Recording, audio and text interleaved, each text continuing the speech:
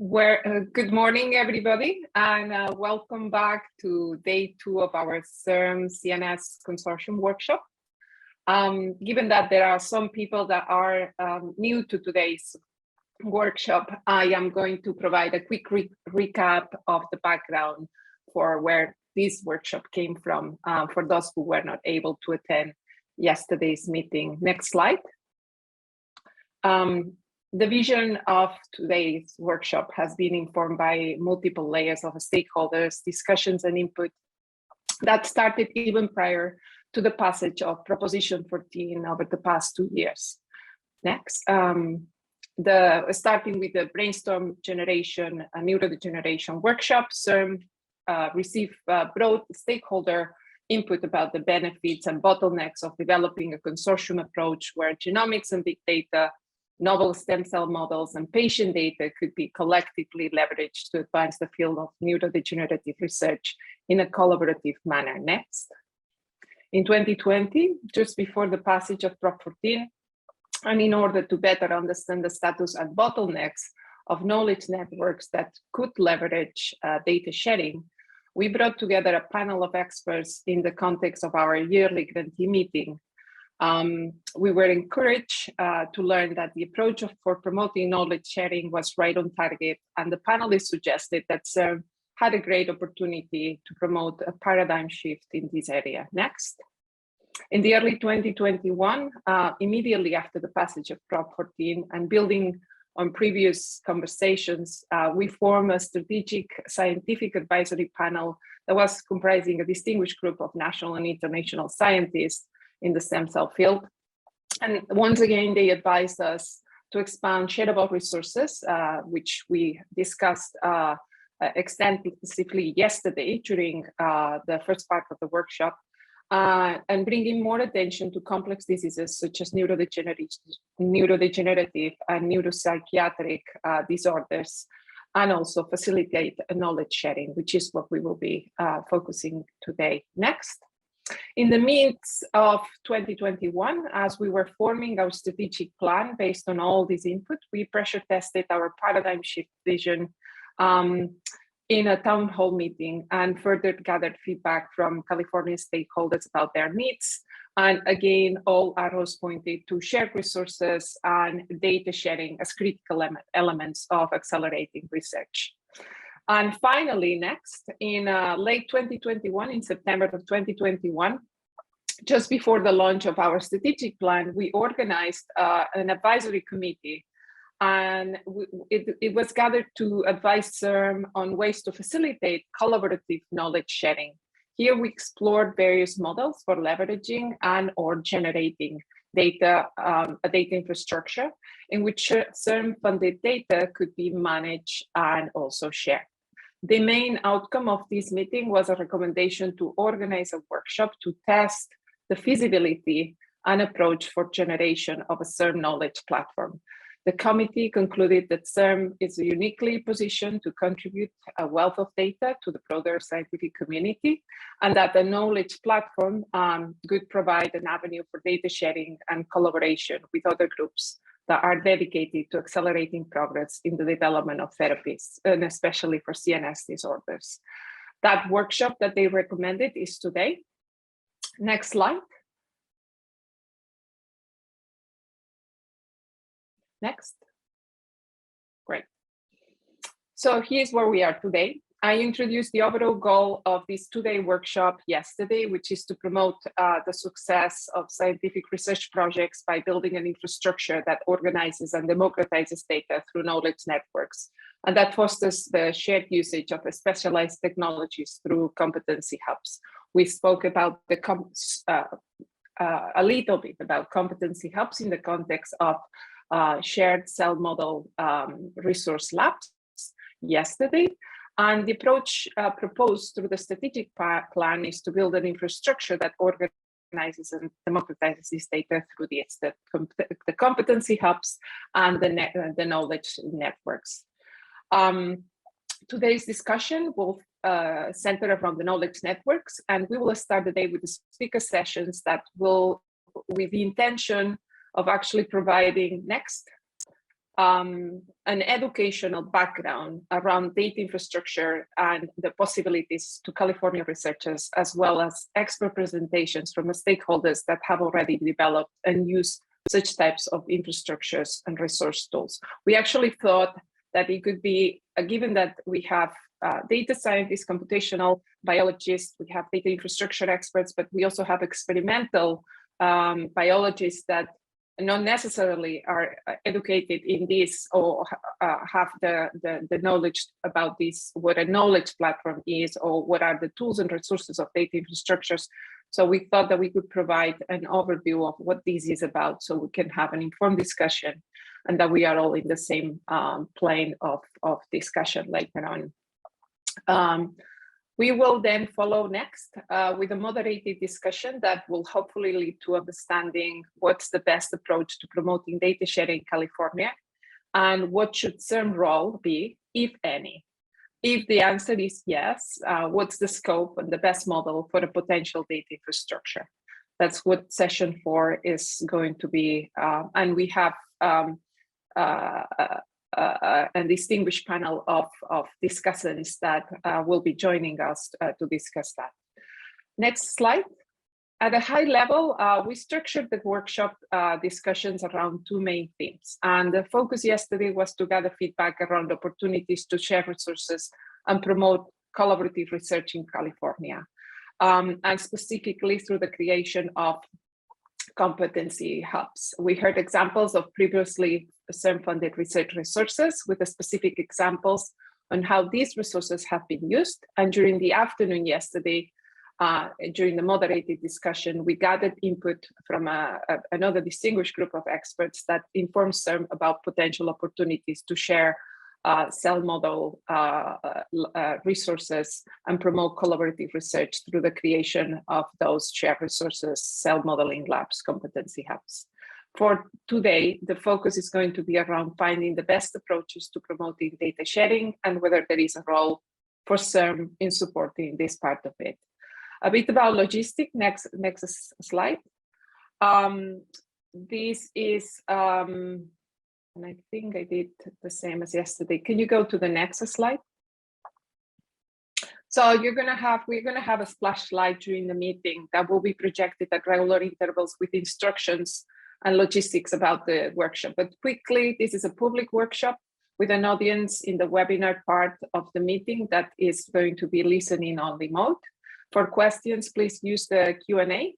CIRM is managing the questions, and we will relay they will relate to the moderator, which today is me, of the discussions. Also, all the questions will be recorded and be subject to an FAQ later.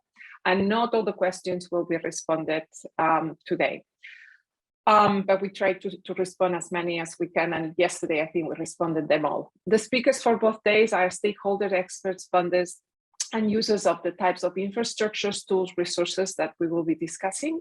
And discussants are additional experts and board members, as well as CIRM staff. This is the previous slide. This is a quick overview of the attendees.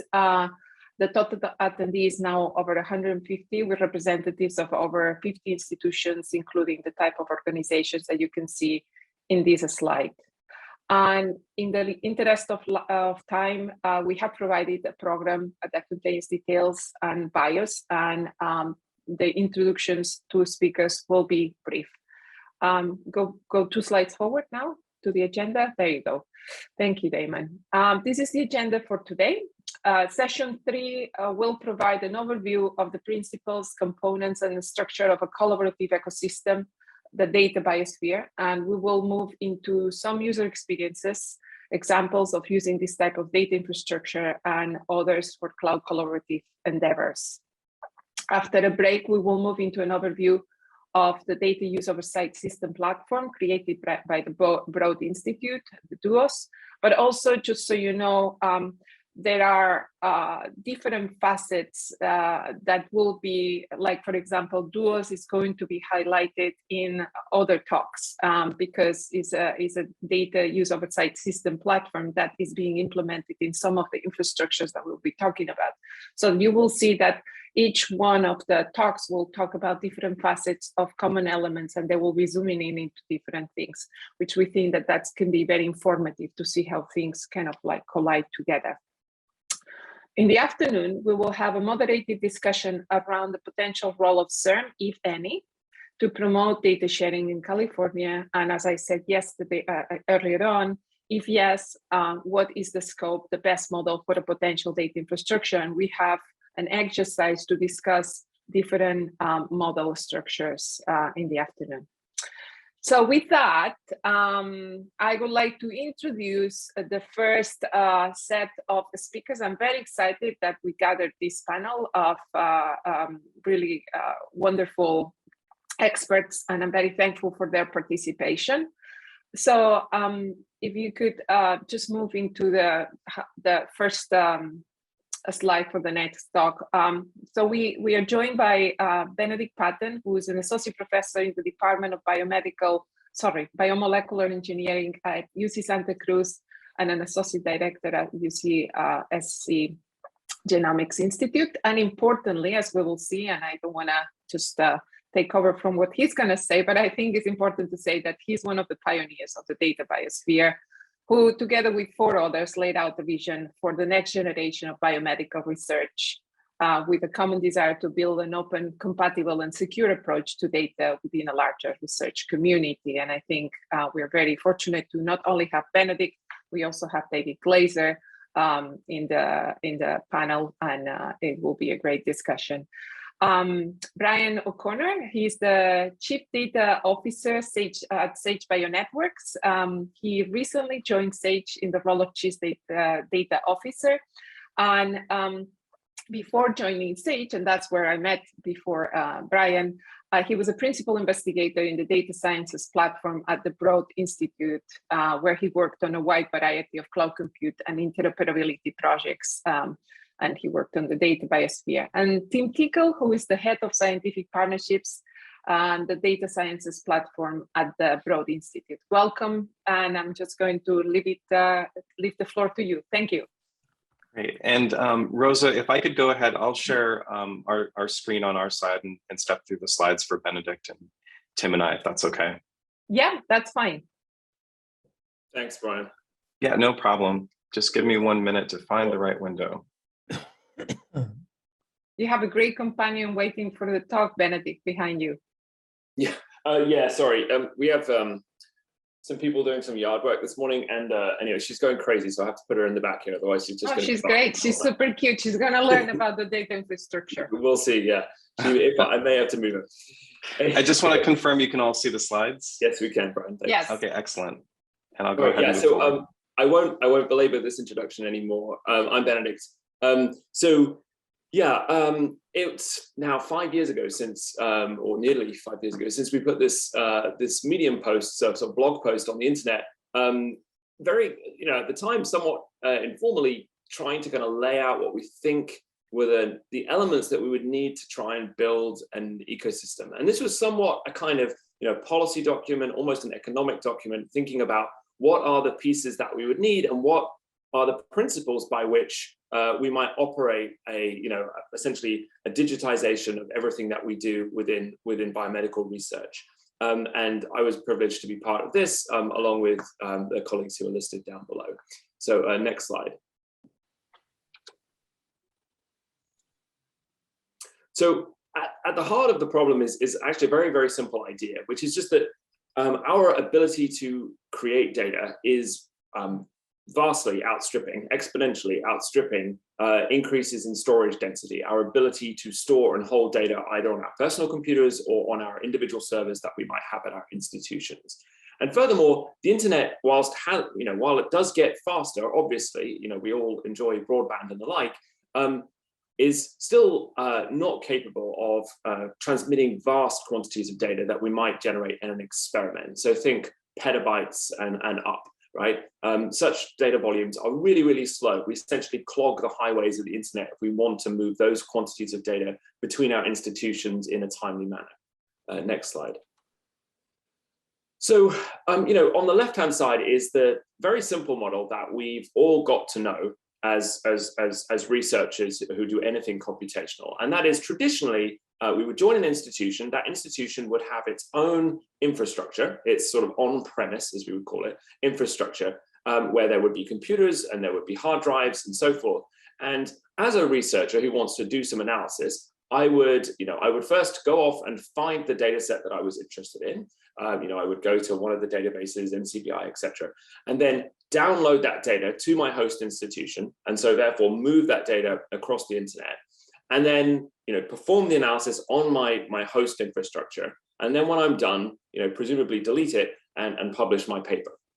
Right, probably not delete the final results, but get rid of the raw data because I couldn't keep it forever. And the issue with that is that that's fine when the data sets that you want to analyze are at the scale of gigabytes, but it gets really, really difficult when you want to start thinking about many terabytes or petabytes of data, because data, as I said, is hard to move. It's actually very difficult to enforce any kind of security policy around data if we're all allowed to basically keep a copy, right? Because once data leaves a kind of a siloed, even if that siloed infrastructure is very protected, once it leaves that silo, it's very difficult to know what happens to it. It's just essentially in the wild. It can be further copied. It can be, potentially inadvertently or purposefully given to somebody that we don't necessarily want to have access to that data, given the way the data was consented, etc. And of course, further, and this is where the economic component comes in, it's actually really expensive to operate this model as the data gets bigger, because instead of having one or two or a few copies of the data, we have to have n copies of the data. We have to copy the data over and over and over again so that every institution essentially is replicating its own, in the limit of these things, its own supercomputer, right? And that obviously is not really scalable in the future. So on the right-hand side, the cloud essentially allows us to invert this model of data sharing. So everyone has heard a lot about the cloud, but think of the cloud in simple terms as just being a bunch of computers and a bunch of storage that are co-located together in a data center that you don't own, that you rent essentially, right? That essentially acts as a place that you can go to perform compute against data that maybe is managed by somebody else. So the basic idea is that instead of researchers bringing data to their institutions, we bring researchers to the data that sits in a cloud. And therefore, the operator of that cloud can keep essentially one copy of that data and rent out compute so that researchers can essentially come up, spin up the compute nodes they need, which is kind of like renting for a short period of time, the compute that they need to perform the analysis they need. And then when they're done, to spin that compute nodes down, to give it back, and then take their analysis results away and just publish those. And principally, those are normally sort of de-identified and not very risky to share or not risky at all. Right, and this has a number of benefits. Principally, it's much potentially cheaper. Right, you don't have to ship the data. There's no cost of moving the data around. We don't have to redundantly duplicate infrastructure. There are big security benefits. It's much easier to essentially gatekeep one environment, right, where we can perform auditing and we can essentially police that place. We know, we know who can access what data. Right, it gives us accessibility, right? And of course, one of the great things about it, if you've used something like Google Docs, it allows us to collaborate across different institutions in a way that is, really quite transformative in terms of being able to create cross-collaborative efforts. Next slide. So when we thought about how to do this, when we originally wrote down that document, we kind of settled on a set of principles that we thought were essential if we were going to do this, given the way that researchers operated. So the first thing that we said any data biosphere should be is modular, right? It needs to have a set of components that are well defined and decomposable, so that potentially we can swap them out, so that because we don't imagine that there is just one place that everybody goes to. In fact, there will be, a number of them. We imagine that there are going to be different needs, and by having modular components with well-specified interfaces, we can essentially plug them together. We can create different architectures that fit for different groups, and we'll hear more about that from Tim and Brian. The second aspect is community focused. We want the environments, we call them data environments and things, to actually meet the needs of the researchers. Different researchers in different modalities will have different needs, different applications, different analyses, and so forth, and that needs to be factored in. Thirdly, it needs to be open source. So we need to imagine that all the code, because code always has bugs in it. That's the world in which we live, right? Humans are not perfect. We create software. There are always going to be issues. And the best way to find those issues, to audit those issues, is for the code to be openly available. So that if you have an issue, either the code doesn't work, or worse, produces a result that you weren't expecting, right? That you can go and track down why, and it may be difficult, but at least you can go and track down why it doesn't work the way it should. So by being open, it essentially allows a community of people to come together and audit and keep track and improve software. And then finally, of course, and this goes with the modularity, it needs to be standards-based. We need a way of essentially all coming together to agree on the way in which different kinds of data are organized, the way in which different kinds of data will be computed on, and so forth. And we'll talk about the Global Alliance for Genomics and Health in just a second. Next slide, please. So, okay, so I'm just going to go through a couple of these principles sort of by example, and then I'm going to hand over to Tim. So yes, the data biosphere is modular. Next slide. So when I say modular, here is a kind of high-level architecture diagram, actually taken from the original blog post. It's been a while, right, that showed the sort of set of modules that we imagined that you would need in order to build a data environment.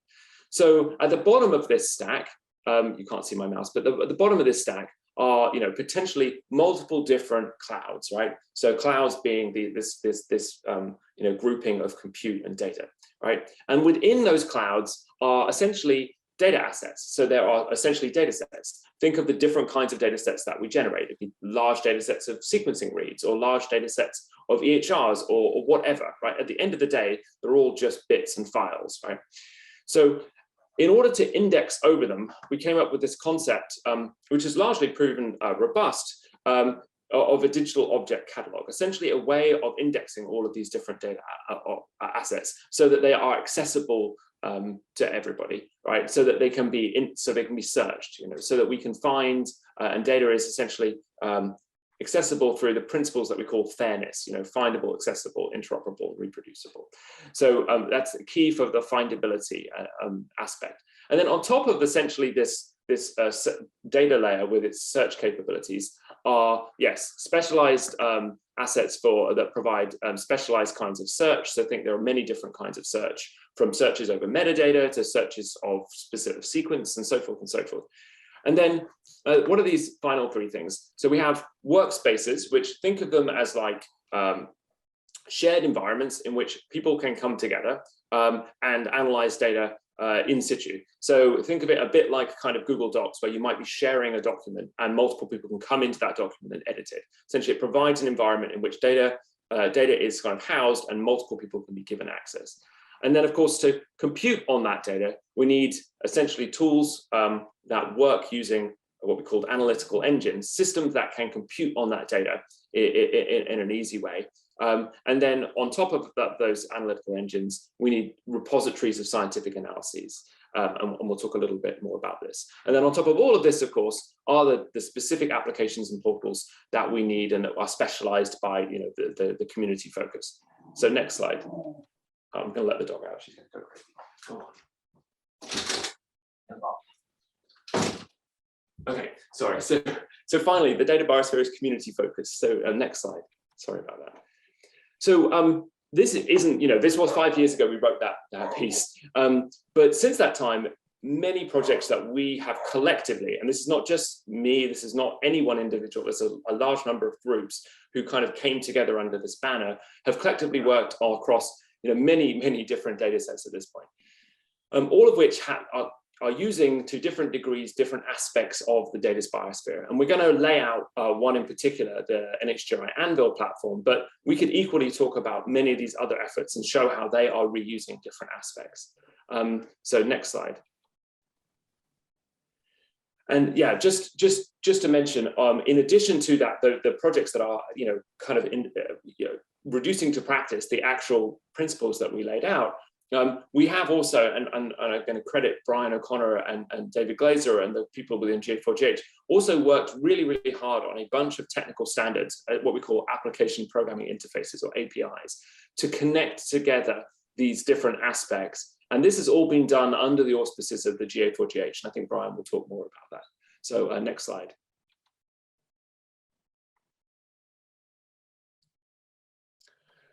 And finally, yeah, so I'm going to hand over to Tim now, who's going to take us through sort of like the Anvil environment, which shows these aspects. Thank you, Benedict. So I'm going to click into a little more detail for some of these concepts that we've talked through. It's been talk about real things, how things have been implemented in real life. And so Anvil is a good example of that. Next slide, please. So what is Anvil? There will be lots of descriptions of Anvil today, but for this context, for this presentation, I think the thing that's really important here is that this is a big idea. It's a large data center. It's something that's funded by NHGRI. It brings together multiple people to be able to build a very complex system that needs to be scalable and cloud-based, needs to be secure, and has to foster collaboration and people working together. That's a hard ask. And so how did they do it? Next slide, please. And so what you'll see this figure come up multiple times, and what this graph is trying to show, this cartoon is trying to show you is these are different components of the different data centers that I'll talk about today that reflect back some of those concepts that Benedict went over for the biosphere, and are pieces of the actual data centers. There's more stuff to them, but this is just a cartoon of them. So next slide, please.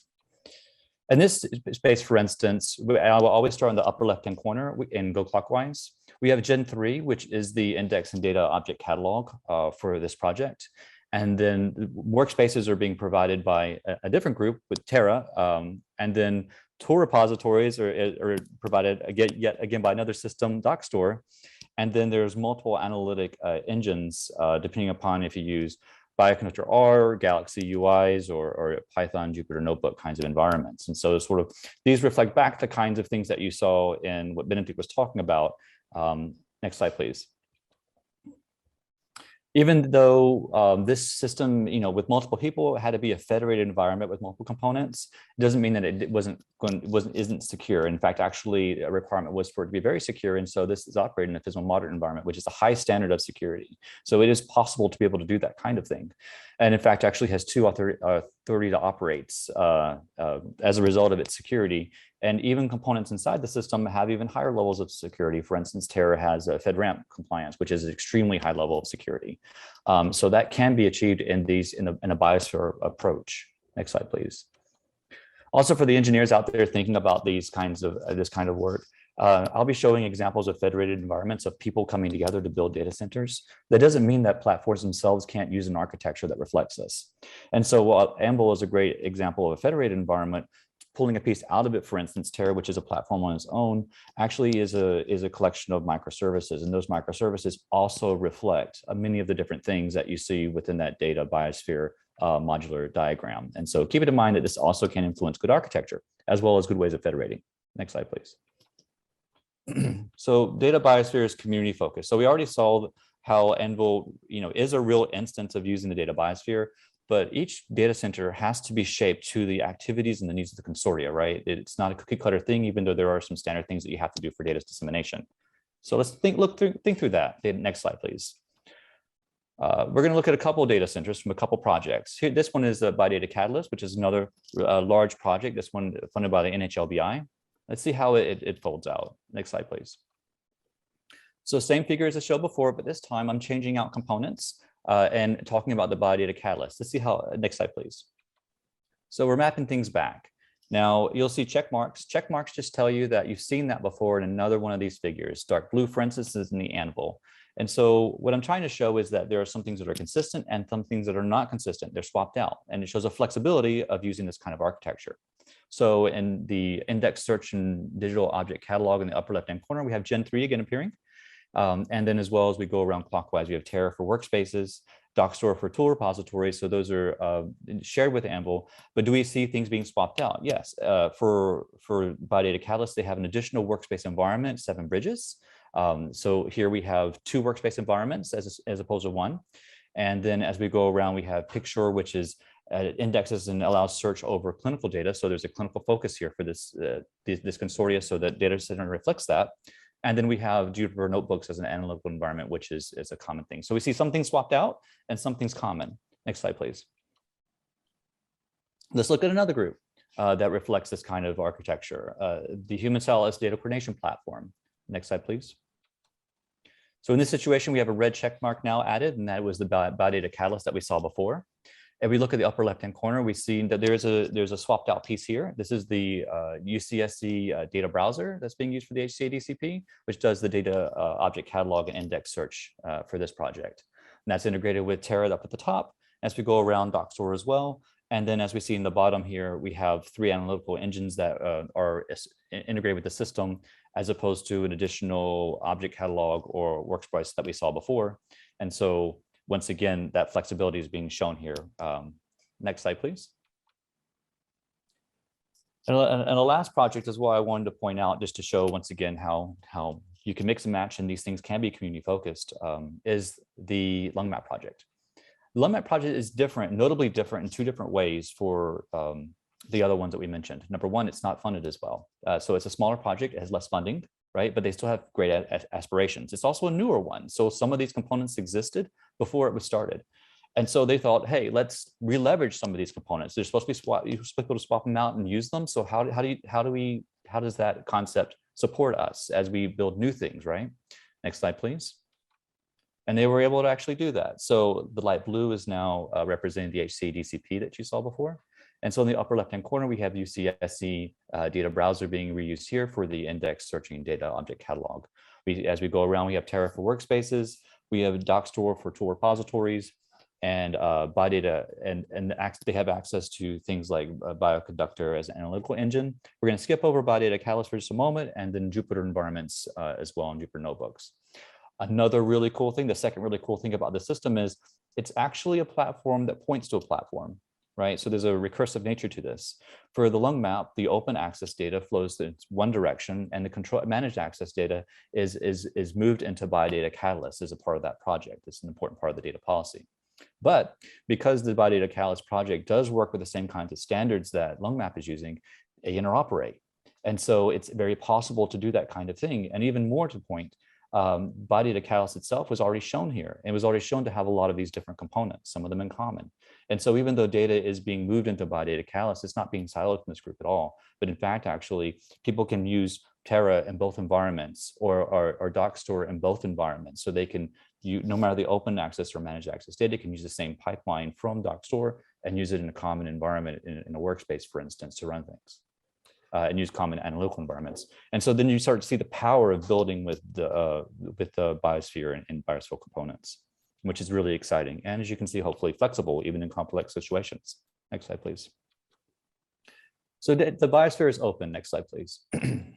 Open license data is very important and table stakes. Like, this is what we have to do. But let's think about also how this reflects and affects science itself. Next slide, please. Here's an example. An example is a Cumulus Pipeline. Cumulus is a very performant pipeline for single cell omics to do analysis. It works with lots of data and super fast. So I use it for certain activities in my data centers.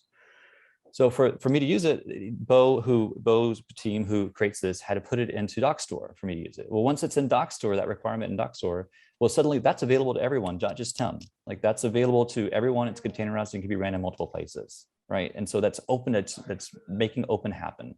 Next slide, please.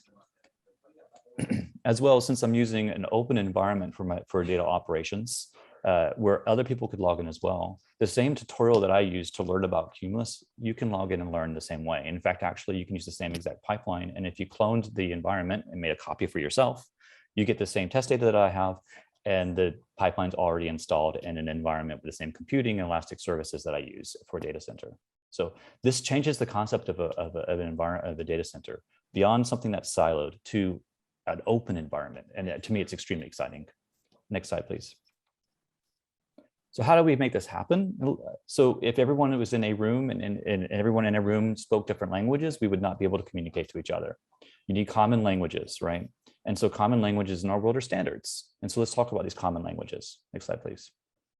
GA4GH is the place to go when you're thinking about genomics and our standards. Next slide, please. So let's give a real life example once again of how standards are being used in these systems right now. So there's a stack of standards here, starting at the top. We have the first thing, if you want to use tools or pipelines and run it on data, you need to be able to find those tools. In DocStore, how do we find those tools? And so the tool registration service is a standard way of describing and finding tools in workflows, and that's being used in DocStore. That's how DocStore is serving that to humans and to computers. Now, we have a tool, but if it's made in bespoke ways, no one knows how to use it.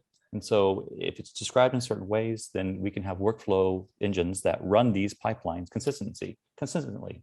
And so WES allows us to describe consistent ways of running pipelines so that multiple systems can run these tools we found. So they're not siloed somewhere. Multiple places can run them. All right. Now, multiple places can run them, but they might have different backends. Some are in this cloud or in that cloud, or maybe even on-prem, right? And so you need a common language to be able to interface with different kinds of backends.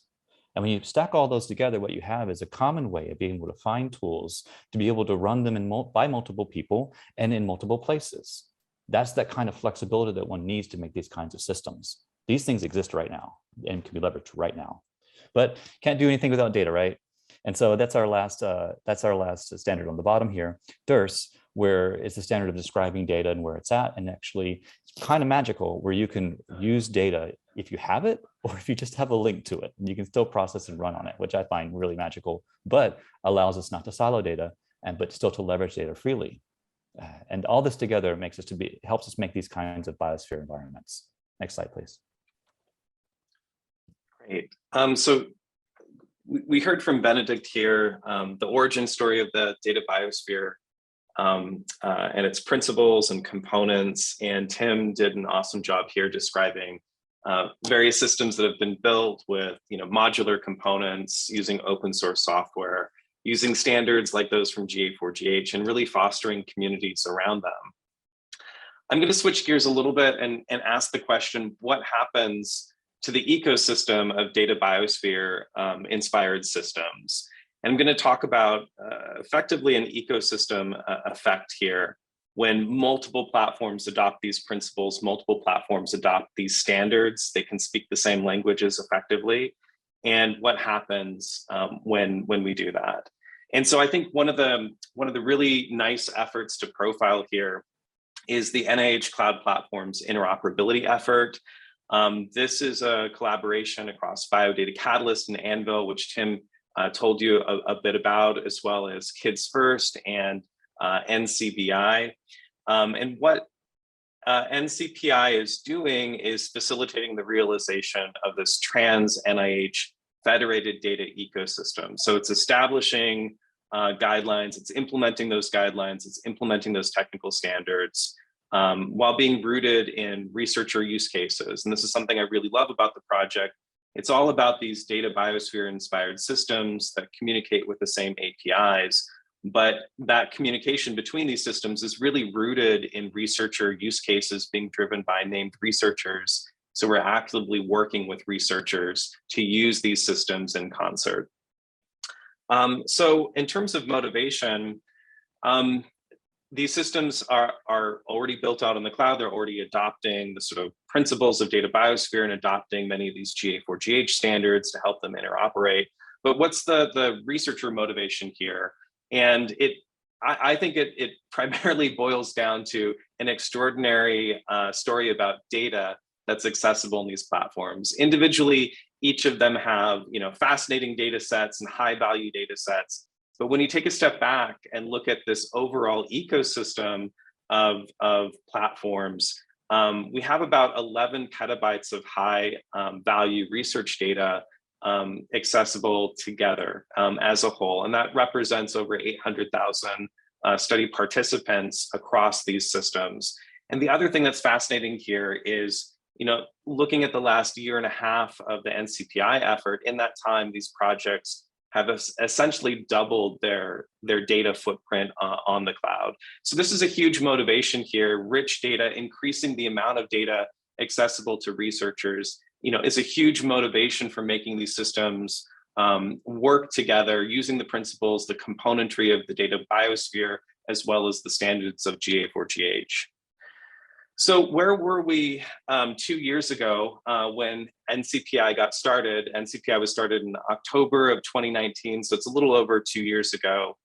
And at that point, these systems were coming online in the cloud. They're all cloud-based. The data is being stored. As Benedict's saying, this is eliminating the problem of people downloading data to their organizations or creating duplications of data on their on-prem systems. So we started from a great point where these systems are adopting data biosphere principles and having common components between them. But one of the issues is, even though these systems were being built in the cloud and made accessible, there was siloization that was happening. And what I mean by that is a researcher going into the Kids First portal would be directed to work in the Kavatica platform and access that project's data there. And likewise, working in Biodata Catalyst, finding data in that portal, directed the user to a Biodata Catalyst workspace with the data accessible there. So there was a lack of crosstalk between the portals and the data sets and where people would compute, even though all these systems were built on common cloud environments. So what did NCPI want to tackle here? Again, taking a step back and looking at this as an ecosystem of data biosphere compliant and GA4GH compliant systems. Going into this 2 years ago, NCPI knew, and the Systems Interop group, which I'm one of the co-leads on, we knew that there are many different types of interoperability, and we couldn't necessarily make progress on every form of interoperability over the course of 2 years. There's things like workflow interoperability and common data models. What we chose to work on is we chose to lean into establishing those relationships between data biosphere compliant systems and really focusing on how we break down the barriers between those systems so users can use data across these environments on the cloud. And that meant that we focused on basically 3 areas. First of all, we focused on how does a researcher get identified? And in this case, the NIH has released the RAS system, Researcher Auth Service, and that RAS service is based on GA4GH passport. So it contains, just like a real passport, it contains your identity and it tells what you have access to, essentially your visas of what data you have access to. So given that passport, the second thing we focused on is how can a user take that passport and go to portals that provide really rich and nuanced and specialized user interfaces, depending on the data set, for doing high quality searches of data in the Biodata Catalyst or Anvil or Kids First portals. And from those searches, how do we generically encapsulate that search result along with references to data and hand that off to workspace environments where people can actually do analysis? And that's really what our search strategy was about, not necessarily creating a unified search across systems, but really having a common way of relating search results from a portal to an environment where people can perform analysis. And that's the final sort of pillar of the work that we focused on for NCPI over the last couple of years, which is once a researcher has their search results, their synthetic cohort of interesting data with all the data links provided in it, they have their passport, which gives them access to the data. How do they work in the computational workspace environment of their choice on the cloud, something like Anvil or FireCloud or one of the other workspace environments Tim was talking about, and yet still be able to access data across this ecosystem of cloud-based data sets? And so that's really the third pillar of what we focused on. And starting with that vision, about 2 years ago, we actually have ticked the boxes on those components, which I'm very proud of. There's literally 100 different people that have worked on this, and it's great to actually see these data biosphere compliant systems powered by these GA4GH APIs, the interoperability powered by that, being able to talk to each other and work and have a researcher work across them. And so in the process of the last couple of years, We've seen standardization in the way that we hand off search results, making, like I said, almost 900,000 participants available in these platforms. The data has been made accessible through the GA4GH DERS standard, so a common way of accessing data, and that's made 11 petabytes of high-value research data accessible. And finally, the RAS system has made GA4GH passports for user identity, user authorization accessible, and these key standards are supported in Biodata Catalyst, Anvil, CRDC, Kids First. So this is very exciting to see this come together. But I mentioned earlier that our work is really grounded, and we want to see researcher use cases. We want to see a named researcher taking advantage of what we've built. If we've just checked the list of interesting technical interoperability tasks that we've completed across the data biosphere systems, that's not enough. We really want to see this in use. We want to see researchers benefiting from that. And so one of the more recent use cases, we have over a dozen use cases documented and named researchers that we're partnering with in NCPI. One of the more recent ones is Melissa Wilson's use case. She's a professor at Arizona State University and focuses on examining sex as a biological variable, and has built several nice pipelines for realigning and recalling the sex chromosomes. So we partnered with her and asked the question, given her broad interest in many data sets across Biodata Catalyst, Kids First, Anvil, and CRDC, how do we leverage what we've built here? How do we leverage these multiple data biosphere compliance systems? And in this case, we performed queries for data of interest, data sets of interest with her team. We took those queries from the various portals and used that handoff mechanism to create a workspace in Terra that had references to all these data. And then we're able to use a passport from the NIH to then access through Terra Biodata Catalyst, Kids First, Anvil, and CRDC data. And this is the first use case where we've actually been successful in this prototype, this proof of concept, showing that we can access data across all these systems. What would have happened 2 years ago is without having this interoperability between the systems within these clouds, we would have looked to data copying here. And that's not really what you want to do when data is hosted in the cloud. You want to be able to just access the data directly in the cloud rather than having to copy it to a particular place for co-analysis. All right, so that for me was a wonderful sort of summation of 2 years of work in Melissa's use case and being able to see that in action, the standards we're working on, the data biosphere principles in action being used to build systems, and then having those be used by researchers to do things that they couldn't do a couple years ago is really, really amazing. Hopefully we've given you a good taste here in describing what the data biosphere is, the communities that have been built around them, and how the data biosphere systems are themselves part of a larger ecosystem that's learning to talk together and have researchers be able to leverage the entire ecosystem as a whole.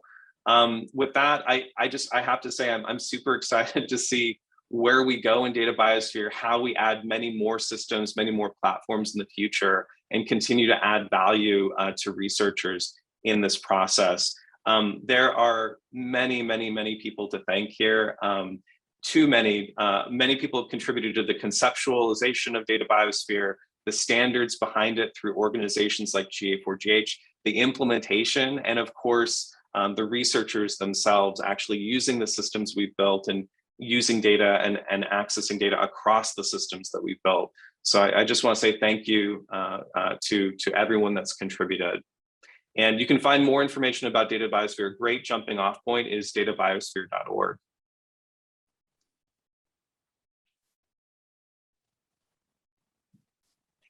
Wow, thank you.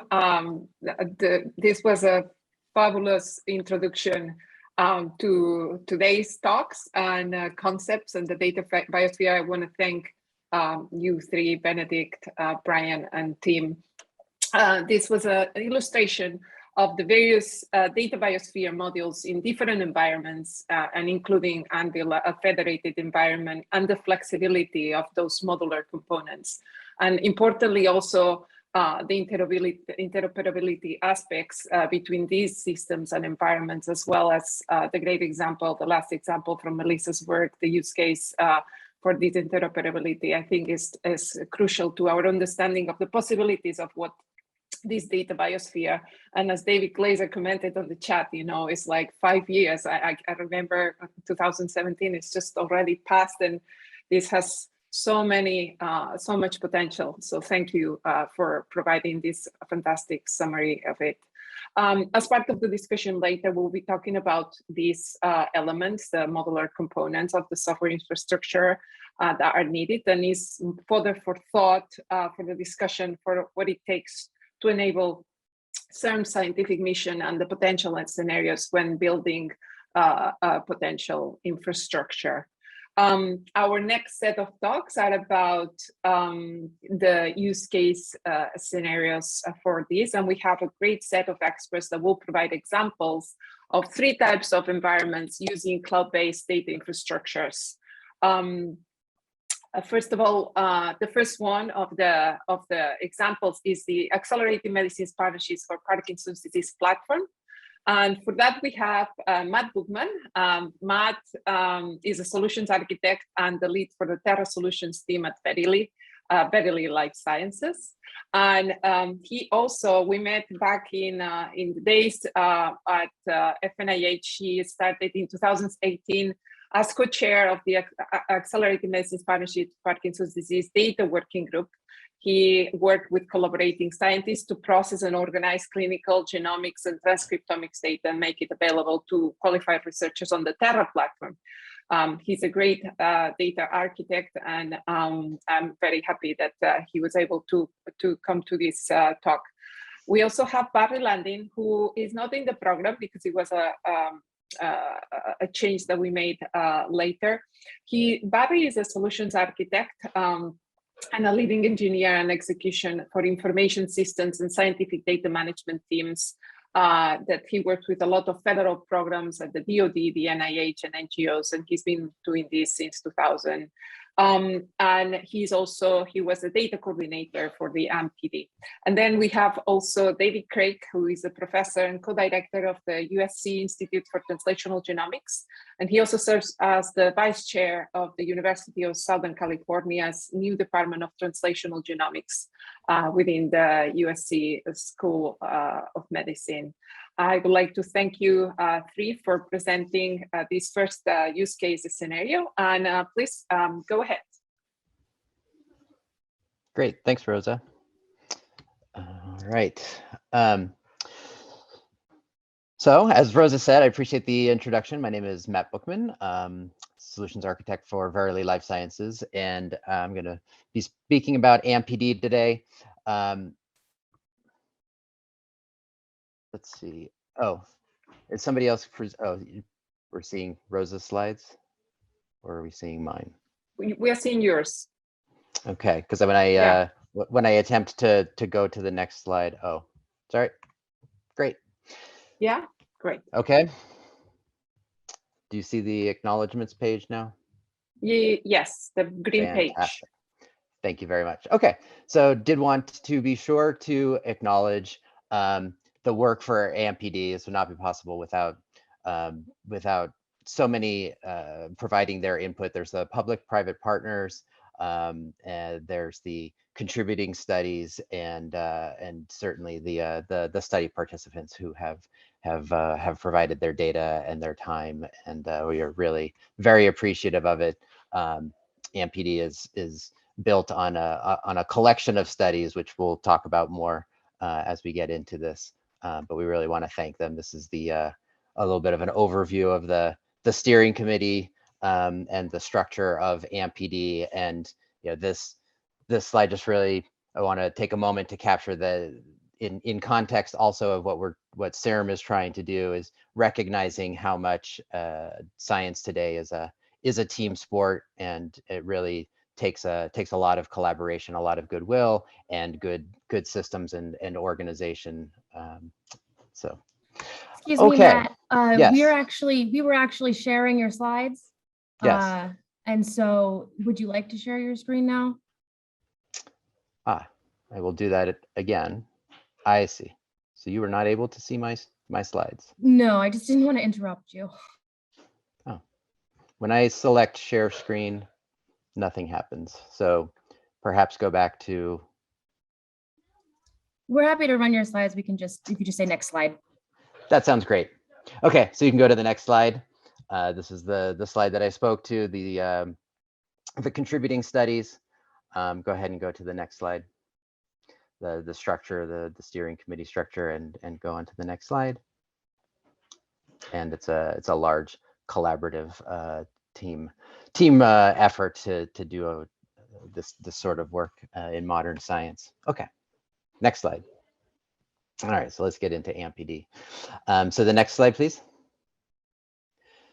So AMPD, the objectives of AMPD and the structure, it's structured around the FNIH, becomes the organizing body to bring together the public-private, these different entities, entities from the NIH, notably the NINDS and the NIA, and on the nonprofit side, the Michael J. Fox Foundation is a key partner, providing both data as well as direction, and on the right hand side you see a list of industry partners contributing funding and scientific direction.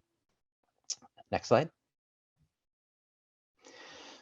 So this really captures in brief the structure of AMPD as well as the timeline. Note the kickoff date of 2018. This was the very beginning of 2018. In fact, we started at the end of 2017 on the technical side, which you'll note is when the Data Biosphere blog posts went out. And so an ongoing thread you'll observe in the presentation today is a lot of the Data Biosphere themes throughout.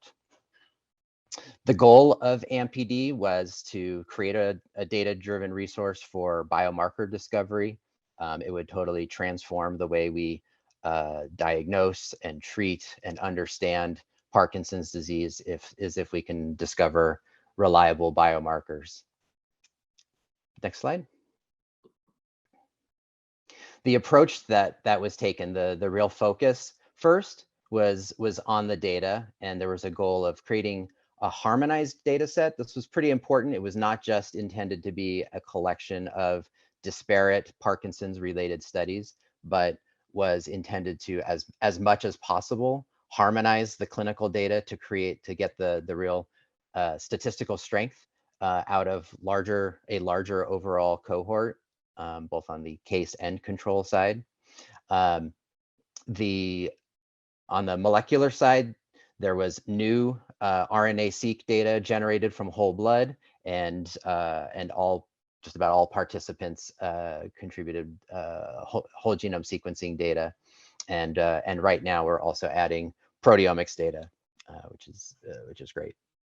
The real focus, again, these themes of the data biosphere is bringing researchers to the data rather than just providing a way for them to find data and download it, and for all of the data biosphere reasons, which we'll see next. There's these aggregate benefits from that, and another thread that you'll see throughout this is the goal of really accelerating onboarding. That when you provide data, that's one thing, but data scientists, want to have getting started material. It really helps to have that material, to understand the data, to immediately ramp up and start doing your own analyses.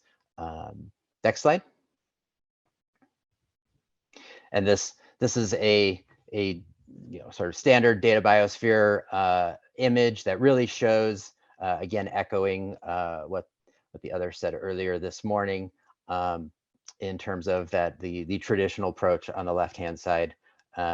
Really, you end up creating not just data silos, but also tool silos, where individuals, will say, we'll publish papers or develop methods, and then end up with, well, it runs well on our systems, but you'll have to figure it out how to run it on your own systems. And so what you often end up with is multiple tools developed by multiple organizations that all sort of do the same thing. And so again, in the data biosphere world, and Brian gave an example of this earlier, where there were are tools that are fed back into DocStore and into the system, such that then others can use it. And it also certainly improves the security of the system when you have one or fewer copies of the data versus data copied out to multiple systems throughout the country, throughout the state. Next slide. This slide gives an overview of the progress of AMPD and what we've ended up building. The first release was in 2019 on these 4 original studies, where a lot of work was put into harmonizing the clinical data, as well as generating whole genome sequencing and the transcriptomics data. As the program progressed, additional studies stepped up and asked to become part of AMPD, and so their data was added in subsequent releases. And you'll note that on the top, you see there's, as I mentioned earlier, there's data provided. Data is provided on the cloud platform, which comes with a set of tools and capabilities. But in addition to just the data, you also get code, tools, examples that really accelerate the work of researchers with the data. When the data is made available, that access is controlled and maintained by the program itself. That AMPD and the access control team get to manage the process of adding individuals to the data access group, as opposed to it being handed off to anybody. It's not the role of Tara, it's not the role of Verily or the Broad. This is the role of the project itself. Next slide. Okay, so now I'm going to talk about the different architectural components. Again, many of these things will be reflective of things discussed earlier. Next slide. So for AMPD, I think of the major components in these are the major components. At the bottom is the data, and that's sort of like the most important fundamental piece. Without the data, there's not much there. But then on top of the data, you have these software components. On the left-hand side, the portal we've chosen for the AMPD portal, that is the public face of AMPD. There's everything on the portal is public information about the structure of AMPD, the goals of the program, who's involved, how data was generated from the scientific all the way through to the data processing side. So that's the portal, as well as how do I get access to AMPD. In the middle slide, you have a category of software components, which I call data explorers. These would be tools that are really dedicated to the specific data sets or data types. And on the right-hand side, you have the researcher workbench, which in this case is Tara, which is a general purpose data science platform for the life sciences. Next slide. And you can go ahead, go to the next slide. Next slide. Thank you. So again, just to reiterate, I'll now go through the different components in a little more detail, but the AMPD website provides you with all of the key public information up until the point in which you get access to the data. Next slide. The process is, as I noted, is managed by the data stewards and managed by AMPD. A researcher walks through the public experience of signing up for access, And again, when they get access not to just data, but tools and examples. Next slide. In designing the architecture for the data, which is always an interesting topic of discussion, is how do you make this data available to researchers? How do you make it easily findable? There's tools, of course, that you can build to make the data findable, searchable, understandable. In addition, providing the data, thinking about how you want to provide the data in different formats we've found to be very effective. We provide virtually all of the data in cloud storage as files in native formats, the formats that researchers are accustomed to when they work with much of the data on their own systems. It's also available in the form that the tools that they would use are already expect. But in addition, we take advantage of other cloud capabilities.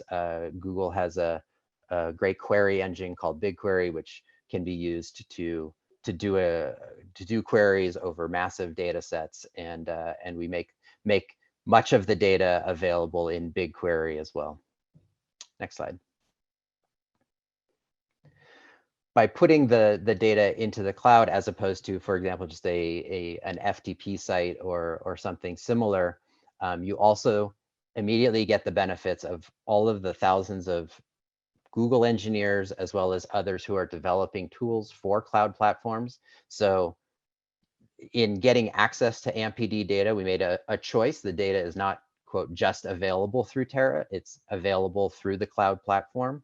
Again, so that we're not locking up the data. This Terra itself is not a walled garden, and we are choosing not to use it in any way like that. Again, taking advantage of native cloud tools to make the data more accessible, and to take advantage of tools developed specifically for cloud platform or for open source software. Next slide. Once you get access to the data, you also get access to getting started workspaces, and we have a set of them today that really can accelerate the researcher's ability to work with the data. I'll show them in a few different categories. We have some getting started workspaces. We have workspaces that specifically walk through our workflows that AMPD has run in order to generate the analysis ready data, as well as then workspaces that show how to use the data by showing how we've done QC analysis. Next slide. So this is a real getting started. You'll see it's noted there, tier 2. AMPD has 2 different tiers of access. In this case, this is when you have full access to all of the data. The AMPD tier 2 getting started workspace provides a wide set of getting started notebooks that teaches immediately a number of things. One is it introduces you to how to use Terra itself as a data science platform. It teaches you how to, when you want to do an analysis with AMPD data, where the data is. So some of these notebooks actually walk you through the structure of the data. And then lastly, a number of them then show you how to pull data into a data frame, into whether it's Python or R, into the structures that you want, how to pull the data in, demonstrate, show the data, get some idea of the shape of the data, whether it's through tabular output or through graphs and charts. Next slide. When you get access to a workspace in Terra, like one of the getting started workspaces, you can read through it. Doesn't cost you anything to read through it, get familiar with it, find the things you're interested in. but something you can then do, and is typically expected to be the next step, is to clone the workspace. And at this point, you clone the workspace into your own, what we call a Terra building project, in which you can then start doing your own analysis. You can clone the workspace and then just run the notebooks to see how they run, get familiar with them, or you can choose specific ones to use. One that might, pull some clinical data and some transcriptomics data. That might be where you're focusing, and say this one already loads the data I need, so I can take this, get started, and immediately start doing whatever algorithms and novel analysis you want to do. Next slide. So we ran a large number of workflows for the AMPD omics data. This goes through sort of the flow for both our whole genome sequencing data and the RNA-seq data. Next slide. And one of the things that Terra gives us is the ability to share those workflows. So we've already made the workflows available on GitHub. All of these are based on the workflow definition language, or WDL,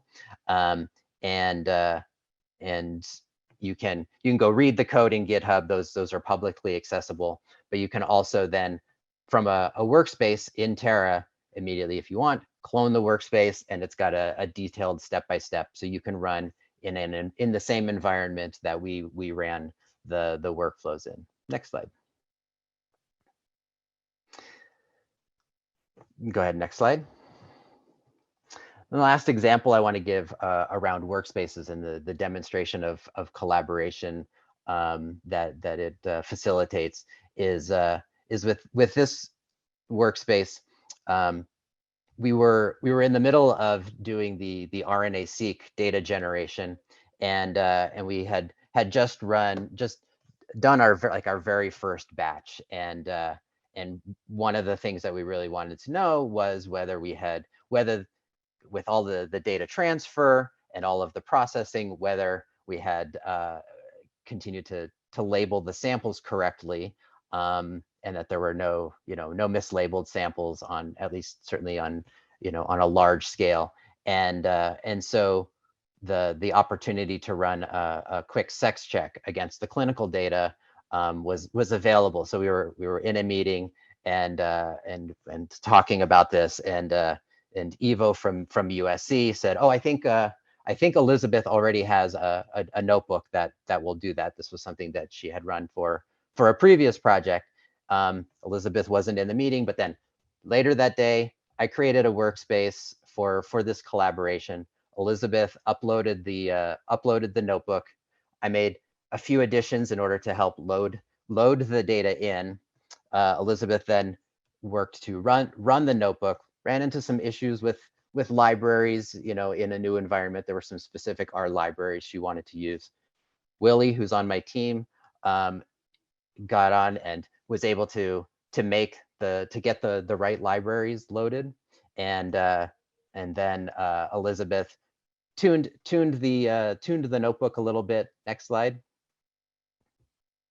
And we were then we got an email late I think this was like late on a Friday, showing this, which was a demonstration. These, to me, are some of the most beautiful graphs, because it demonstrated that indeed, by and large, the labels had been properly the samples had been properly labeled, and all of the time and energy and resources we had just put into doing the data processing were on good data. We ended up with good data properly labeled. And so one of the things that I really enjoy is, with regards to this particular scenario, is that we were able to collaborate very quickly, thinking about how this would have been done in the past. There would have been a lot of emailing notebooks back and forth, a lot of questions about, well, what system are you running on, and things like that. But we were able to all collaborate in the same environment: computational biologists, data scientists, and the software engineering team, IT team. And it was a really good experience that progressed very, very quickly. Next slide, please. after all of that was done, this then became a getting started workspace, a getting started notebook for AMPD, in which we make available to researchers the same way we did the sex check. So not only is there an interesting scientific element to how to do this, and others who are doing RNA-seq can take advantage of this, there's also a really nice getting started element for working with the data. Again, this showed how to load the data, how to bring together clinical and transcriptomics data. Next slide. And the last thing I want to say before turning this over to David Craig from USC is on this last component of Data Explorers, which he'll talk a little bit more about, which is that AMPD and Terra have a Data Explorer, which allows you to get familiar with the data, to in fact cohort the data if you would like, through major facets of the data of the individual participants. This whole category of data explorers, I think, is a really interesting opportunity, and I'll leave it at that because I think David is going to give a nice example of that. All right, next slide. And one slide. So hi, my name is David Craig, and I'm a principal investigator at USC, and I've been working in this kind of large scale data space for, for 20 plus years. And I can think about when we were doing the genomes, and I remember specifically shipping hard drives to the EBI so that they could do analysis, which would get shipped back because we discovered it was faster than trying to transport it. So we've definitely come a long ways. And I think that what we want to do with my part here is to kind of talk a little bit about taking that step that Matt just finished with and going forward. And I'm going to highlight some kind of major aspects that can be challenges and how things can be solved. And I think to the left, you see Evo and who Matt referred to, don't have a picture of Elizabeth in Kendall's group. But one of the things that experience was some of the things we have to change. And I think one part becomes we have to have people who are comfortable working in these environments. And so one of the things that made that exercise very quick is that we had actually both done it internally on our own computers with our own data sets. In other words, we were working with the old framework. We were very fast that way. And when we went forward this project, we had funding under NINDS, and we also had funding under Microsoft 5, but we had to, our mandate was to use this environment. That was something that sometimes can be an obstacle. My job at the end of the day is to make discoveries with this, change the practice of medicine, find out, people don't always want to hear about the data process. Don't show me the pain of birth, tell me about the pain of birth, show me the baby, show me the analysis. So we're oftentimes pressured focused. And so one thing we did here was bring in a brand new person who would only work in this environment, who will never be exposed to the idea that you can be an R and do 200 different things, or that you have vast amounts of free compute sports. So what we then did is we had Ramya kind of take over and start moving us in without the prior bias. So we did a first analysis. We knew that the data was good, but we needed to put forth a formal framework. And so to the right, you see a variant-aware alignment workspace where we want to integrate in DNA and RNA and really dig more into a resource that the funders probably spent $10, $20 million generating. So go to the next slide. As we do that, kind of some of the aspects was that I focus on as we implement a pipeline. One of the things that's a little bit different, and it becomes one of the major obstacles we'll have to face. We have this great idea of this biosphere. It's one challenge is funding. How do our funding bodies work? And I'm not going to talk too much into it other than to say it has a lot to do with things like federal indirect rates and how people really get compute access and changing things. But we ended up spending a lot more time trying to figure out how do we design our pipeline? What exactly is the analysis before we go into production? And so we spent a lot of times iterating over and testing. Now that changes something. A lot of times with analysis groups, they will change and keep reanalyzing the whole thing. This forced a framework by which we were deciding prospectively exactly every bit for byte how it will be calculated, because when we enter, $10,000 gets put on the credit card, right? And so what that means is we did spend a fair amount of time optimizing.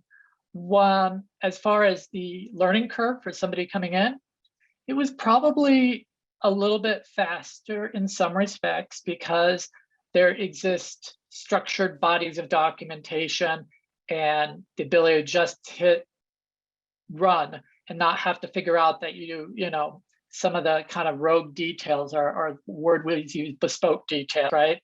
So once we got everything in place, we went through and analyzed 8,357, 200 million read, 125 base pairs, sequences, 200 terabytes. It's amazing. All that's in a few weeks because scalability really went well.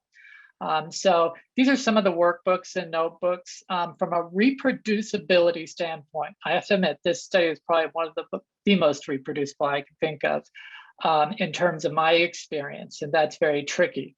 We discovered fun things like certain tools are not deterministic and so forth, but in essence, everything in its place is reproducible by someone else.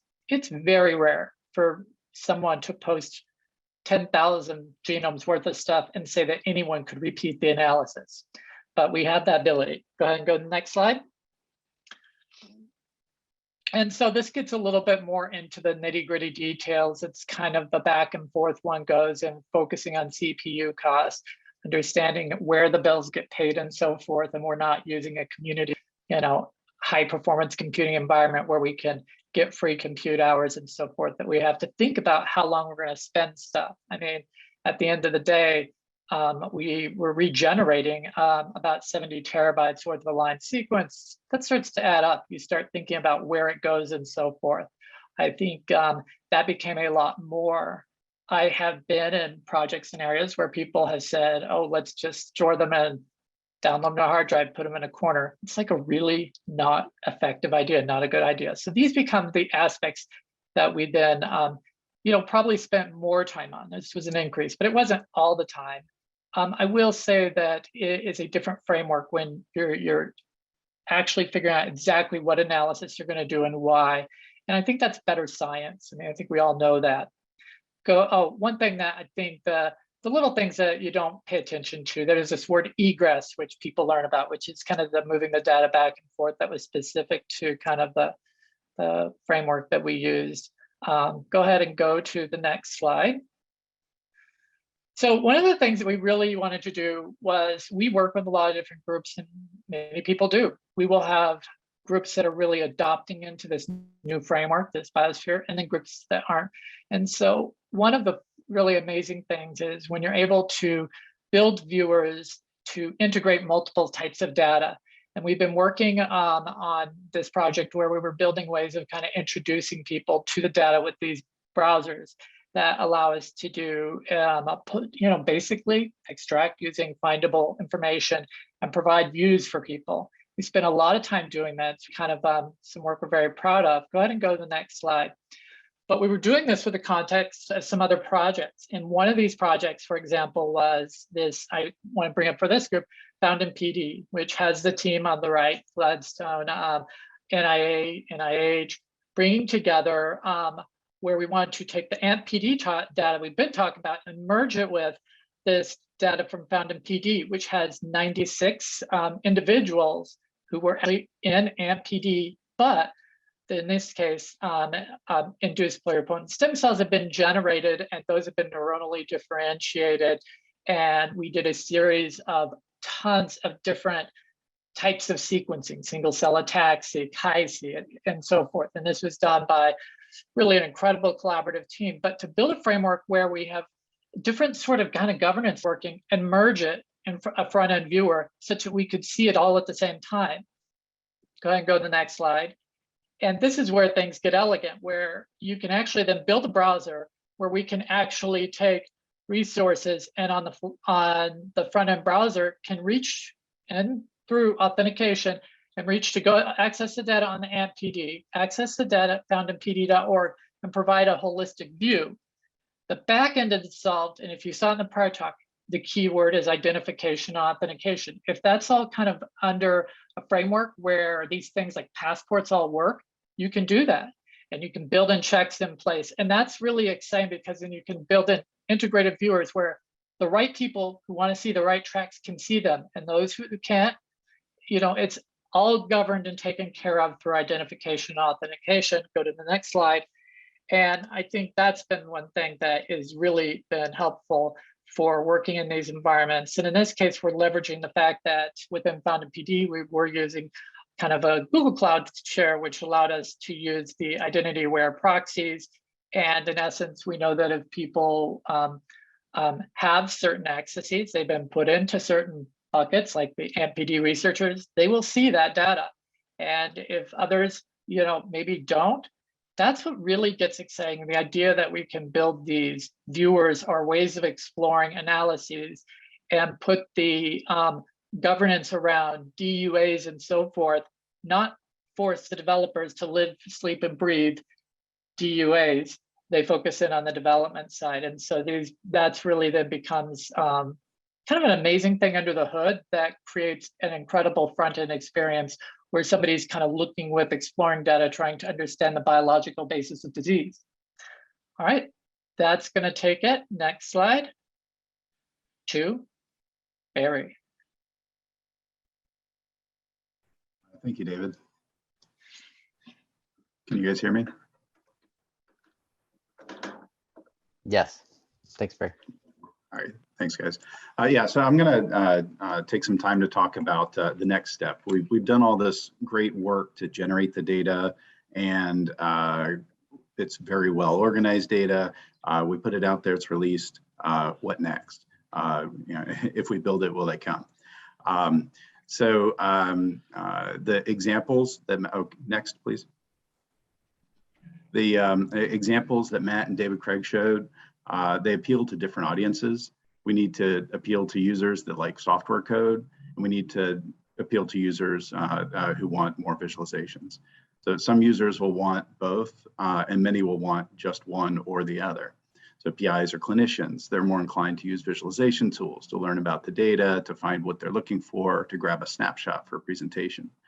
Data scientists, analysts may be more interested in the notebooks.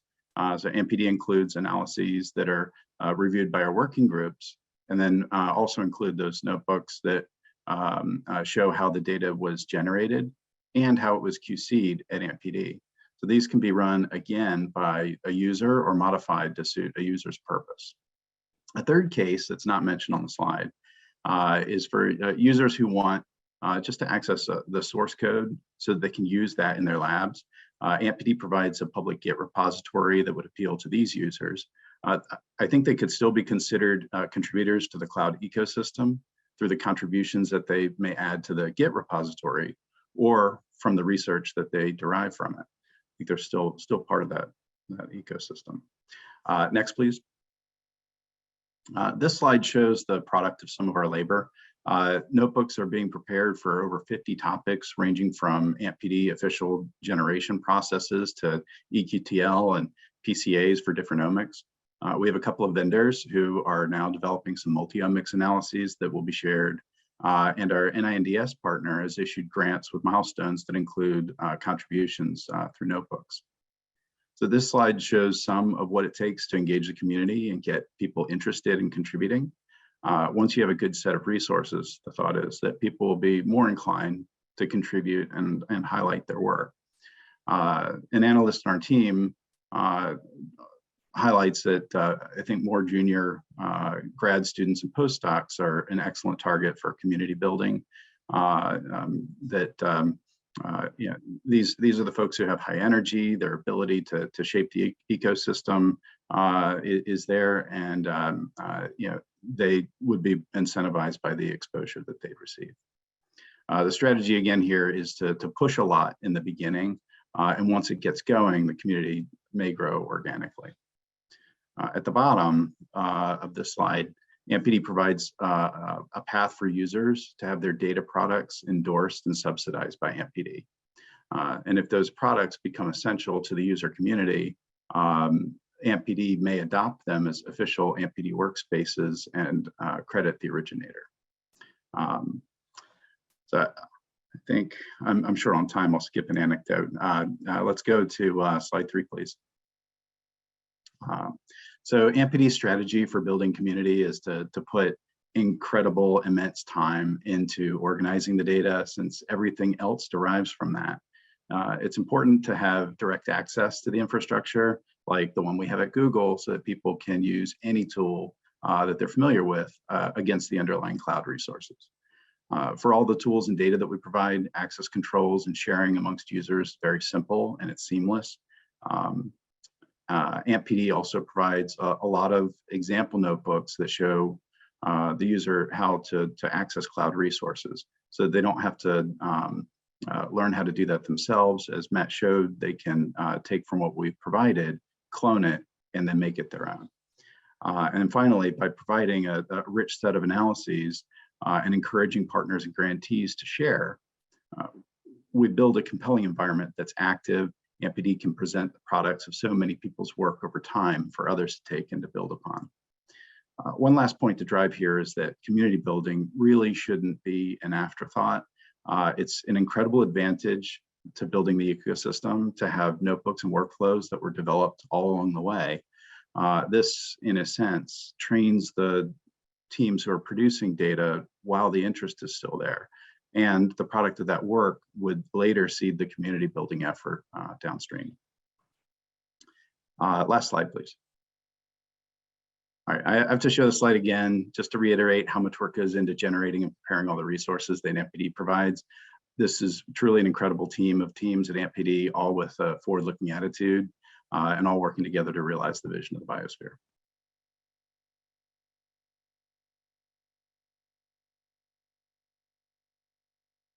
That's it for me.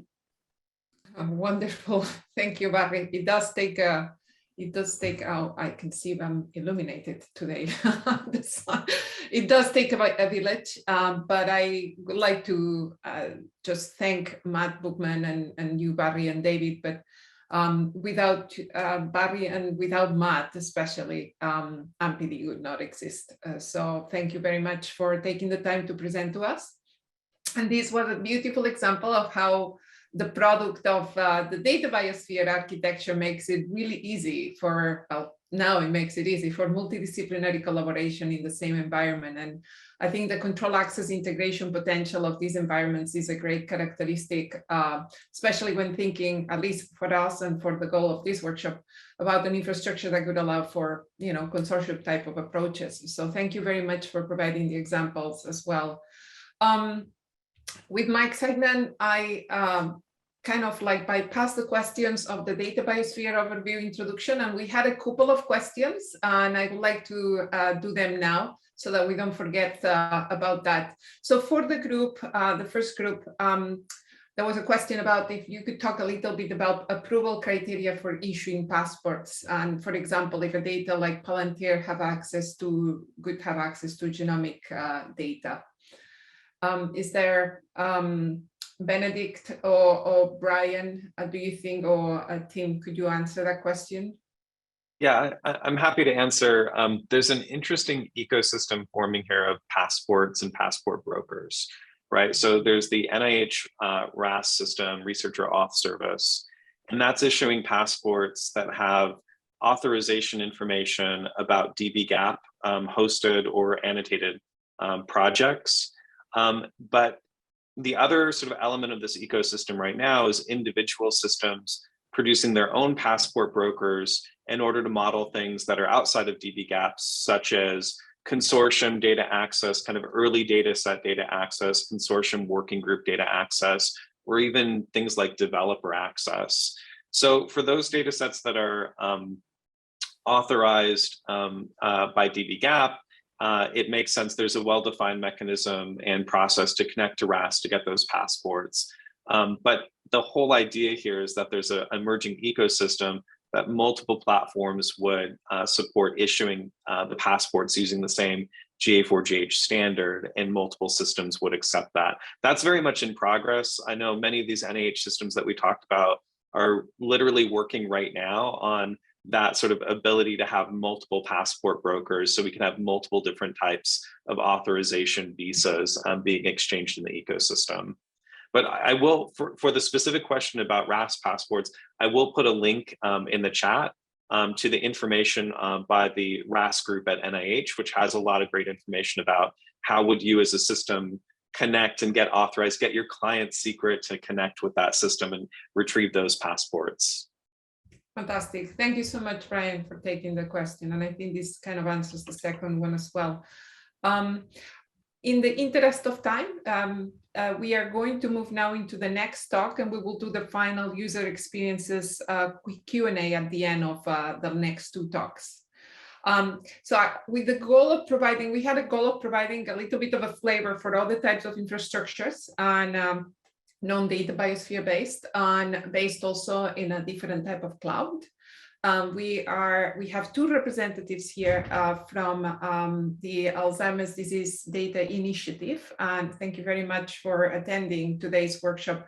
Patrick Branley is the Director of Partnerships and Business Development at ADDI, and he's going to provide us an overview of another example of a cloud-based collaborative environment built by a coalition of funding organizations that were interested in accelerating the use of data in Alzheimer's disease and related dementias research. And I think Patrick is going to talk to us a lot more about this. And we also have another representative that's part of the panel from ADDI is Tetsuyuki Maruyama, who is joining us from Japan. So I think it's pretty late for you right now. So thank you so much for joining. Pat, the floor is yours. Thank you. All right, thanks. Can you guys hear me okay? We can, yes. All right, now let's see if I can find my presentation in order to serve it up. Can you guys see the slides?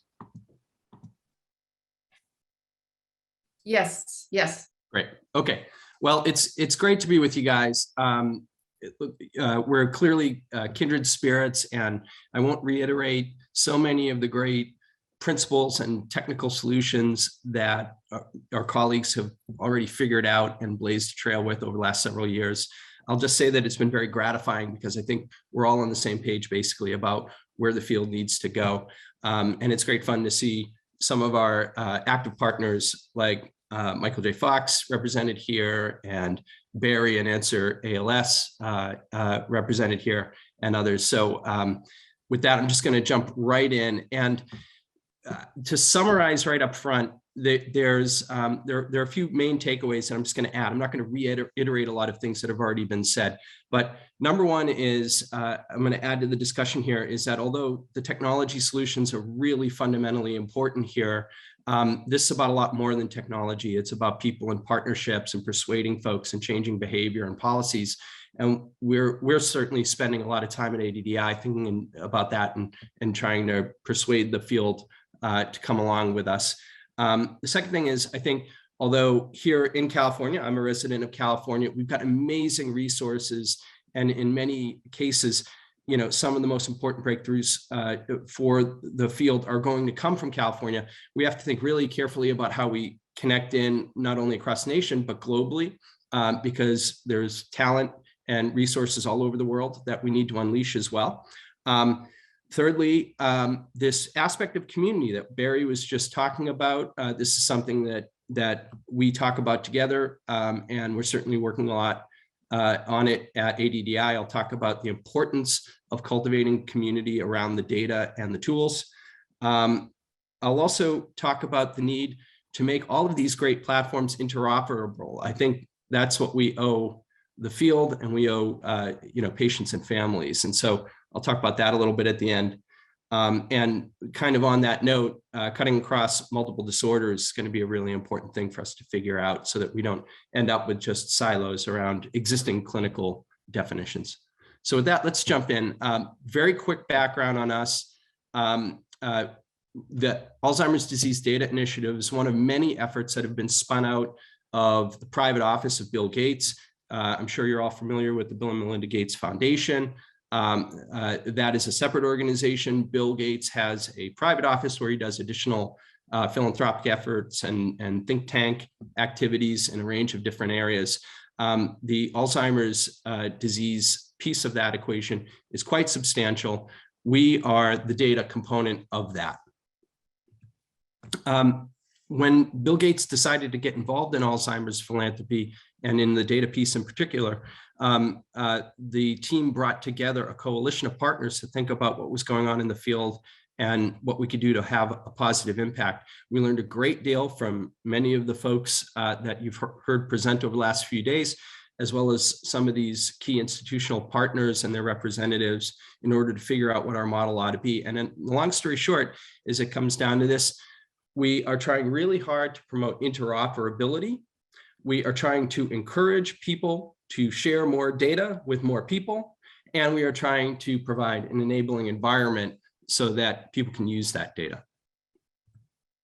And the result of all of that incubation work is that we stood up an independent nonprofit organization in order to implement the vision that was created.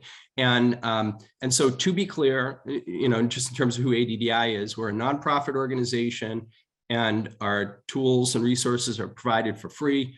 We, to the extent we need to, we provide grants to academic and nonprofit organizations as well in order to facilitate their work. We are a nonprofit with no business model except for to make these tools available at no charge to the field.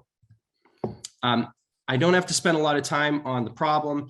I could reiterate literally verbatim everything that Benedict kicked us off with this morning. He did a wonderful job making the case.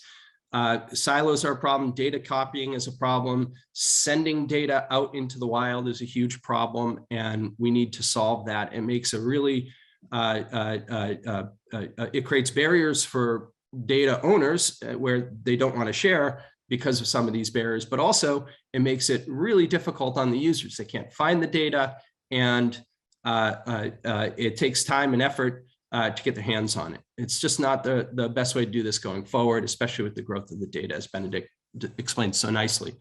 What we are doing at ADDI is we are building a platform very much on the vision that you've heard about earlier this morning. We happen to be using the platform of Iridia Bioinformatics, which is a company headquartered in Scotland. They provide this platform to all kinds of verticals. It is designed on many of the same principles that you've heard about this morning.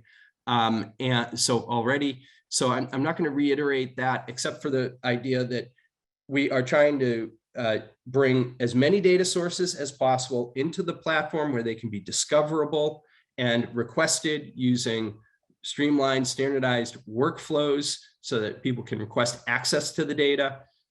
We can minimize the copying and the transporting of data by having it all here in the cloud. We can bring the users to that data, as Benedict mentioned. We are providing tools and encouraging the community to bring their own tools in. And then we provide these workspaces and compute free of charge. So this is a huge barrier. And this leads me to talk a little bit about the things that we're thinking a lot about and working on. Number one is we are taking very much a global perspective. There is data all over the world, as I mentioned in my summary at the beginning. We need to bring that to bear to California researchers, to North American researchers, and also the opposite, because there are talented researchers scattered all over the world, and they don't have personal connections necessarily to their colleagues who own the data, and they don't have the infrastructure in order to use the data or to store the data. And so we're working very hard, very mindful of the idea that we can make these tools available in the cloud to people in low and middle income countries and all around the world. We are also thinking very hard about making sure that we address some of the problems in the research infrastructure, the historical underrepresentation of certain ethnic and racial groups in research. We are trying very hard to make sure that we get access to data sets that represent those populations. And around the world, low and middle income countries, we are working hard in places like India and Latin America to bring data sets onto the workbench and make them available to the research community. We are also working very hard to cut across multiple disorders: Parkinson's, ALS, frontotemporal dementia. The AD workbench recognizes, although our name is the Alzheimer's Disease Workbench, we recognize that a lot of important insights are going to happen by looking across disorders, whether it's because we're looking for specific biomarkers or whether we're looking at shared mechanisms and shared genetic backgrounds that maybe are just emerging. And of course, there are many, many examples of great breakthroughs happening that way. So we are looking to integrate multiple different clinical data sets, clinical definitions. I mentioned the free workspace, the free compute. I think the other thing that's important for us to talk about is this community building aspect. What we're seeing in our first year in operation is that there are a lot of people who are well steeped in Alzheimer's or neurodegenerative disorders, but they don't know a lot about data science. On the other hand, we're seeing a lot of data scientists who don't know a lot about neurodegeneration. The community is where these folks can meet each other, form teams across institutions and even international teams, and they can open up workspaces and work together. They can help each other, and they can, of course, contribute tools that are beneficial to the community. So we're working really hard, and we'll be launching our community functions in just a few weeks. This platform is secure. You've heard a lot about the idea of improving security by offering these cloud-based platforms. Ours happens to be HIPAA and GDPR compliant with high trust certification. I'm not going to go into too much detail here. I just want to say that when you're a data owner, it's important to think about those kind of implications. Obviously, people have been consented. They expect you to be good guardians of their data. Part of that is also giving data owners the ability to share data on their terms. And so we are not asking people to blindly throw their data out into the internet where anybody can use it for any purpose under the sun. We are actually working with each data owner to define the permissioning process that works for them. So while people can discover data openly, they then go through a process of opening an account on the workbench and then requesting it. And the data owners can tell us what information they want us to gather in order to permission it. And that permissioning decision is put back in the hands of the data owners. So if they need to take that through some kind of internal review committee or something, that's up to them. We're happy to support it. Data doesn't come out of the workspace unless it's according to the terms that the data owner has set. The administrator of each workspace is bound to follow those terms, just like they would be in the offline world. And then I also want to mention the importance of thinking about federated data sharing. Again, we're trying to make sure that we have solutions in place and policies in place that allow data contributors to operate on their terms. And so one of the important solutions that we put in place, a federated data sharing tool, we can actually leave data where it is for whatever reason, because of the size of the data set, because of policies. Data can stay where it is. We can send containerized queries onto the data that the data owner can decide to unleash on the data, do the analysis, and bring just the results back into the workbench. I should also mention we've got other technical solutions. When we spin up virtual workspaces for people, we can spin those up in a certain geographic location, for example, in Europe, so that data analyses are done physically on a server in that jurisdiction. And so that may satisfy certain regulatory requirements in certain use cases as well. So these are the kind of practical things we're trying to think through at ADDI for the field. We've seen great growth over the course of our first year in business. As you can see, we track the number of users we have from low and middle income countries, and we seem to be getting pretty good traction there.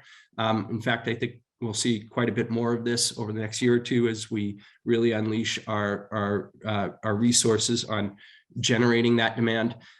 But in terms of just sheer user growth, I just want to mention we've seen nice steady growth, but it doesn't happen by accident. You know, this, if you build it, they will come. There's a momentum factor that certainly plays in, but at the same time, we also need to help it along. And you'll see that there's a couple of gold bars in the middle of this graph here on the right-hand side. We ran a data challenge, and it was really an experiment. It was our first one doing it, but we had participants from literally from Argentina to Zimbabwe. And important, some of the prize winners were from Argentina and Zimbabwe, showing this idea of unleashing global talent to solve problems that are important to the field. We think that running challenges in these platforms is really an exciting opportunity to field, and we're certainly going to do more of those in partnership with others. I mentioned the data challenge, so I won't go into any more detail there. And as I said, you know, for us, I think one of the big things we need to talk, I think we're all on the same page philosophically about the problems we're trying to solve here. All of us here at this consortium need to use this as a constructive moment to think about how to make all of our platforms interoperable. We owe that to the data owners so that they don't have to share with multiple platforms and go through the confusing and wasteful process of that. We need to do it for the users so that they don't have to go through the confusing and wasteful process of deciding where to find the data. And we need to do it for the patients and families, because creating more silos just slows us down from getting the solutions that we all need. And if we get an accelerated, you know, win in one disease or another, that's great. We'll just simply move on to the next. As we all know, the need out there is massive, and there's plenty of work to do if we solve a few of these things real quickly, and that should be the goal. Thank you for listening. As Rosa mentioned earlier, I will be here, but also Tetsu will be joining us for the discussion later this afternoon. He's located in Japan, and so the time difference makes it difficult for him to do the morning session.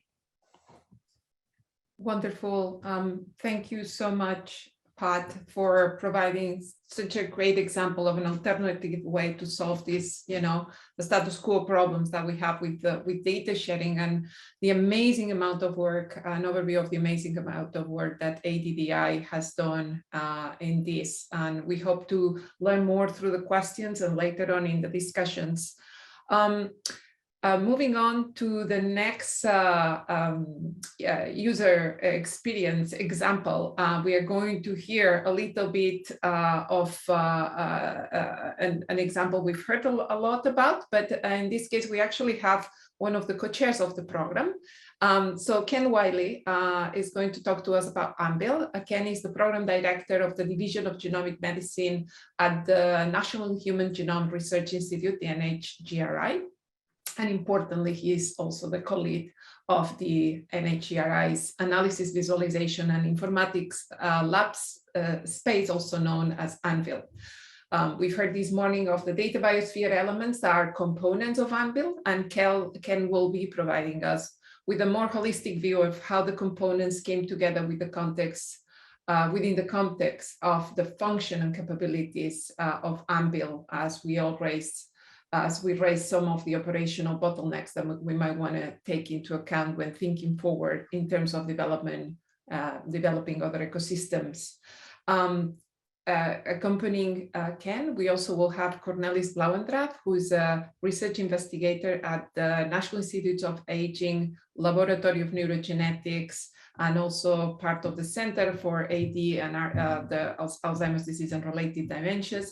He will, within the context of ANVIL and Ken's presentation, provide a practical example from the perspective of experimental data generators looking for a cloud provider and platform, and what are the elements taken into account in doing so.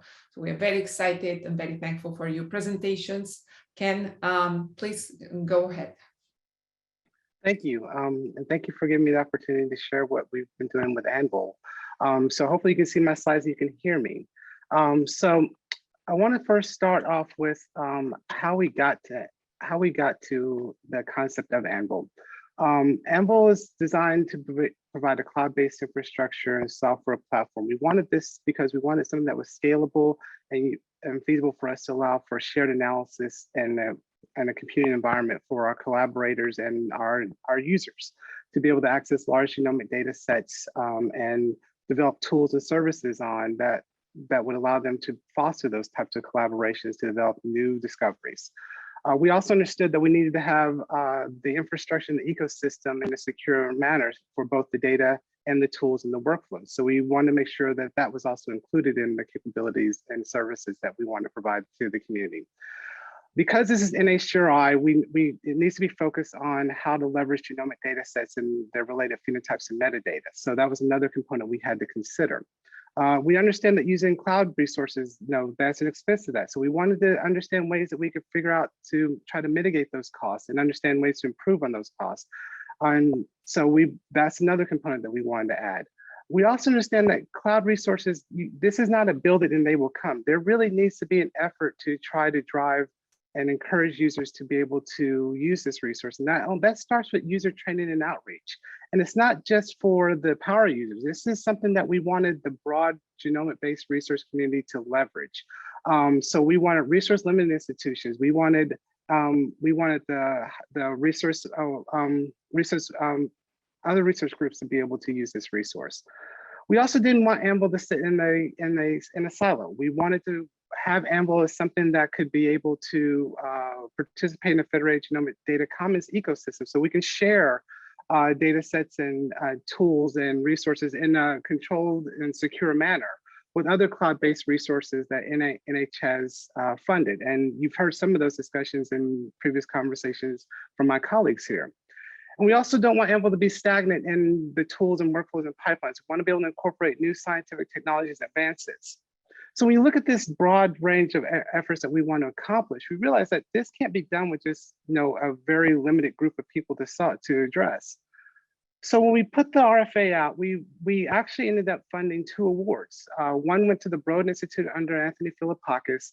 The other one went to Johns Hopkins under James Taylor. And so the idea between these two is that we would have the Broad Institute would provide the infrastructure to be able to use the resources to meet our services and capabilities for AMBLE. But on the Hopkins side, there would be more on the software development side, on the tools and workflows, and the outreach and training, because we felt that having one group handle all of that would, one, be burdensome on that one group, but also deny us the ability to find out what communities are really interested in using cloud-based resources for. And we want to be as broad in our reach as we can, because as we said before, and that's one of the things you see throughout these discussions, is that the broader in diversity and representation, the broader you have in solutions. And so we decided to go with these 2 groups, but I also want to highlight that it's not just these 2 groups. Each of these groups came with their own teams, and we had to integrate these teams also. And if you look here, this is broad also as far as expertise and representation. We have groups that are very heavily on the basic science genomics research side, and those are heavily on the clinical side, as shown by the American Heart Association and Vanderbilt Medical Center. In addition, we had to also adjust to the fact that we had to changes in the landscape. I mean, for example, James Taylor was the PI for the award, and he passed away, and that was a significant impact on the AMBLE and the AMBLE team. But we had a group, fortunately for us, that we had Mr. Max Schatz, who came in and took the reins of the AMBLE team from the Hopkins side, and was able to lead us through and continue to lead the Hopkins team in doing really great work as far as the outreach and training and software development. And this group right here really does help us understand what we mean when it comes to understanding the outreach and diversity that we need to address the community. But that's not the only place we go. We actually, AMBLE needs to make sure that we're accountable to the extramural community regarding what we're trying to do. This resource means nothing if it doesn't serve the community. And we need to make sure that the feedback that we get from the community is useful and meaningful. And so we set up an external consultant committee. This group is diverse also. We have groups that are from resource, well-funded groups and universities, and those that are resource-limited institutions, as shown here. In this community, they review the progress of AMBLE, and they provide suggestions to NHGRI regarding how AMBLE could better meet the needs of the community. If that wasn't enough, we also, when you look at the NHGRI staff that are involved with AMBLE, I want you to pay attention to not just the number of people on here, but realize what is missing here. There is not a single person that is the actual lead for AMBLE. The AMBLE team is led between Valentin and myself as the co-leads. We share that responsibility. And there's a reason for that, because the concepts for the AMBLE came from the 2 of us. We have very different views on how to address the community because of our background. My colleague Valentina looks at this from the basic science side. I'm more clinical. I mean, my specialty is clinical informatics. That's what I bring to the table. And so we work together to address it. We also understand that that's not enough. So we have groups that, program directors that are responsible for handling diversity and engagement. We have groups that focus on consortium engagement. We have not one, but 2 division directors that actually work with us on trying to address Anvil, including our analysts and our grants management specialists. And this is what is needed to help make Anvil work. And we are very happy and proud of the breadth and depth of the representation that Anvil has.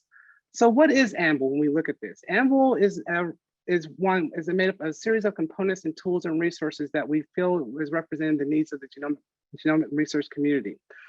We start with the Terra as our analysis platform for the workspaces and our batch workflows to host. And that provides us the ability to provide faceted search, establish pipelines, and do exploratory analysis.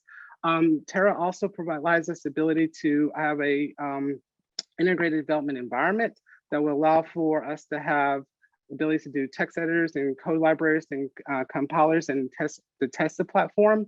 But it also came with resources such as Whittle and Jupyter notebooks, and we also added DocStore and RStudio to this. But one thing we realized was that because this is NHGRI, we wanted to have resources that were actually useful to the broad genomic research community and clinical community. So we added Seeker, FarmCat, which is a pharmacogenomics analysis tool to extract guideline variants from genetic data sets. You can interpret those variant alleles and generate a report using genotype-based prescribing recommendations that can be used to inform treatment decisions. We added Galaxy, Bioconductor, we're bringing on a UCSC genome browser, and we have Gen3 also. In addition to that, when I talk about new ways to advance for advancing technology, we also implemented the pilot for Duos, to the data use oversight system, which you'll hear more about.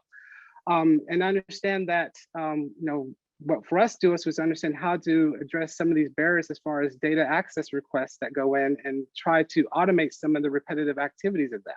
And you'll hear more from my colleagues about Duos. So you can see with Anvil that we really do try to focus on the needs of the community. We get that because of the diverse reach that we have in terms of expertise and representation. We did this not as a contract. We funded Anvil as a cooperative agreement, which means the federal government doesn't own Anvil. Anvil is something that is supported. We're data stewards for the data that's hosted in Anvil and tools, but this is really something that the extra community owns and they share responsibility with, and that's what we wanted. And when it comes to data sets, we have almost 4 terabytes of data that are available, and you can see here the representation of the consortiums that we have from Page, T2T. We have GTEx data that's in here, so we have a broad range of consortiums that are represented in here. We also have a significant amount of different data sets going from cardiovascular disease, mental health. It's a broad range of data sets that are hosted by Anvil. So you can see this is another example of having that diverse reach that we need to meet the needs of the community. Anvil has several working groups. These are working groups that outside groups can actually participate in. If you're part of the consortium or user, you're interested in learning more about how Anvil can work, you can join these work groups. We have ones that are related to the portal group to understand how our resources are accessible, learn more about the Anvil data processing that we have that's focused on really just how to ingest the data sets and understand the models of the data sets that are used to make the data sets useful. We have a technical work group call, which makes our developers come in. They share what their experiences are, let us know where things are in the development process of Anvil tools and resources, along with the data access committee to understand what's the best way of how to share and make those data sets available that are hosted by Anvil. We also have a phenotype work group, which outside members can join. That if you're part of a consortium, you have a large data set and you want to make sure that these data sets have the metadata is represented in the way that's useful for you, this is the work group that you would be a part of. We also have our outreach work group, and the outreach work group is, as I mentioned before, plays a very critical role in trying to make sure this resource is meaningful to the community. Our outreach, they focused on developing Anvil training materials, projects, and evaluations, and videos. They release these training and education materials as open source so they can be used by multiple courses and projects. This is one of the benefits of having the XML community be involved is you have the instructors, the professors, the ones who are actually training the next generation of scientists, developing the tools and education materials that they can share for both their students and for the community in large. as I mentioned before, we really are mindful of the costs associated with using Amble. So the outreach activities also include working with the Science and Technology Research Infrastructure for Discovery and Sustainability Initiative, which I can't believe I said that off the top of my head. STRIDES, which is an acronym for that. And we work with STRIDES to understand how to provide cloud provisioning models that can be leveraged to reduce these costs for Amble. It really is something that we actively work with STRIDES in, because we're all trying to figure out what's the best way to make to deal with the costs associated with using Anvil, as well as other cloud resources. When it comes to data access, though, we have to be mindful of that. Some people get a little nervous about using cloud resources because of the data access. And so in Anvil, we try to address by understanding that we have two different types of access. We have public access and consortium access. When it comes to public access, there are two types of that. There's open and control. When it comes to open, this is really available to the public without any prior approval. You're not submitting a data access request that are reviewed by a data access committee. Things like 1,000 genomes would qualify for that. You could go into the Anvil, set up your workspaces, and have access to those data sets. However, we do have controlled access, and these are data sets that, for Anvil, these are data sets that actually are dbGaP that require approval from a DAC, and they need to be submitted to dbGaP to get access to those data sets. In this case, you would submit a DAR, which was a data access request, and the data access committee would review it. If they've approved it, then dbGaP will notify Anvil that this individual or this group has been allowed to have access to the data, and then Anvil will make that data accessible to those users. Consortium access is a little different, though. When I think about consortium, in this case, we're looking at the fact that these are groups that NHGRI has funded, or NH has funded, to address a particular need in the community. So, for example, the Emerge Network is one. Groups like that, Prime is another example of that. These are large consortiums that will be either generating data, or they're going to be using data as a consortium. So we have to come up with a different way of doing that, because some cases these data sets aren't going to be in dbGaP for controlled access. They're generating them. And so they need a place that they can share the data with themselves, and while also maintaining the security that's needed for the ability just to limit the sharing of that data amongst the consortium members. So in this case, we have it set up where the access will be managed by a point of contact from the consortium. They will provide an approval list of who could have access to the workspaces that are hosting those data sets. And that authorization list will be sent to an Anvil team to inform them who should have access to consortium data. The common questions we've gotten when it comes to data access is, one is, will data sets hosted by Anvil also have to be uploaded to dbGaP as part of the dbGaP registration process? In our case, no, that's not the case. It's not automatically like that. The data sets that are hosted in Anvil will not be required to be uploaded and registered in dbGaP. As a matter of fact, you can put the data in Anvil, register the dbGaP and dbGaP on your own if you want to do that. And then when dbGaP has approved the registration, the data set just stays in Anvil, and dbGaP will put pointers to those data sets when you've been approved. In the case of the consortium access, when the consortium hosted data by Anvil, when they put data in, will automatically become available to the public either by open or controlled access? No. Consortium will tell us when they are ready to make that data, or if they're willing to make that data available to open or controlled access. And they will go through the same process that I've already described. One thing we realized is that even with Anvil is that we're constantly dealing with interoperability, authentication, authorization, and phenotypic data harmonization challenges, and we're not alone in that. And it makes sense, again, if you know anything about NHGRI and the culture, we really are big about collaborations and broad reach, and bringing diverse minds to the table to help solve a problem. And to address this, we realized we're not alone in trying to fix this problem. So this is where we've started the NCPI, which you've heard about. And I'm not going to go in depth about it, because I think my colleagues have done a very good job of describing what NCPI is.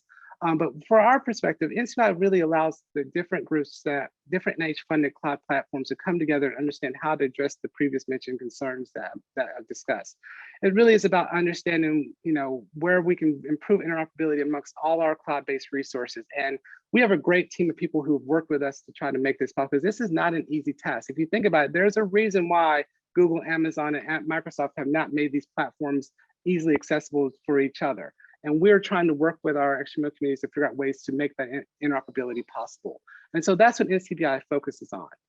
So I've told you all this stuff about AMBL and what AMBL does and the broad diversity of AMBL and why we've taken this approach and the things we've done. But in the end, what does this all mean? What have we accomplished in 4 years? If you think about it, in 4 years, AMBL has just finished pre-K. We're getting ready to head into kindergarten. And so if you think about this, one of the things we've done, as I mentioned before, is we've ingested almost 4 petabytes of data. We've also been able to make GText egress free. So you can download GText version 8 data right now if you had approval, of course, because it's controlled access data, but you can download it for free. And that is an example of what I mean about the depth of the reach of our diversity and representation, because it really took a village to help understand how could we make this possible. Okay, we've integrated some very common and very useful tools to the genomic research community in AMBL, such as Bioconductor, Galaxy, and DocStore into Terra. We've also developed an initial catalog of clinical genomics tools, which I've highlighted now, FarmCat. We put PRS polygenic risk score calculators in AMBL, and Seeker is also available.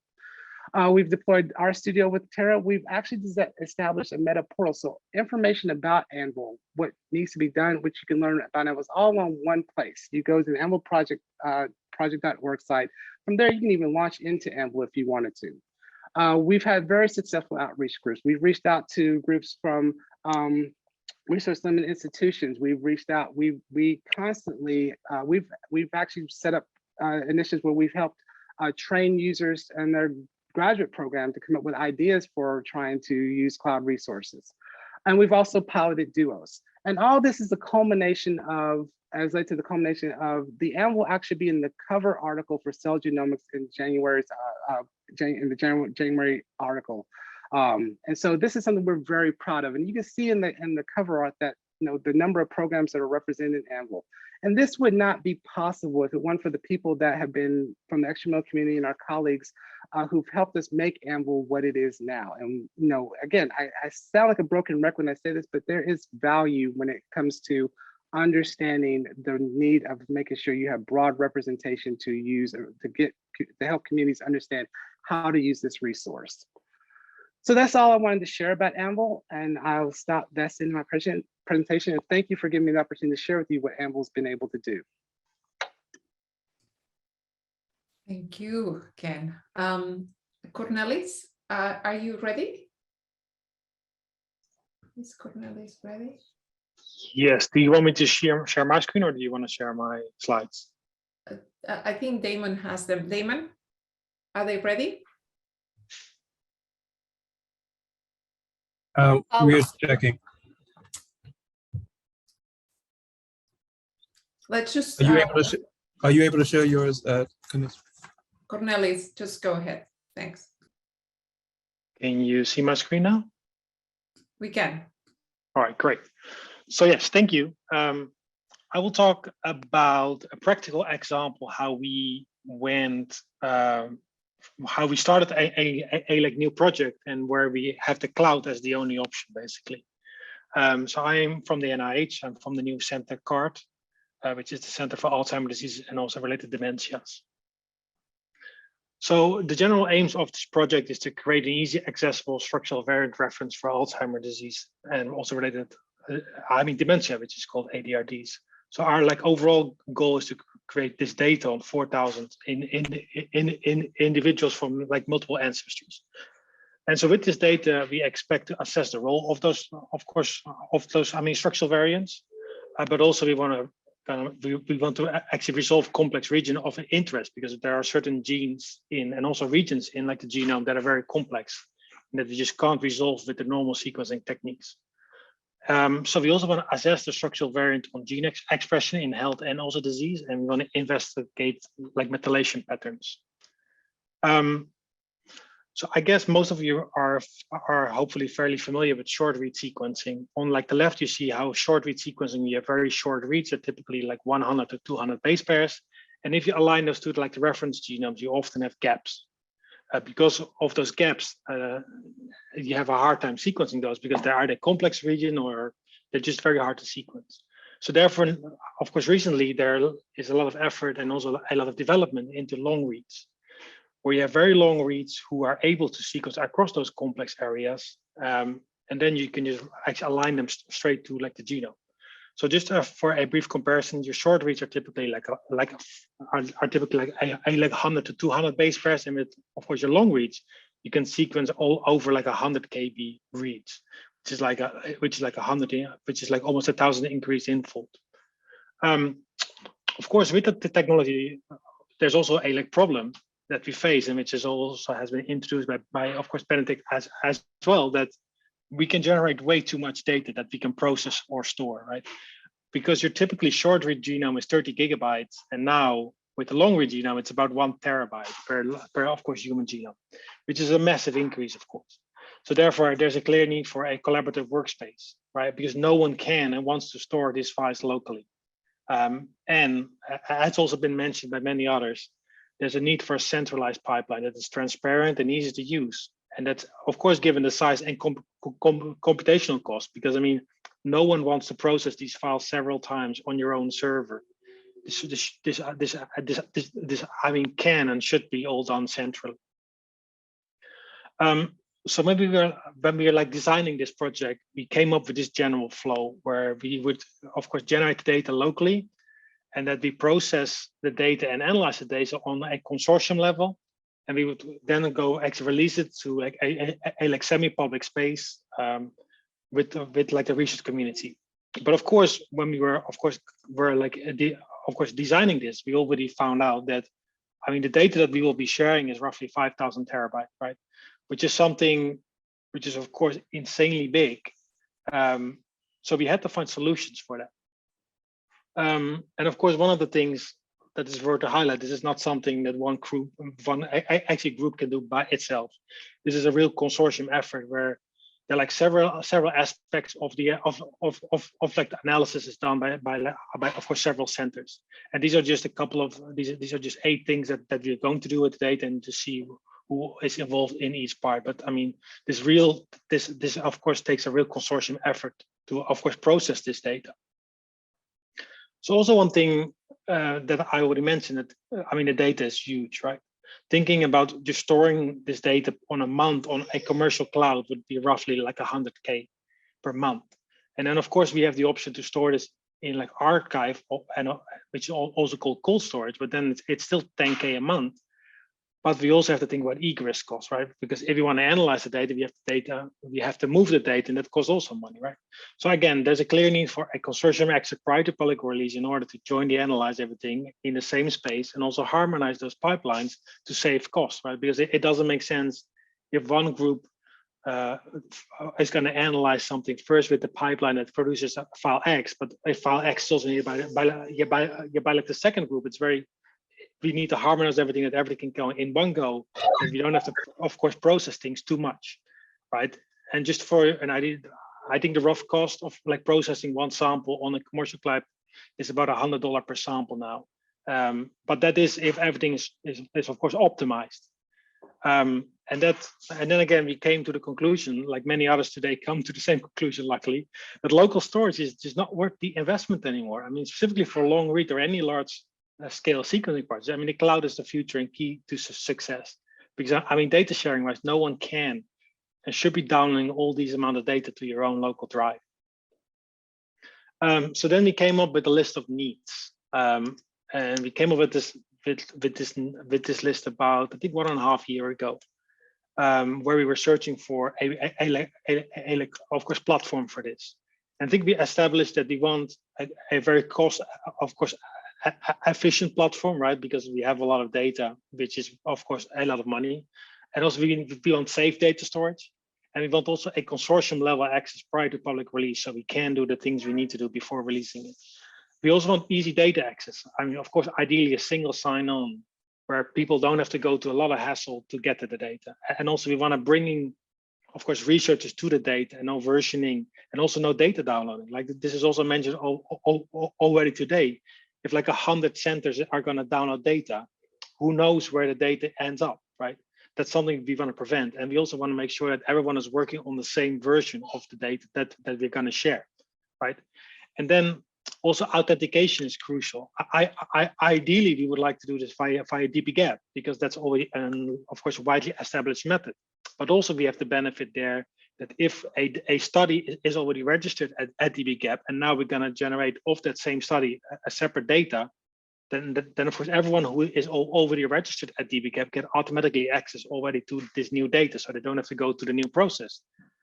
Then we want to have a broad user base that is already associated with a platform, so our data gets, of course, shared as much as possible, and the users can already use it.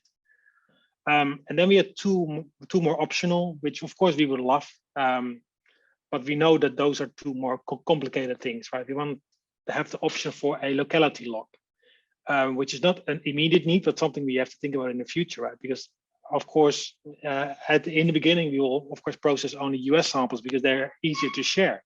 But if, of course, we want to also think about the future where we want to process, for example, European samples, and then we have to make sure that we are compliant with GDPR, and we can have the locality log in there to store those only in of course, Europe.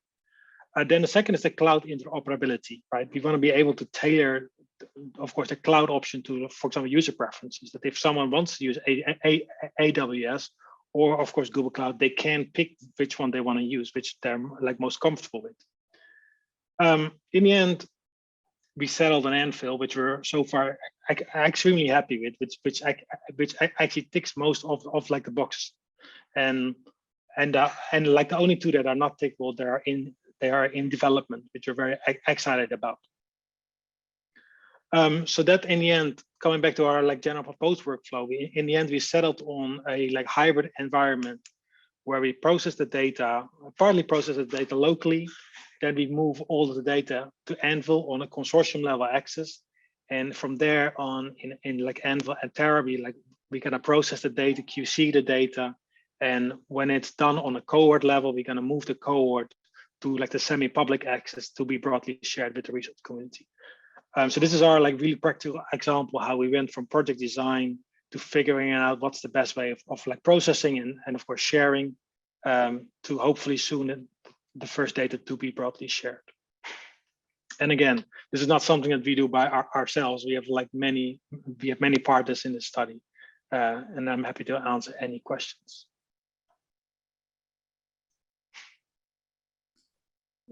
What an excellent set of two presentations in terms of practical applications, and the overview from Ken was fantastic for us in terms of practical lessons, but also the questions that you put together, Cornelis, about the needs are very informative. And we in fact asked some of those during our survey to the participants in this workshop.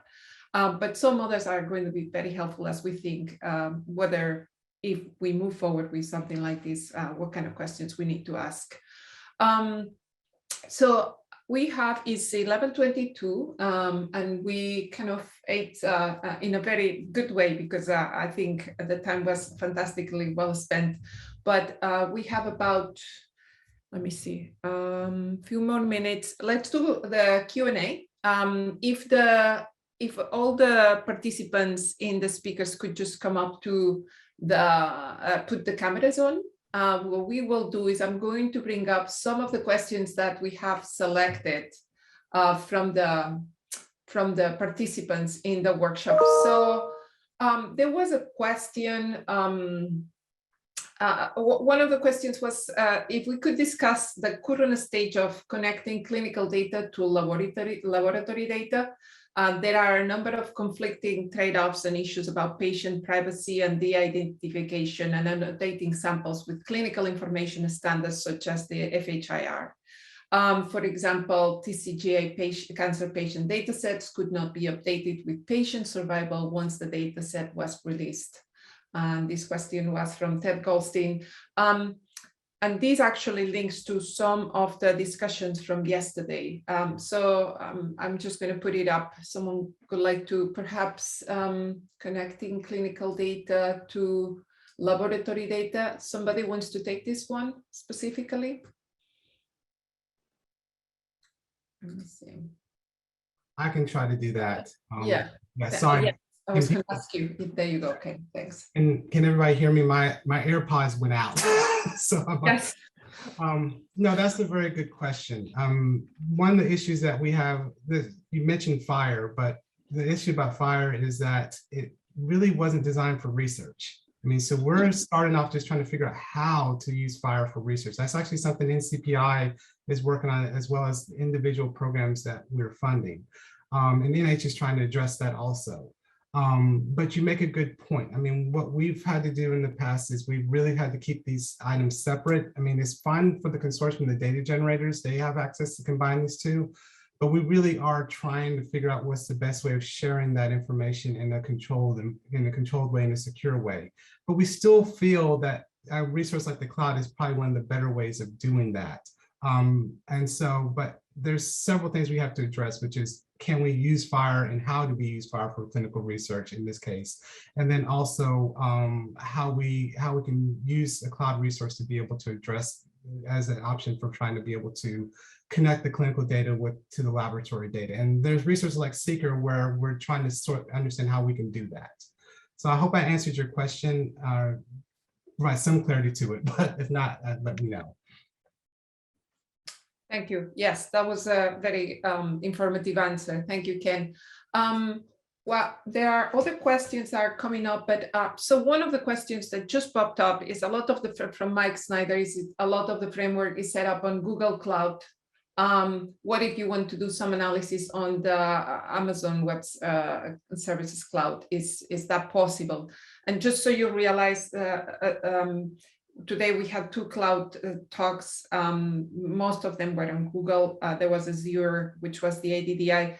We are going to talk about multi-cloud operations later. We'll try to touch this, but perhaps who would like to take this one? There are several people, so I don't know, maybe Matt Bookman or David Craig. Yeah, I'll say that I want to emphasize that that's an important question that I don't think I'm seeing resolved, because we end up using key brokers for our own work, like Zero or so forth. So it's a really good question, and because at some level you're going to deal with multiple passports, and it seems like that's something that from presentations I'm hearing isn't fully met. There are solutions for, but there's not one solution. Am I wrong? David Glazer, you were gonna. Yeah, you're not wrong, but I think verb tenses matter, because you're not wrong today, but I really hope that you will be wrong in the not too distant future. Because it's an active topic of conversation with many projects, because we hear the requirement widely. You know, there is active work that I can talk about because it's been announced to have Terra, as an example, be available with both Google Cloud and Azure as a backing backend. And Microsoft came on to the Terra team as a development partner, and that's one of the fruits of that's being actively worked on. And we're having a number of conversations with NIH and others around, what does it actually mean? What is the right researcher-friendly way to allow researchers to take advantage of multiple clouds without adding too much overhead and complexity to either the data generators and sharers or the researchers? So I think at this level, I should just say, watch this space, because there's a lot happening in this space, and I'm optimistic. Yeah, I would just add to that it's true that today on this call we have a lot of representation from folks who've been working on Anvil and the Google platform that was originally based upon. But there are other systems, so like Gen 3, for example, from University of Chicago, which is primarily operating on AWS. And I would say 2 things. One, it's easy to bring analyses, providing you've kind of created standardized ways to represent them between those environments. So from Dockstore, you can take now a workflow that will run happily on Terra and happily within Anvil, and you can have that actually run within Gen 3, or at least you will be very, very soon. And so that's pretty seamless. Of course, the problem becomes when you want to potentially combine data sets that need to be analyzed on one computer between 2 environments simultaneously, because then you get into issues of potentially transferring data between clouds, and you have egress and so forth. And that's probably the piece that needs the most amount of work. But we still end up in a better situation if data is only located in a few locations rather than in n different places. Wonderful, thank you. I don't know if Pat wanted to comment on this as well. No, I think the last thing you need right now is for a master's in business administration to comment on this technical issue. So I'll defer to my colleagues. Okay, then you're being very humble. But let me see if there are any other unanswered questions. The cloud cost. Okay, yes, this was more of a clarification that I will provide. The cloud cost is a charge, isn't it? Is it possible that there will be subsidy for this, given that this is a California initiative? Just to clarify, the initiative, this workshop is to inform CIRM as to whether there is a role for us to develop or to support such an infrastructure, and if so, what would it consist in? So we are still very early on, and we are informing, as you know, our board members, our president are listening to this discussion, and they are getting information so that when we develop something, they can have an informed decision. So it's not a done deal, and the components of what CIRM would need to fund could be determined. And that's why we also sent a survey that we are trying to understand whether cloud costs are something that were very like a barrier for people. The barriers actually, our survey, which I will go through later on, are more technical, technology education.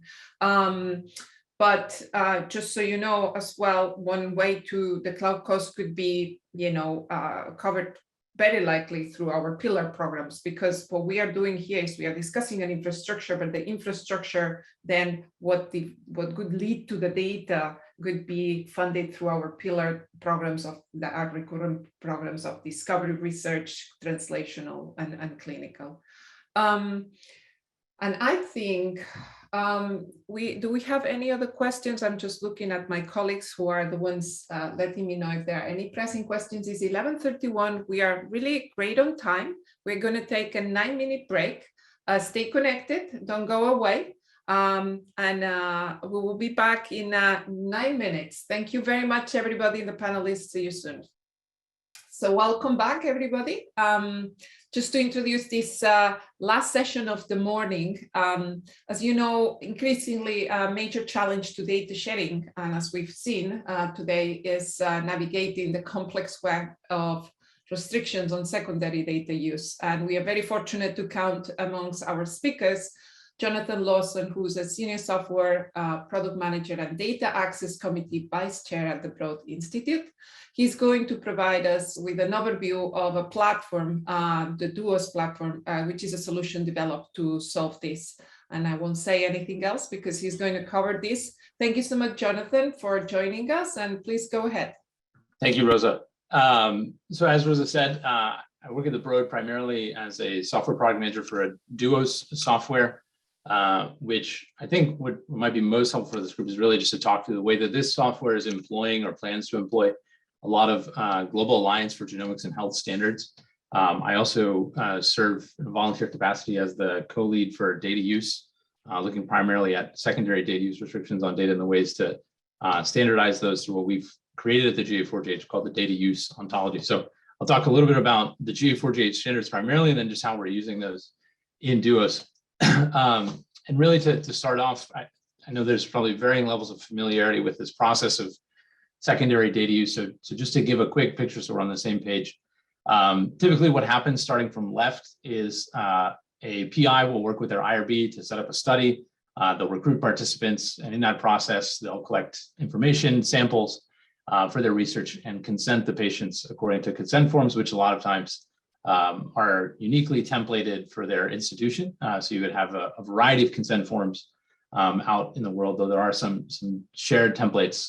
They tend to be very unique, especially when speaking about secondary data use restrictions. So what then happens is once this initial research project, or the primary research project is done, the data is typically stored in a database. And if it is permitted to be used for secondary research purposes, a lot of times different data custodians will attribute terms from the consent form to it to govern future use. The tricky piece is, again, given the variety of these consent forms and a lack of standardization on those data use terms, it can be very difficult for data access committees, also known as DACs, to decide if secondary researchers who request that data for their own use through a data access request or a DAR, to know if that really is appropriate or not, the proposed use of that secondary researcher against the consented use terms on the data set. So that's really this ambiguity. What that DAC needs to decide is if the proposed research is within the bounds of the consented data use.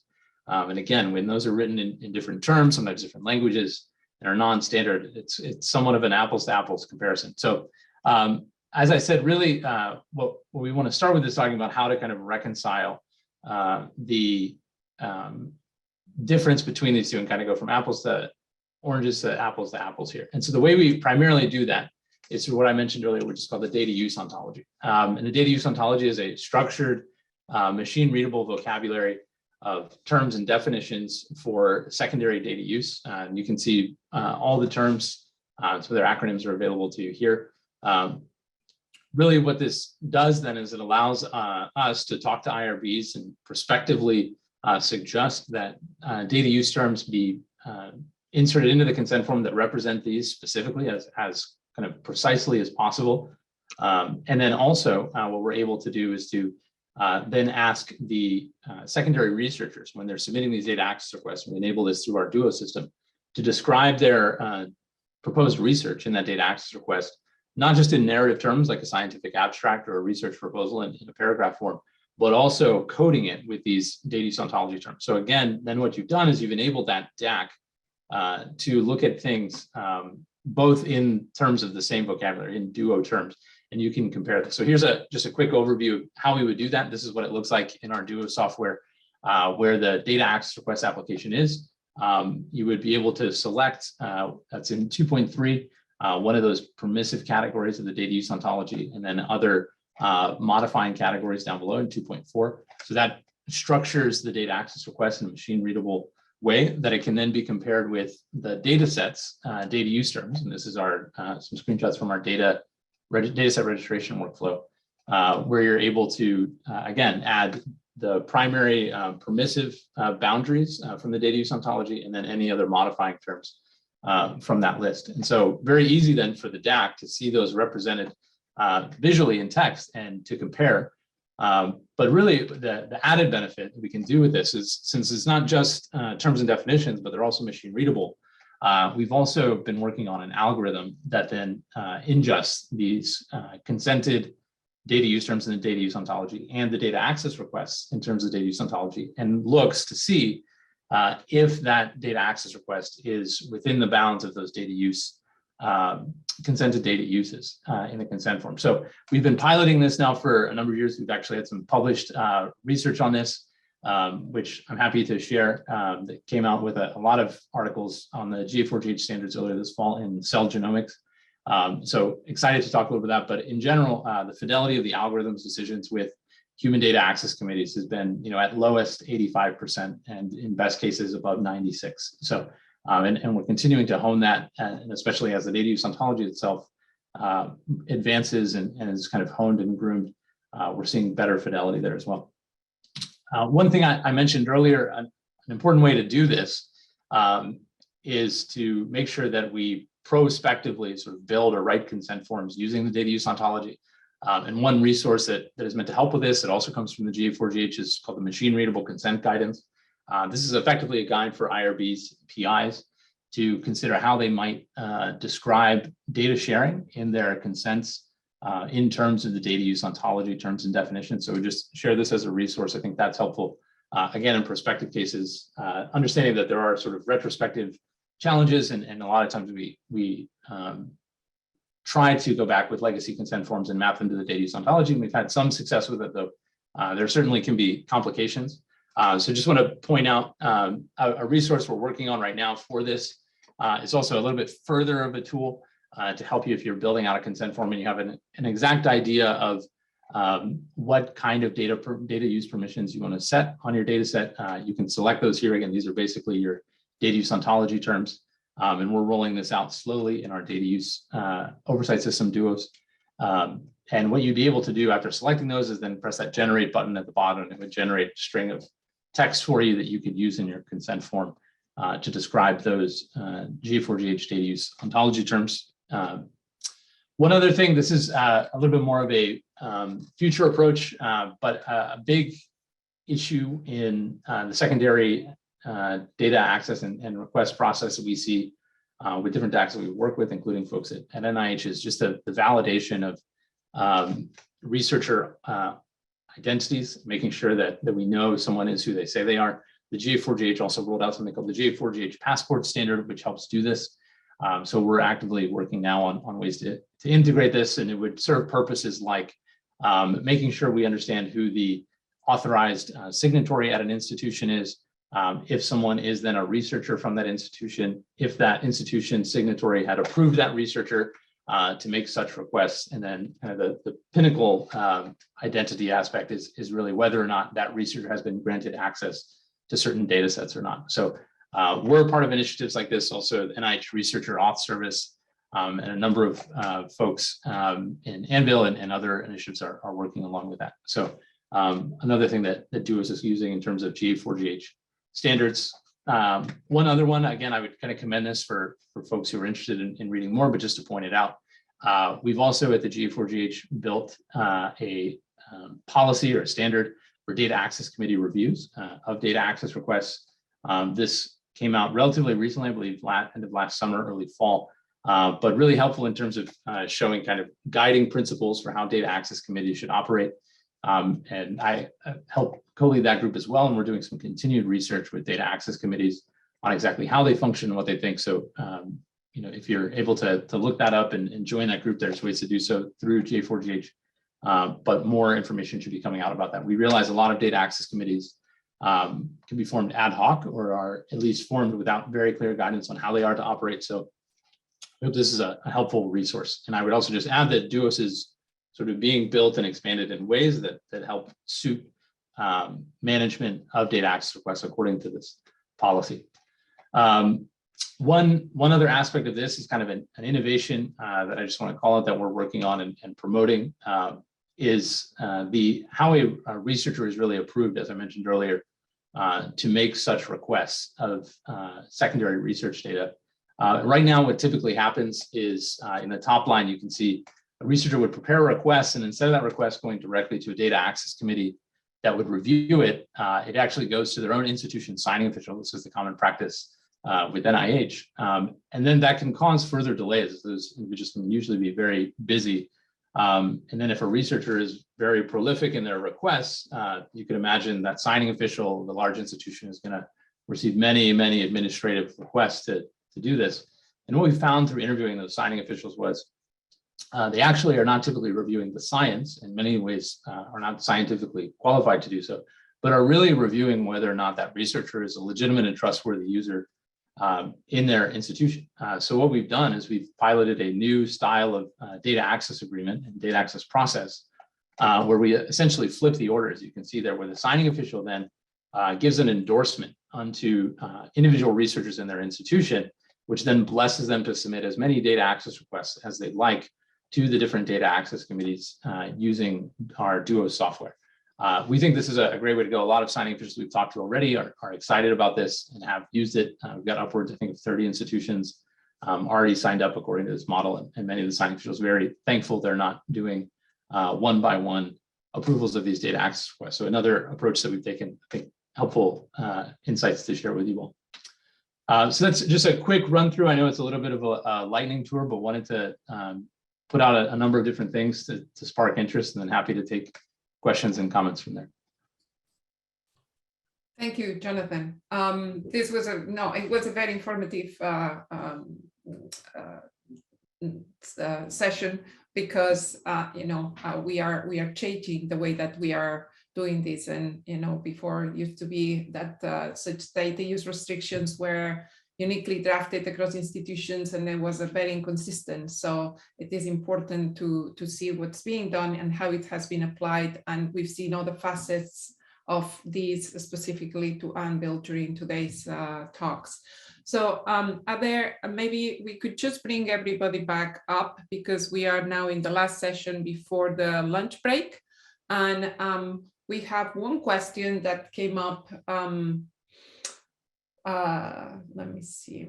Yes, and it had to do with interoperability. Let me see. Everybody, if you could like to, the panelists from today, fantastic. And interoperability. And do we have any questions for Jonathan? This is also very informative, as you know, we are developing our own data sharing and management policies, and referencing to these platforms is helpful for us as we think what are the parameters of what we are going to have to develop. So Ken and Brian, I think that's a question more for you too. There's a double question, so maybe we can start with Brian and then follow with Ken. The first one is, what challenges with interoperability have you had between data biosphere-based environments with other environments that aren't based on data biosphere? Say an investigator who wants to pull in data from another archive for combined reanalysis. And if you want to start, Brian, and then we can go with anybody else that wants to add to that. Sure. So I'll kind of focus on it more from the sort of technical interoperability perspective. And there's also, policy issues and data locality issues and that sort of thing.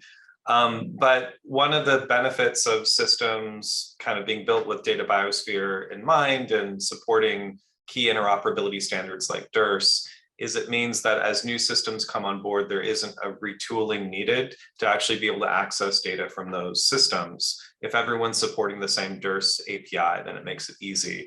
So the flip side of that is if a researcher is in a workspace, they're pulling in data from many places that support these interoperability standards, but then there's one source of data that does not support these interoperability standards. And we've seen this before in various projects that pull data from repositories that don't support DERS. The researcher will have to go through the process of potentially, coding up and using a particular client, since it's using kind of a non-standard API. So there's a cost associated with that in terms of the researcher's time. And there's also potentially a cost here for those data sets that aren't available over DERS and that can be pulled in dynamically by these workspaces and streamed in.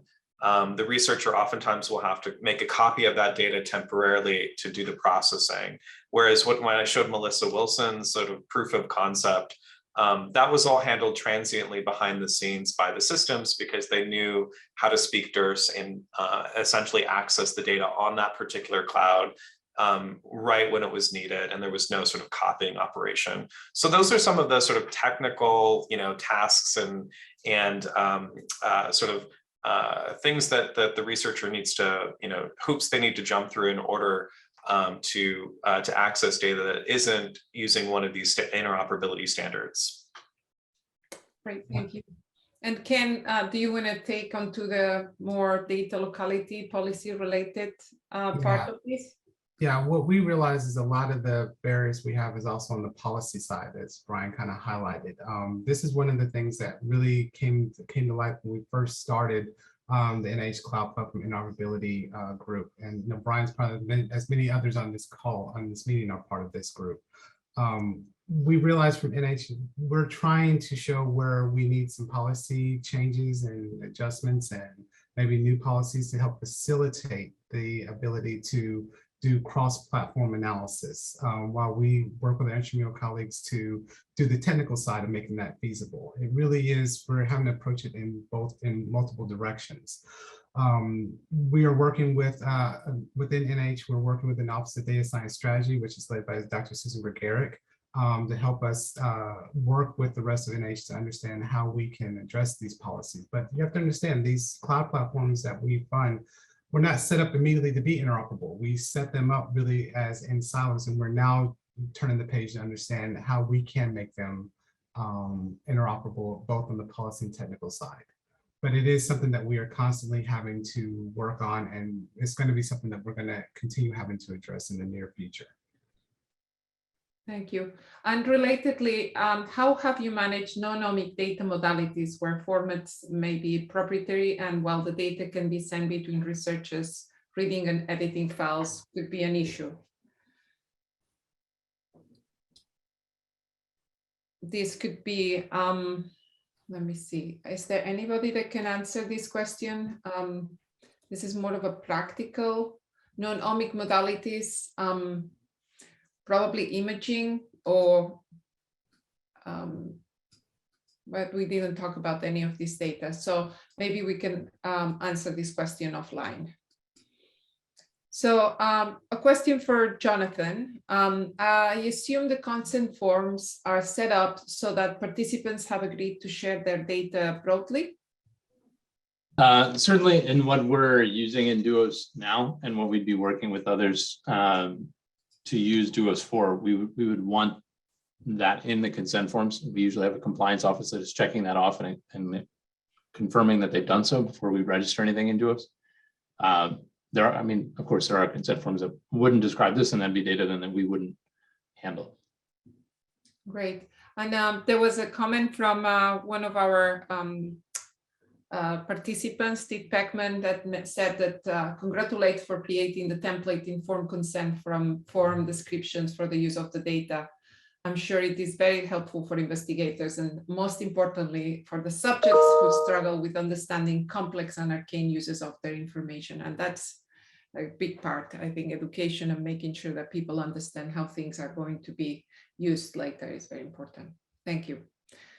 Okay, are there any other, I'm just looking to see if there are any other questions.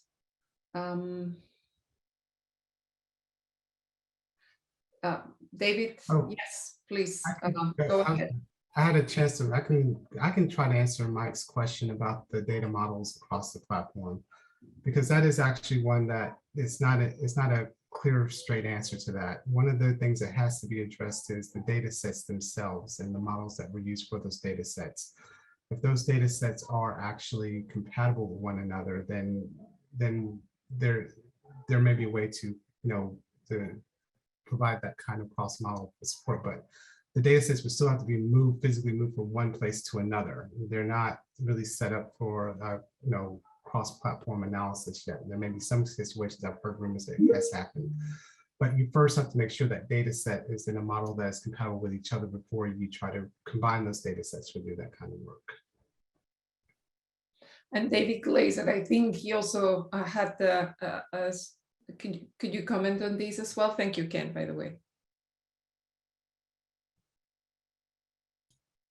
You might be muted, David Glazer. Yes. Thank you. How many years of pandemic are we in now? I was going to comment on Mike Biscotti's question about cross-cloud analysis. And Mike, you're right that there are, that we can't fight the speed of light. The data has to get from where it is to where the compute is. Depending on the analysis, though, there are a lot of ways that that's okay. So the two basic approaches, both of which make sense in different cases that I know of on the projects that we've touched on. One is data mirroring, where you say enough people are going to want to use resources in more than one place that makes sense to maintain copies of the data in different environments so you can do different things. That sometimes is the right answer. The other approach is a federated approach where you say we're going to use completely compatible identical tools and pipelines to go off and run the analysis on the data in Cloud X, run the analysis on Cloud Y in Cloud Y, and then pull the summaries together. And depending on the analysis, that divide and conquer works perfectly well or doesn't work at all. And it's so you have to go one level deeper to say what makes sense. We're doing an example of this right now, mostly to really sharpen those questions around cross-analysis of genomic data between all of us and UK Biobank, and trying different approaches to really sharpen what's easy, what's hard, and what can be better. Thank you. Very, very good example. Let me see. Natural competitive. There's another question from Mike Biscotti. Isn't there a natural competitive product differentiation that will push these platforms apart, which will make integration across them somewhat impossible? I think that was part of. Yeah, well, actually, no. I want to turn that around into a call to action to all of you who either sometimes or always wear a platform consumer hat, which is make it a critical decision criteria that the platforms you work with play nicely with others. And then it will become a competitive advantage to support interop. If it is not a reason that people choose platforms, then competitive pressure will force siloing. But if the kinds of principles that Benedict started us off with today of the data biosphere and many others have reinforced, if that remains one of the things you look for in choosing your analysis environments and architectures, then the people who provide those environments and architectures will respond. So I think that I'm optimistic that the community will continue to value that kind of interop, and therefore the providers will continue to provide it. Thank you, David. And we will be talking further about this later on during the moderated discussion in the afternoon. So there will be plenty of choices to refine on these answers as well and ask more questions. Are there any final questions? I don't see any more in the Q&A. I don't see anything else on the chat. And I think we could all do with a little bit of time for the lunch break. We will, any other questions? I usually go very fast, so I'm just going to stop and, okay, good. So we will reconvene at 12:40 after the lunch break, and we will have the discussion where we will, let me, 1 second, just give me, I think I'm, is it 12:40? Can somebody remind me? Yes, 12:40. Yes, okay, see you then. See you very soon. Thank you everybody for a great set of presentations this morning and participation. So welcome back everybody, and hopefully fully caffeinated and ready for a great discussion. This morning we've heard about an overview of the data infrastructure, the data biosphere and its principles and capabilities, and we went into a discussion around user experience and examples of collaboration in the cloud. We also heard a very important talk about data use oversight system platform and how this is applied to some specific cases that came through the talks. And we had a great set of questions from our attendees and also from panelists with regards to interoperability and data access, which have been very informative in helping us think about how to build this moving forward.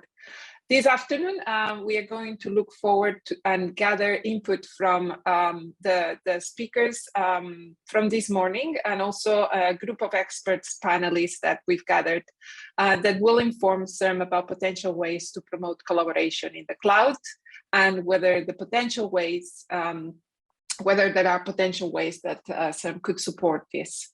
Next slide. In order to understand what is the best approach to promoting data sharing in California, and if any, what CIRM's role should be, we have designed a final 2-hour moderated discussion in which the expert discussants will provide their input on some of the key questions to consider.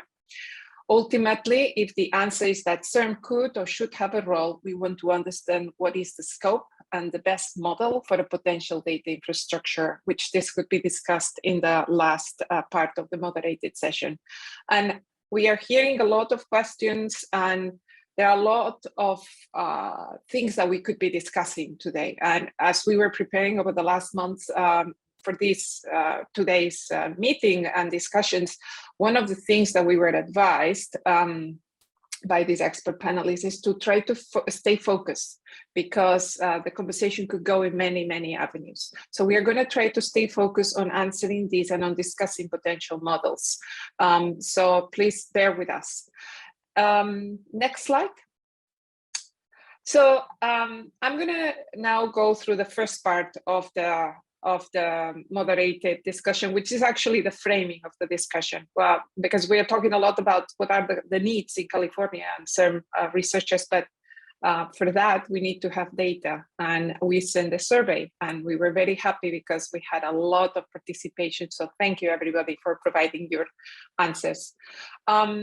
In this workshop, in this survey, we wanted to understand what are the current needs and obstacles for collaborative data ecosystem. This is at a very high level what we were asking in very defined questions, and understand the knowledge of existing tools. What is it that people understand that is a data infrastructure or a knowledge platform or data sharing? What do they know? What kind of tools are out there, and whether people know about that? So we did this pre-survey, and I want to thank everybody for going through a very long survey. We had some very funny answers, you know, but in terms of how long it was. So thank you. We've learned the lesson. Next slide. So the first one of the results was to assess the level of familiarity with the concept of a collaborative knowledge platform. We asked workshop registrants about their familiarity, and the split was nearly 50-50. We were amazed, you know, how many people knew about the knowledge platform. And of the nearly half of the respondents that said yes, we asked them which knowledge platforms were they familiar with. And to our surprise, the response was actually next, that only one of them, of those answers could be actually considered, can you, next, it's hard to do, could be considered a knowledge platform. I just wanna give that as a reference.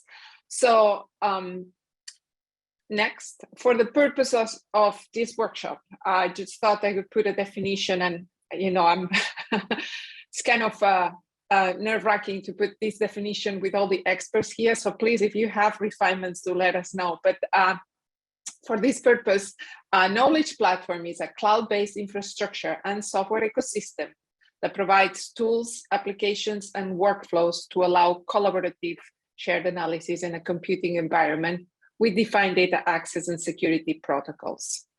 We're going to talk about two things this afternoon: the knowledge platform, and the data DMC, data management center. A data management center or centers could contain a knowledge platform in itself.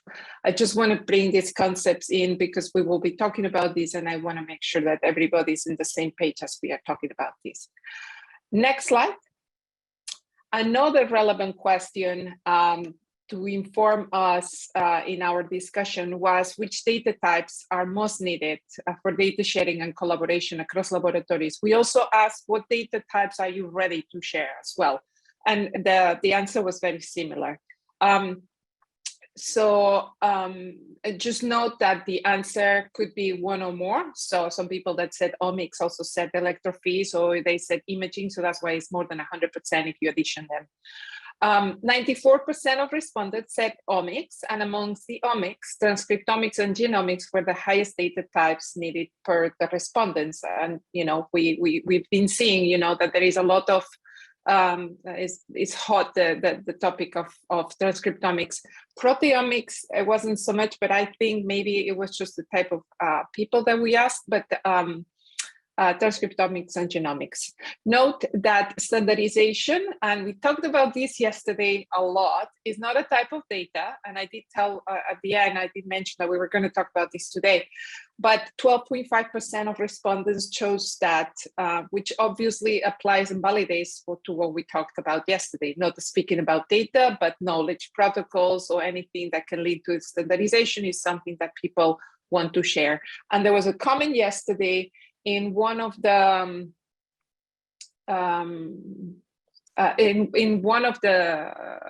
attendees chat that said that CCI, for example, they have a way, protocols.io, where they are sharing all the protocols and all that. I think it was Birgit Skula that mentioned that. So just bearing that in mind. But types of data it's omics, and then Mike Snyder just said that imaging and clinical will increase. We know that, but also we need to think about what is it that has ready pipelines for analysis that can go in the cloud. So in these collaborative knowledge platforms as well. So I think the readiness might be first in omics, and then of course we will need to have imaging for sure and clinical, because without that we cannot do the work that we are trying to do. Next slide. Next question was, is there anything precluding you from accessing and analyzing data in the cloud? And most people, 72.7% said no. which is great. We are already here, and we were very happy to see that. And the end was 55, so that's a good number of respondents. However, some of the topic, but the 27.3% said that the highest was technical and education. Next slide, next click. Yeah. So what were the obstacles? The first one was technical. And technical is something that we've been trying to talk about, because that's why we started this morning with the data biosphere overview, and then those examples. We wanted to kind of start with the education as well, but technical would be something that we will have to take into account in terms of educating and having multidisciplinary type of teams, which other organizations are already doing. However, some of the topics are going to fall out of the scope of today's discussions, as we are trying to be concise also and conscripted within what we can achieve in just a couple of hours. But we are going to be discussing some of those obstacles and how to overcome them, or how to deal with them in smaller groups afterwards, as we develop this concept further, if our board and president deem this as a something to move forward with. Next slide. Our next question was about data again. If available in a collaborative platform, could you be most interested in access to raw sequencing data, or to process data, or to both? And as you can see here, most respondents, 72%, believe, and that's the key word, the key verb, that they need access to both types of data, whereas 20% they thought raw data and 8% only processed. This is not part of the survey, but with those data, we reached out to several experts at a high level.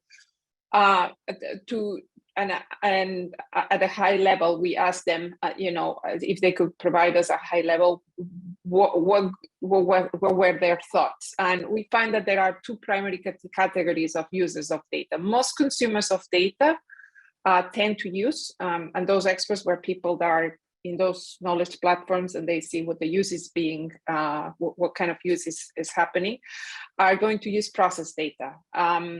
Then the people that use raw data are very few, and they tend to be like CRAM files, tend to be pharma companies or large computational centers with invested interest in reprocessing and the capabilities to reprocess. So just as a little bit of further information from what we've gathered.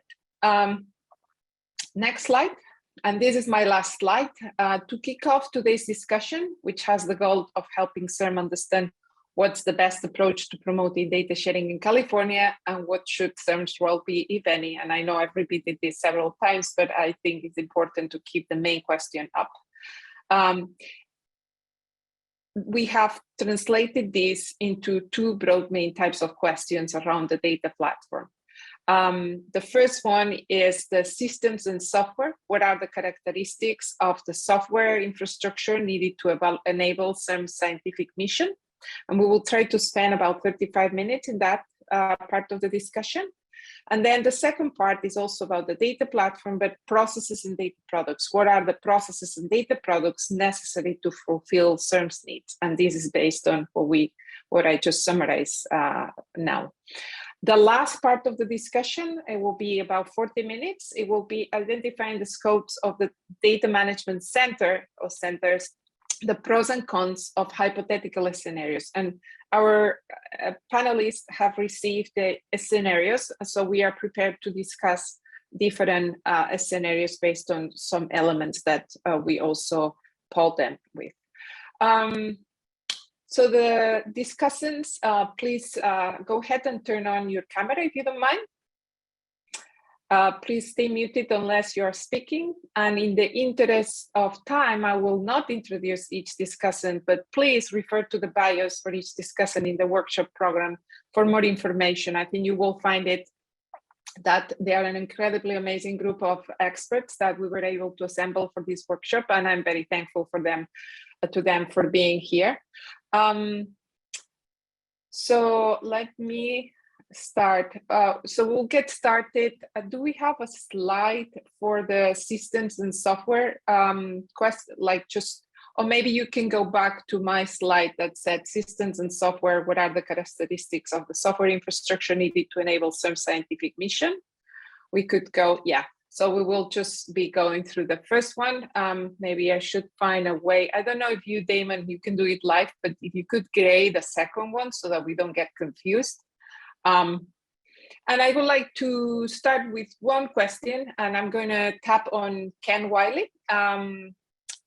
So Ken, can you tell me a bit more? What are the capabilities and services that could allow for a consortium data infrastructure? What should CIRM prioritize from your point of view, from what you've seen, you've heard during the discussion, and from what we've discussed so far today? So I would focus on, if you're focused on a consortium, you need to be very clear about the data sets that they're going to generate and the purpose of what they're using this, use this platform to begin with. And the reason why in NHGRI, we have multiple programs that are using Anvil. But they're each trying to use it in a different way. And we've had to spend a significant amount of time, and it's worthwhile in doing so, and making sure, one, there's an agreement regarding what data sets are going to be generated. Two, the software that's being developed, do they understand the security environment that they're developing these tools and resources in, so that they can adjust their budgets and their work and their expertise to be able to develop those tools and workflows in this resource. Remember, the cloud isn't a plug and play. There is a learning change that has to occur with that, which means you also need to provide training for this. There needs to be some flexibility to allow that the training and help onboard the users to those resources. In addition, one of the things we've had is we have to be very clear about what the access to data is amongst the consortium and outside the consortium. People get nervous about they feel like they're giving up some control by not having it on their on-prem. With having the data on-prem, so you really have to work to explain to them what the environment, what the data access controls are, and where and how that data is going to be accessible. So those are things that I've come to understand more about. And also, we kind of highlighted this before. You need to look at the policies that you're developing, because there's policies that are for the extramural groups that are just users in general, and there may be a separate set of policies for a consortium.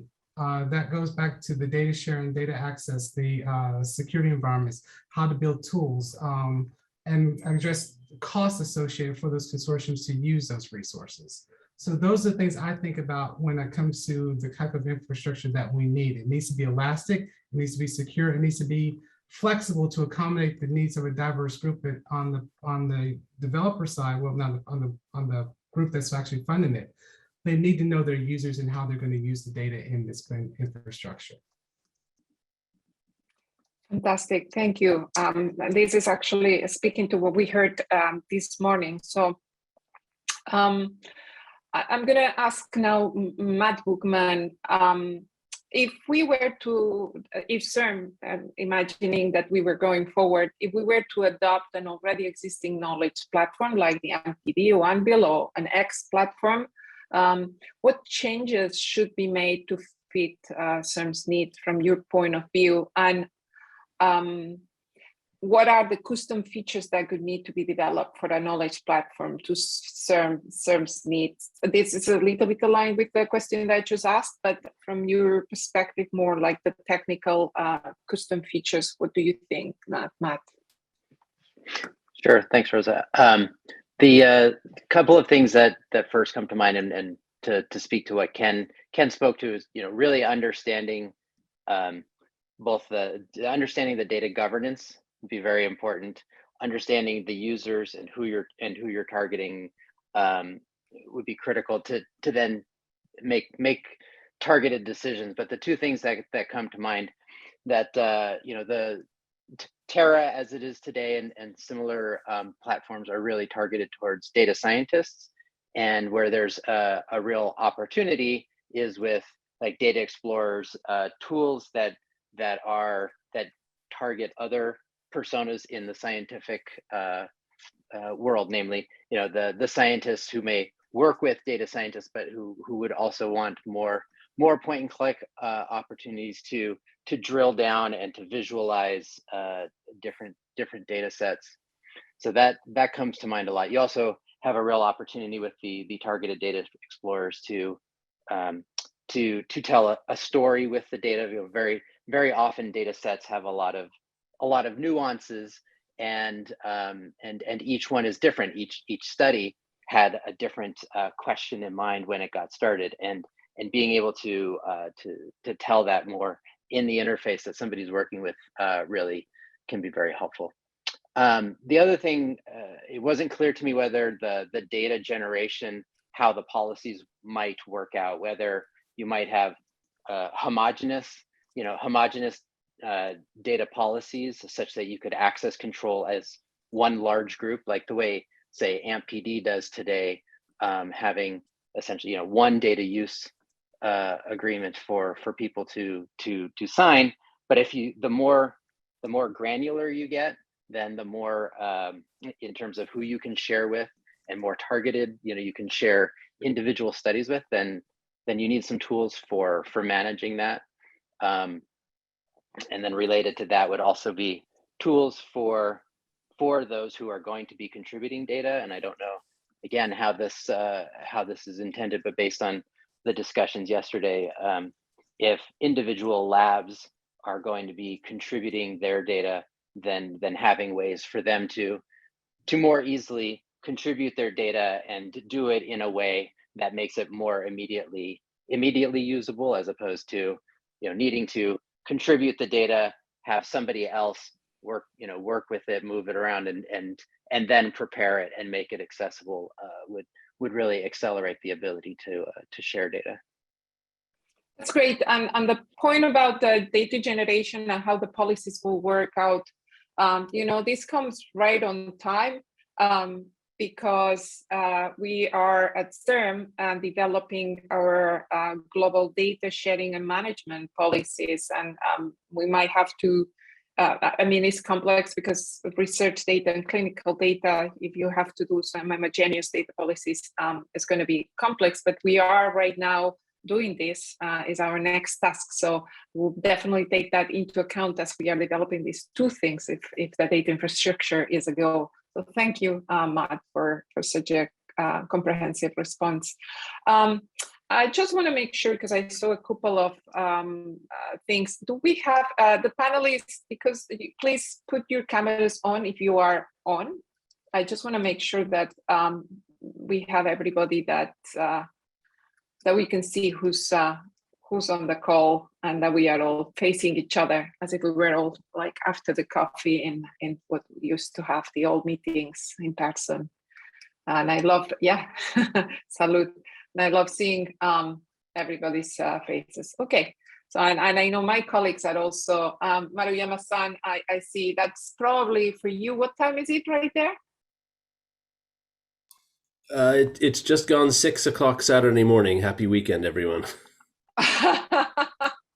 Happy weekend. Thanks for joining us. Okay, so moving on with as just as a recap, in case that somebody came a little later, we're talking in terms of data platforms, systems, and software to build an infrastructure, and what are the characteristics of the software infrastructure needed to enable CIRM's CNS Consortium data infrastructure. And now we've asked a couple of questions. And the next question I would like to ask Benedict. Are you there, Benedict? I'm not sure if... I'm there. Yep, I'm here. Okay. Thank you. So we've heard about knowledge platforms today from ADDI and PD Anvil. Which other knowledge platforms, and you actually just mentioned, there's a lot of new infrastructures or environments being built now. What other knowledge platforms and underlying data infrastructure models should we investigate, leverage, versus build ourselves? Right. So I slightly reject this question in the sense that I want to emphasize the need for modularity here. So there should not be an attempt, in my view, to wholesale buy one platform, and have it serve all needs, because that unfortunately is, that creates a monolith and will not necessarily allow for much flexibility. For the projects that I've been involved with, for example, Anvil, where we were originally, the history of it was that there was a sort of shotgun marriage actually between the Hopkins group, I hope I don't offend anybody by saying that, and the Broad group, which included Santa Cruz and Chicago. We were sort of forced to integrate and interoperate between the Galaxy environment that Hopkins was leading, and of course the Terra, Dockstore, etc. Work that we were putting together. And so we were actually able to bring together multiple components, modular components, and make them work together. And the result is that, for example, you can take Galaxy, use the Galaxy platform within Anvil fairly seamlessly now. Of course, there's more work to do, but it's coming along. So I want to emphasize that this need for modularity, it's important, and it's important to consider, and that there are, at different levels of the stack, if you will, there are lots of different tools that are produced by a variety of different groups. And for different CIRM projects, because I think it's likely that there will be lots of CIRM projects in the future, it's likely that there'll be different portals, different kinds of imaging or clinical or whatever it is, browsers and applications that will need to be served. So I think we could go for a long list of potential things that you might want to use, but the key thing is that those components can be sewn together in a way that makes something that is reasonably seamless and does meet all the use cases that were kind of sort of alluded to by the previous speakers. I think there is a good representation of groups here that provide a number of different platforms that we've heard about today. But certainly there are other providers, there are commercial providers as well in this space, and of course anything that some should consider, some should certainly do the due diligence and look at those. I do think though that at the base of it all, there is a need to think about interoperability and to ensure that CIRM doesn't create or build something that stands alone and that doesn't, that becomes a sort of a place that is isolated from everybody else. And I think a lot of the work that we've tried to do in Data Biosphere kind of is really about trying to interoperate across a number of data environments. You won't, I imagine that CIRM will create a data environment, but it needs to work with others. And on the question of, to what extent do you build yourself versus leverage, I think that at this point, as the systems mature, I think there are off-the-shelf components, for example, Terra, for example, Dockstore, for example, Galaxy. There are these systems, and many specific portals for single-cell data and so forth that can be composed together at this point. I think that there's a separate question about how you structure any kind of methods for like funding such a thing, but I want to emphasize that we do live in a world in which it's possible to bring these services together and have them operate in a way that, although it will take some time and effort, will be relatively seamless once we get the engineering done. So that's my kind of sense of how to think about this question. No, this is super helpful because and right now, given all what you're saying, all these components that are ready already, and that how you've shown how you can put them together in a modular way, I think CIRM should just be clear about what are we asking in whenever we ask for something, what are the parameters of how that should, or we want to obtain, and then you guys can figure out how you put it together. Tim, you have your hand raised. Just a very quick, I guess, echoing of what Benedict was saying. I think it's going to be impossible to know where you're going to be in 5 years from now. It's going to be possible to know what you're doing next. Because of that, it's really important to do what Benedict is mentioning, is being able to have the flexibility and the operability to be able to grow your system as you're learning more and bring things into the space. And so I just want to echo that what mentioning is really important as well, just for temporally, like thinking about the longitudinal life of what you're doing. You will only be able to do that. And it just is a quick thing as well. I think a lot of the systems that we may have seen today are really focused on omics, and many of them are not really focused on imaging. And so that might be something to think about to dive in a little more as you're thinking through things that you could build or buy. Yeah, growth and interoperability, and within growth, being able to add new types of data, which we saw like that everything is omics, but imaging is going to be crucial for the next level of data. And we saw it in the survey responses. Mike Snyder, you have your hand raised. Thank you, Tim, by the way. Yeah, no, I like what I just heard there. One maybe tweak of what I heard is, I know we build systems like the AMP, Parkinson's, and such, but I do think the broader you can design them, maybe getting at what Tim was talking about, where you can really have them as broad as possible, because at the end of the day, everybody's going to want to compare Parkinson's with Alzheimer's, with ALS, with all these things. So I do think they need to be in a structure that does go all the way across. And so the more we can anticipate, I recognize you don't want the perfect to like just shut everything down so you don't get things done, but I do think we have to think as broadly as possible. I honestly think clinical data at the end, everybody's going to want to mine clinical data of all sorts with, you know, all the omics data, all the other data, some of which we haven't even talked about, like wearables and things that I think are going to be in there. So I do think getting that structured as usefully as possible at the outset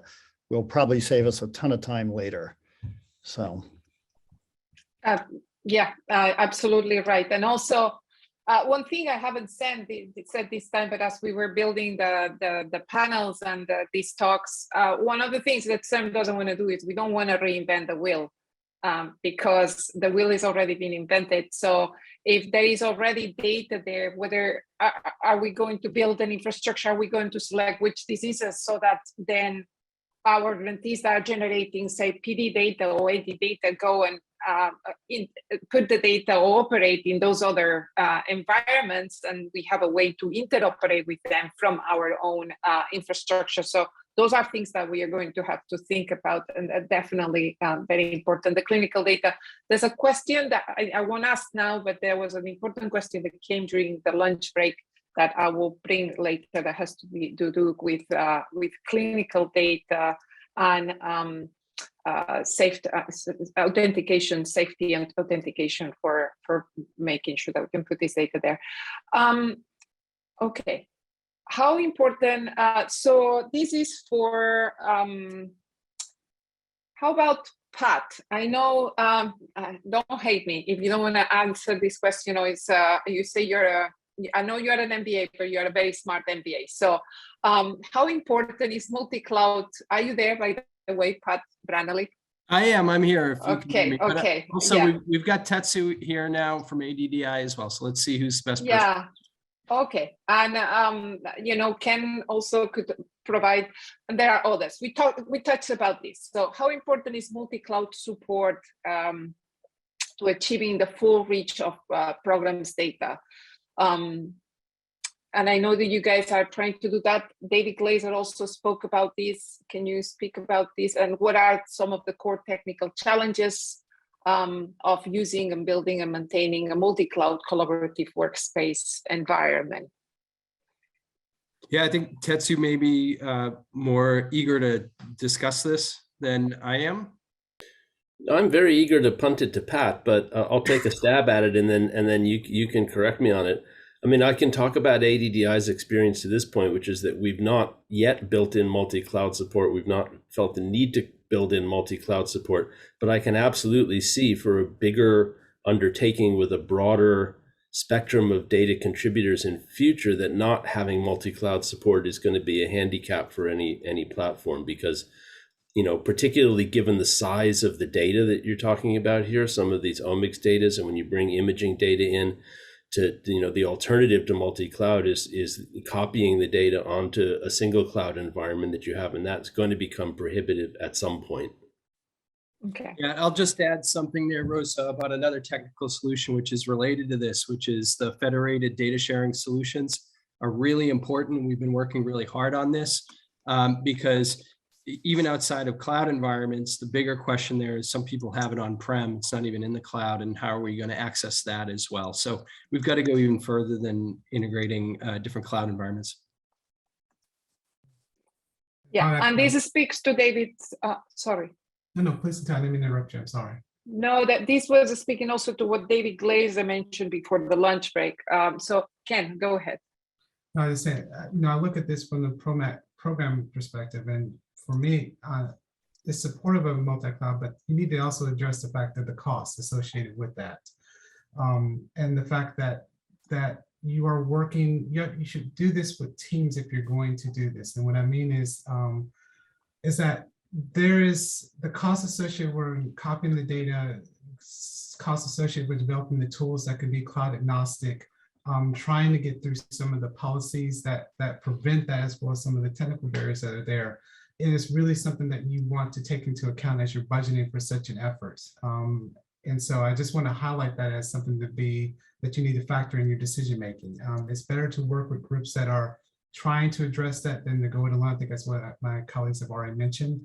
But it's also be aware that you need to monitor the costs and the resources that you need to allocate to make that possible. Because integrating Galaxy, Bioconductor, DocStore, these were all costs that, so that's just on one platform, much less trying to make them cloud agnostic. I want to echo on that point because it's both the cost and you're going to have to work with leaders at NIH and just fundamentally change how we do this, because academics, we are absolutely incentivized to use internal resources. I can get 1 million CPU hours and unlimited storage for free because it's put as indirects. And there's a part where we all get how that works because we work in these environments.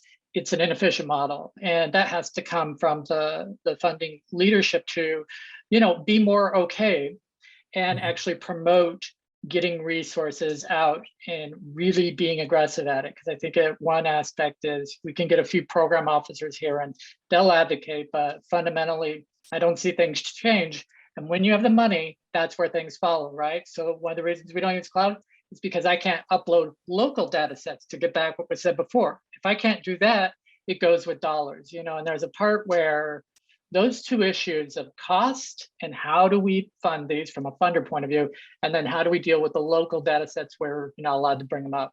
I really like both of those points. Tetsu, and then David. Yeah, so those are great points into that, the larger point, and I think this has probably come up before and will come up again, but an awful lot of this is about how far in advance can you think about preparing your contributors to contribute their data.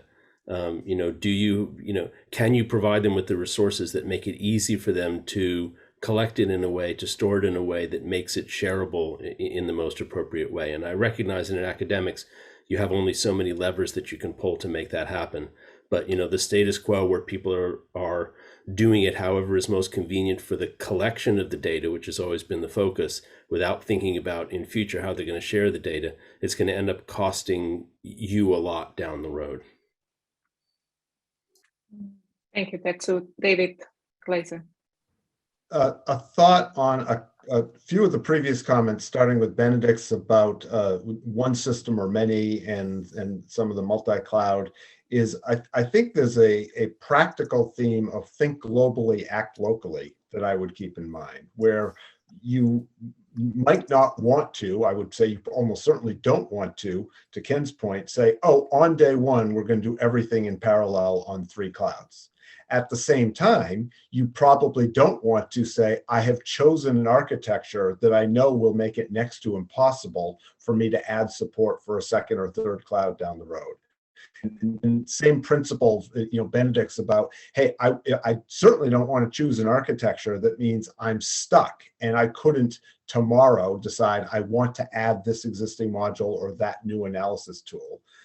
But you probably don't want to say, I won't launch until I've supported this checklist of 16 analysis tools because at least one researcher has said they think they might want to use it. And so that think globally, act locally, I think is a way to chart a path through the options here. Thank you, David. Ken? So I just want to, we talked about how to basically make these things future-proof and to address making sure that you're not building something that's dead on arrival. One thing you should really think about is the idea of getting outside groups to come in and evaluate your resourcing tool, update them, let them have people who are not invested in your architecture and your resource come in and assess, is this really meeting the needs of the community that you're trying to serve? And that's one thing, like the AML, we're very committed in NH, in the way we do this for our programs. We bring outside people in to really, go at our systems. What do they think about the progress of these resources? And that way it lets us make sure that we're not developing something that's dead on arrival. When they're telling us if we need to make this data set available for free, or we need to look at alternatives to, the current infrastructure that we have, this is the community telling us what they need. And that's how we stay up to date and we stay relevant to them and the resources that we're building. So that's something you may want to think about also. Great, David Craig. One thing that I think would be really helpful that's not done and not appreciated enough is the training. And the truth is, if you're in a university and you're going to run a class and you're going to teach stuff, you might say, oh, they're $300 free with your Google membership or something. That's not real. And you cannot really get approval to use most data sets. So what do? You don't really train people in that environment. Maybe use TCGA or something, because it's really the only thing that you can unambiguously say that a student can use. That's something as a program you guys could shift, because you're going to have the ability to address things and making sure, because it's surprising, most consents don't really, people are, can you allow it to be used for educational purposes? And we all know the reasons why computers get in place. It's what we used when we were students. So I think considering access for education to the data specific to this project could have a profound impact, and giving a vehicle for which it to be trained, so that there doesn't have to be a request to get dollars to teach the class. And that would be two big things that could be done. And this is an excellent point. Also, it links to, as you know, we have amazing educational programs, and we are now with our new strategic mission, we have the diversity, equity, and integrity. DEI. We say so much DEI, but the diversity, that the access to everybody. So I think that this could actually be something that we could even play with our educational programs as well, which are part of our pillar programs. Let me just go into a new question that links to this with cost. So, and I think Todd Scherer, I think you are on the call. Thank you so much for making the time to join us. Should a new program adopt a cloud-first philosophy and impose restrictions on direct downloads, or require approvals to take data from the cloud to avoid egress charges, to encourage cloud processing? Do you have any thoughts on that? I think we've tried both approaches. I think the value of not having the downloads is that, at least in the data sets we're working with, the data is constantly changing as it's a living data set. So I think there's advantages to accessing the data through the cloud. And I think the other thing we've learned is then you can also have more transparency in the analytics that's being done, so that, we're sharing the data. So there's kind of this trade-off that we also then request that the people share what they're doing with the data. So I think that also is an advantage to having it in the cloud. But yes. Oh, thank you. Yeah. Yeah, I mean, your perspective comes from like a funder and from somebody that has a lot of researchers trying to get to that data. So it's important. I don't know if maybe Tetsu, do you have a comment on this? Yeah, thanks, Rosa. So, I mean, again, I've already heard a lot of other people talk much more sensibly than I can about the ideal versus the practical on this. The ideal, of course, is that everything is going to be cloud-based, and that you're going to discourage people from downloading. So there's sort of two different ways of thinking about that. One, I guess, is, are you going to download all of your data to do all your analyses locally, which leads to the kind of siloing I think people have pointed out as a potential problem in building a data sharing community. But on the other hand, if you would say data security issues are such that we don't want anybody ever downloading any data, our experience is that that's actually impossible to do. unless you disable copy paste, because people will do that. And if you do that, they'll take screenshots and then they'll copy it down. So if you're talking about, you need security and people can't download, you have to go to a federated structure where people never actually get access to record level data. If you accept that people are going to have that, then you also have to accept that there may be some downloading, but encourage people through incentives to make their contributions and their analyses cloud-based. Thank you, Tetsu. And David Glazer. A couple of things, picking apart a few aspects of the question, because I think that we could all agree quickly on the goal, which is to create an environment where every researcher chooses and prefers to use cloud-based analysis because it's better for them. So that's where I think the bulk of the effort should go into making the cloud-based environment the preferred choice. That's not the case for all researchers at any point, and it'll take a while to make it the case for most researchers most of the time for most data sets, but it's already true for a lot. But anyway, that should be the goal. Given that, you then have to say what trade-offs are appropriate for a given program. So for the All of Us research program, the decision was made for participant data control reasons to prohibit data downloads, first by policy, and second by adding a lot of technical friction around data exfiltration.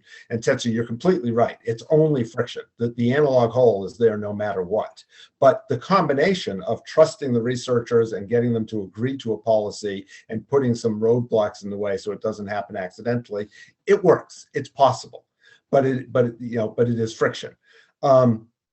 The last point I'll just make, though, is that the question, the premise and the question about egress costs, I think that can be separated out, and you can say that you can put the burden of egress costs on the researchers who choose to download the data, if they choose to download the data, so that you don't have to worry about a blank check on a program's part.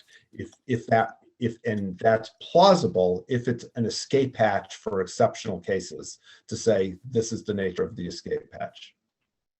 And then Mike, I agree. I kind of hold myself back from saying, why are we having this conversation? We all live in the cloud already, because I know that's, the future is unevenly distributed.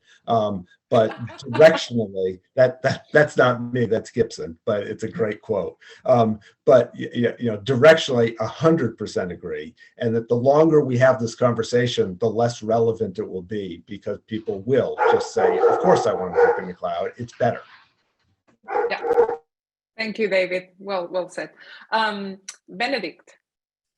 Yeah, so I just want to kind of back up what David is saying and make a couple of points. First of all, I think it will take a long time for the transition to the cloud to fully happen, right? We all like to think our research programs happen over like R01 periods of 5 years or whatever, and that's not true.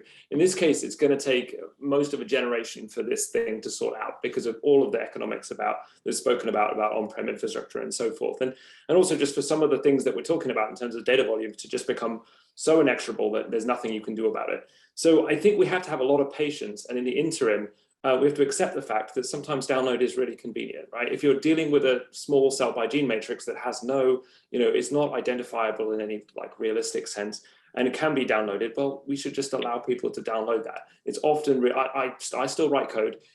Maybe I'm in the minority on this call, but and when I do, I like doing it on my laptop, and I like developing against small data sets so there are advantages to being able to bring data out of a system where it is appropriate. And then just on the point of friction, I mean, I do think that what we're trying to do with security is to create a kind of policing. And in a policing analogy, you can't prevent crime. It's always possible for somebody to do something bad, but you do want to be able to catch the people who do it, right? And potentially point fingers if something bad happens and then correct, right?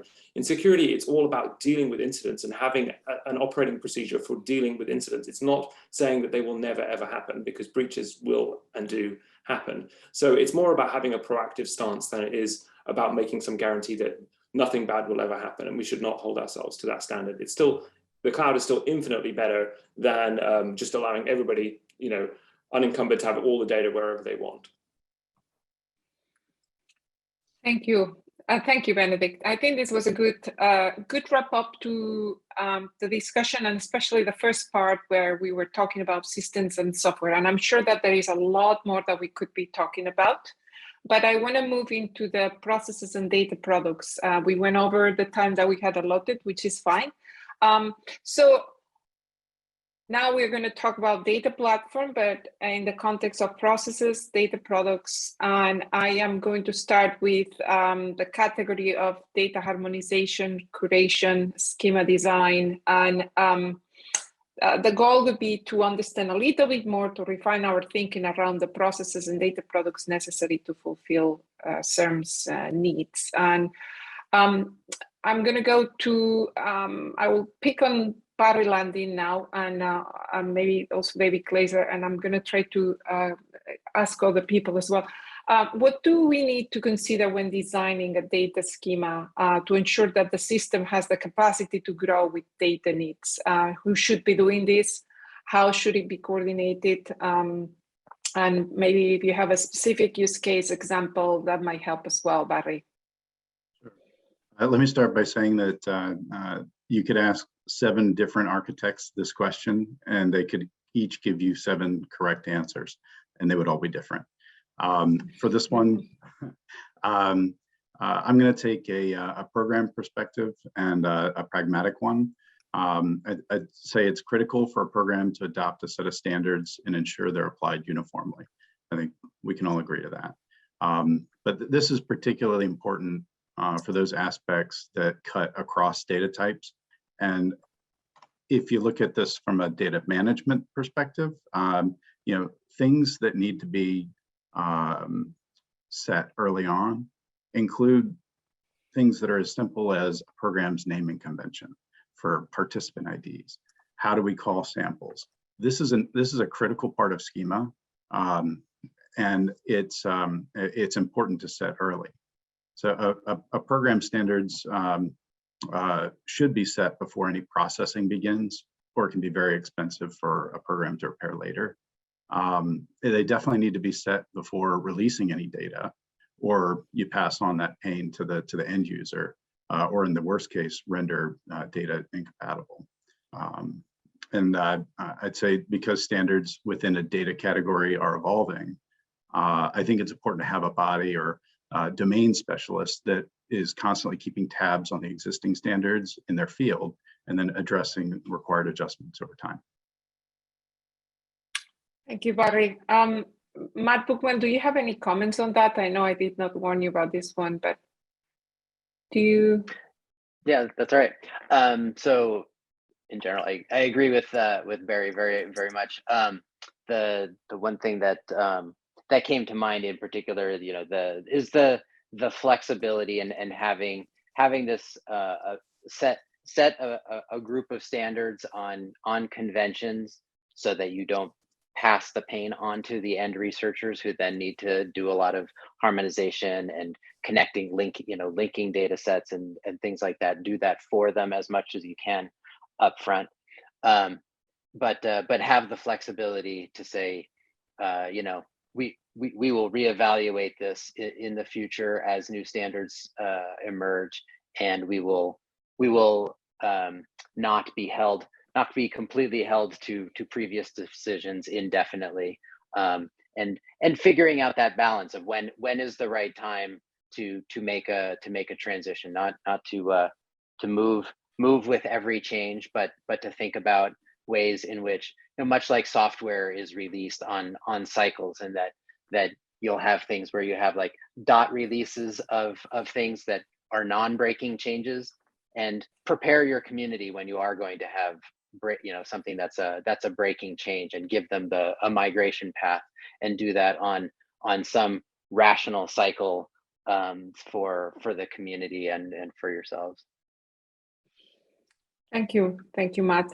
I want to now move a little bit into the opinion of experimentalists, and I'm going to ask Kendall and Leslie, how should process data be curated, cleaned to ensure compatibility from your perspective with other data and the same omics type data type? from your point of view, what do you think? And well, I have a follow-up question, but who do you want first? Sorry. Let's go with Kendall. Let's do Kendall first, and then Leslie. Thank you. Okay, so I was thinking about this, and for transcriptomics, I think people use fairly similar platforms. So STAR, Salmon, other stuff. I think it wouldn't be difficult to get everybody to put their data together in a uniform way. I was wondering what people think about how often you update those data sets and reanalyze them in a new updated reference. But I was also thinking about other platforms. So people who work on small RNAs, there's this alignment issue where it's hierarchical, and it depends on whether you put tRNAs first or piRNAs, what kind of outputs you get. So in certain types of omic streams, it will be important to be more uniform so that if people go and grab a data set, they're all talking about the exact same thing. Otherwise, people are talking about slightly different things with different names, but they are talking about the same sequences. So it becomes a bit confusing unless people really do make an effort to put things through the same pipeline. But then there needs to be some flexibility at the end. So we also like to look at circular RNAs, and not everyone agrees on the same way to do the circular RNA alignments.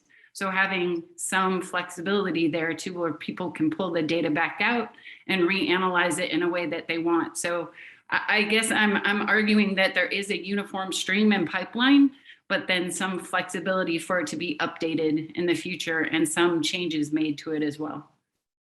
Okay, thank you, Kendall. And Leslie. Yeah, I would just completely echo what Kendall just said.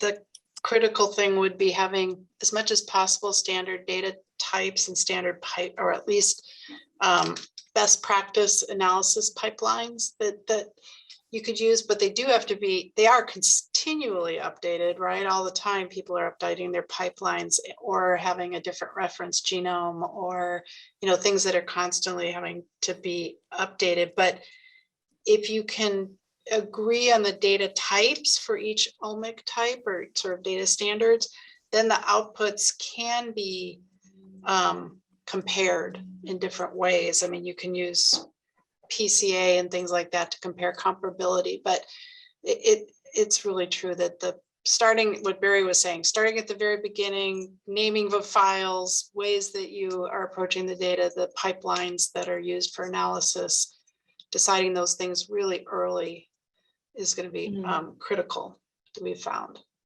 Thank you, Leslie. And a follow-up question. So this links to the, one second, team.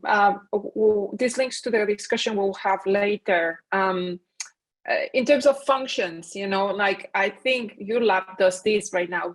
If you were think a grantee of, well, you are a grantee of CIRM, but if you, let's just think in the future that we have a data infrastructure, do you think it could be useful for people like you to have these functions centralized in a data management center like that? And what are the pros and cons there? I'm kind of like getting ahead of myself, but I would like to. I think the data, I don't know if the pipelines, I'm trying to think how to say that. Having data centralized so that you can compare between, say, different IPS type disease types or IPS lines, or, you know, whatever your investigation is, would be really invaluable to have a centralized place and people agreeing on their data standards. Also, having pipelines in place that get regularly updated would be helpful, I think, especially for people who don't maybe do it routinely. That would be very helpful to do. I know that there's been a lot of instances where it would be wonderful to be able to compare across data generation sites, right? Mm-hmm. Yeah, thank you, Leslie. Tim. So the uniform processing, there's a lot of value in uniform processing because it helps people to be able to do analysis amongst different data sets, right? But then there's also a lot of value for someone going in and looking at their data set for a year and doing something bespoke and has a little more power to it, right? And so we know both of those things are true. And so in a lot of ways, at least the things that I've seen successful in data centers are embracing both things. Knowing that, you know, someone who generates data may have their own way that they're going to process that data for their paper for that data set, right? Because they know it very well. But also knowing that that's going to be completely different potentially from another data set that you want to combine that with that. And so for a scope of analysis, it might be a data generator working on their own data and doing their own thing, and you want to empower that and enable that, right? But then you might have now 50 data sets and they don't even have the same reference, right? So that's not helpful for the next scope of analysis and that joint analysis as a consortia, because we're a consortia, right? We're doing big science.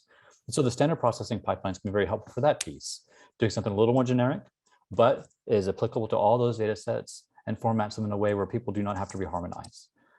And so I think accepting both of those and understanding that both are important, and then when having a processing pipelines, making a lot of pieces available, not just the end result. After alignment, before any filtering happens, those raw reads, for instance, make that available, as well as something more curated, and the matrices raw, and maybe something a little more curated that gives guidance on using those things, but also doesn't make decisions for people when they want to make their own decisions on things. The raw pieces are still there. And that becomes something that's really powerful if one can balance those needs. Great, thank you, Tim. David? Yeah, I guess this is a question for some members here who know this. With RNA and all these epigenomic methods coming up, so I know my view on standards, but I'm wondering specifically the GA4GH folks. I don't really think of that entity for standards around RNA. Maybe that's my own fault. Can somebody tell me, DNA is easy because it's always the same. How are we on standards for RNA epigenetics, methylation, so forth? I know there's ongoing GA4GH work on it, and there are some RNA standards from GA4GH, but it's not as mature, and I'm not up on the details. I'd be going to the website to poke around, but people are working on it. Yeah, I think the one thing I'd say about RNA is, DNA benefited from a big project like 1,000 Genomes, so people came up with a VCF. There's still not even a standard file format exchange with different programs. They all use different versions, right? I think, yeah, kind of advocacy around that would be great. Great. Thank you, David. Leslie? I was just going to say, I agree there need to be some standards, but I mean, there's count data and fast queues and things like that that you could somewhat standardize, at least for general omics type of work. But I just want to reiterate what was said earlier about being able to integrate the clinical information with any kind of multi-omics or any other type of data. I think that's incredibly important, and that would be a good resource. Yeah, and that has to be, it keeps coming up. I think it's going to be very important. And our colleagues from the clinical therapeutics team are also, involved in this thinking. So, Michael Snyder? Yeah, there's actually a lot of standardized pipelines from ENCODE around RNA, methylation. They've been around for a while. They're pretty mature. And certainly David's group is the one that's been involved in a lot of that, and Mike Cherry now at Sanford. So the expertise is all here in California. So it's pretty easy to implement, I think. And then, it's starting to get there from HubMap and H10 around imaging data and other things. It's still a little bit in flux, but attack data, all that part's all standardized. So again, you wouldn't have to reinvent the wheel there. Even small RNA to some extent. Now, not all the innuendos of different kinds of small RNAs are worked out, but some of it's there already. So. Thank you. Thank you, Mike. And yes, we have a lot of the great expertise here in California, which we found, as we were designing the workshop, we were not actually going just in California, and we just found that the expertise was here. So let me just check for 1 second. Okay, just trying to see that I'm not missing anything. I want to move into, within the framework of process and data products, talk about a little bit about data access. And then the last thing that we will touch that has many questions is the metadata. Which, it's going to also link about collecting clinical data associated with the research data that we are or the omics data we'll be collecting. So data access, and I want to ask this question to Jonathan. Are you there, Jonathan? Just making sure that we have him. He is not here. He's not? Okay. So that was about very specific about data access. Let me see. Let's move into metadata, and then we can come back to this perhaps. So how do we, this is going to be for, let me think. Let's see. Actually, Jonah, I did not warn you about this, but I'm trying to make sure that all the panelists have and we have representation from CZI. Thank you so much for participating in the panel, Jonah. How do we, how would you say that we determine what type of metadata needs to be collected when we are collecting research data? How do you determine that? Yeah, so I think there's a couple facets to this, and I mean, metadata, of course, is an incredibly difficult topic. So one is I think that there's some minimal metadata that really helps drive interoperability. And so, you know, aligning with and discussing what that minimal amount of metadata is to make sure that the data that's being collected is interoperable, can be used in conjunction with other data resources out there, critical. And then the other is, and I think this maybe speaks to some of the work with the user feedbacks, is focusing in on metadata that's going to help address very specific questions that are of need and, you know, kind of a priority for the consortia. Otherwise, I think we've all seen these challenges where they can just kind of blossom out of control and you end up getting a lot of information, very little of which is helpful. So I think that minimal schema for interoperability reasons, and then really working with the consortia and driving towards, you know, some focus on the, you know, key questions that are being asked. Thank you. Steve Finkbeiner. Yeah, thanks, Rosa. I think, you know, when I think about it both as a data generator and a data consumer, I sort of feel like there are two parts to it. One is, if I'm a data generator, I need the metadata that I would need to be able to communicate to others, the sort of important aspects they would need to be able to reproduce the work. And then as a data consumer, some of the things I think that Jonah mentioned are really important. And I can't help but sort of think about the discussions we had yesterday. And I think that, you know, where a big focus was on variability, reproducibility, and standardization. And I've been in a lot of these discussions with other consortia about, you know, figuring out what metadata we need. And I think at one level, the answer is something that has to be decided as a group. And some of the answers are going to be generalizable because it's a data type. Others will be more specific because it's an assay.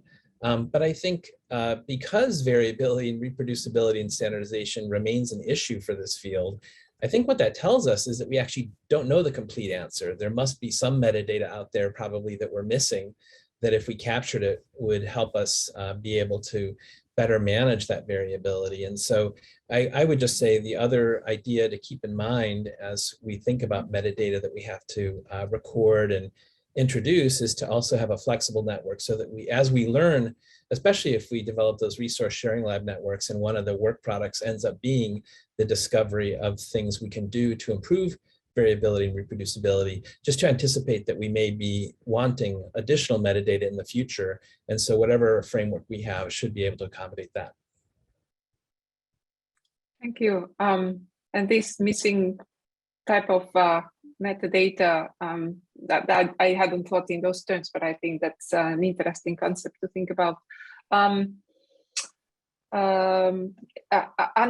Arkhipov from the Allen Institute. Are you there, Anton? I am here, yes. Hi, Rosa. Hi. Yeah, thanks. So I actually really agree very much with what Stephen and Jonah just said. I would just add that it might make sense to think about sort of three categories of metadata. One is, like Jonah mentioned, you know, the minimal set of metadata that is sort of like a must-have. and let's say the organization that provides the infrastructure may help define it. And so then, there is this small set of metadata that really has to be there under all circumstances. Then the second category is metadata that are optional, but that are defined, right? So you have the fields that people can fill, but they maybe don't have to provide it necessarily. And the third one is completely optional and potentially user defined. So it might be useful sometimes to provide this flexibility that people, for example, who provide the data, they introduce their own definitions of additional metadata. So we found that to be useful in some cases, this division into 3 categories. Yeah, and I think it's a little bit aligned with what Jonah was talking, but that's very useful also. What type of, and this is for Brian O'Connor, what type of annotations and metadata are needed for the researcher to effectively use multiple data types together in the knowledge platform data infrastructure from your point of view, Brian?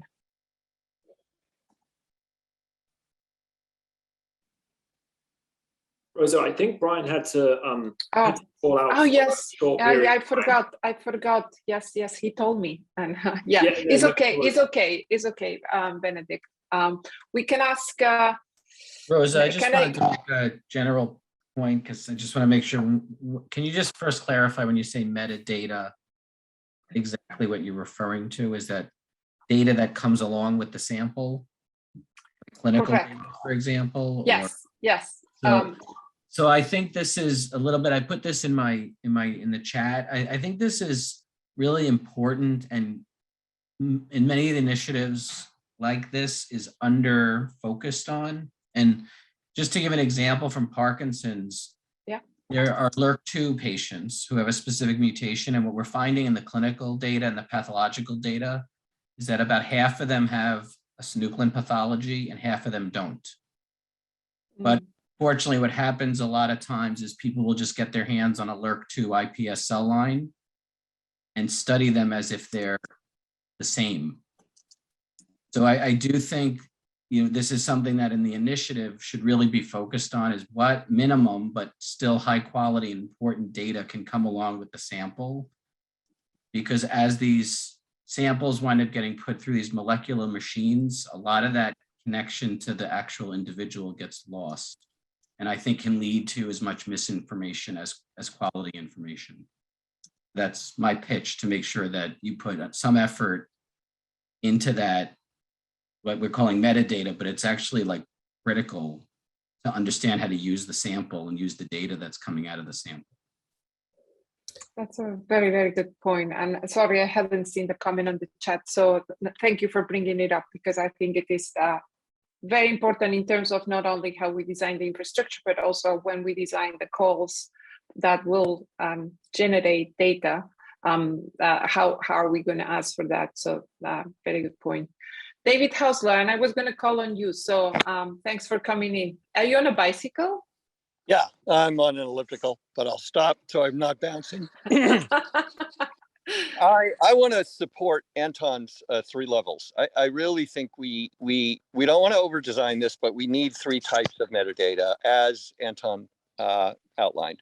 And again, to reiterate that, there is a core set of metadata that are absolutely required, and CIRM has to make sure that you cannot move forward if you don't have those fields.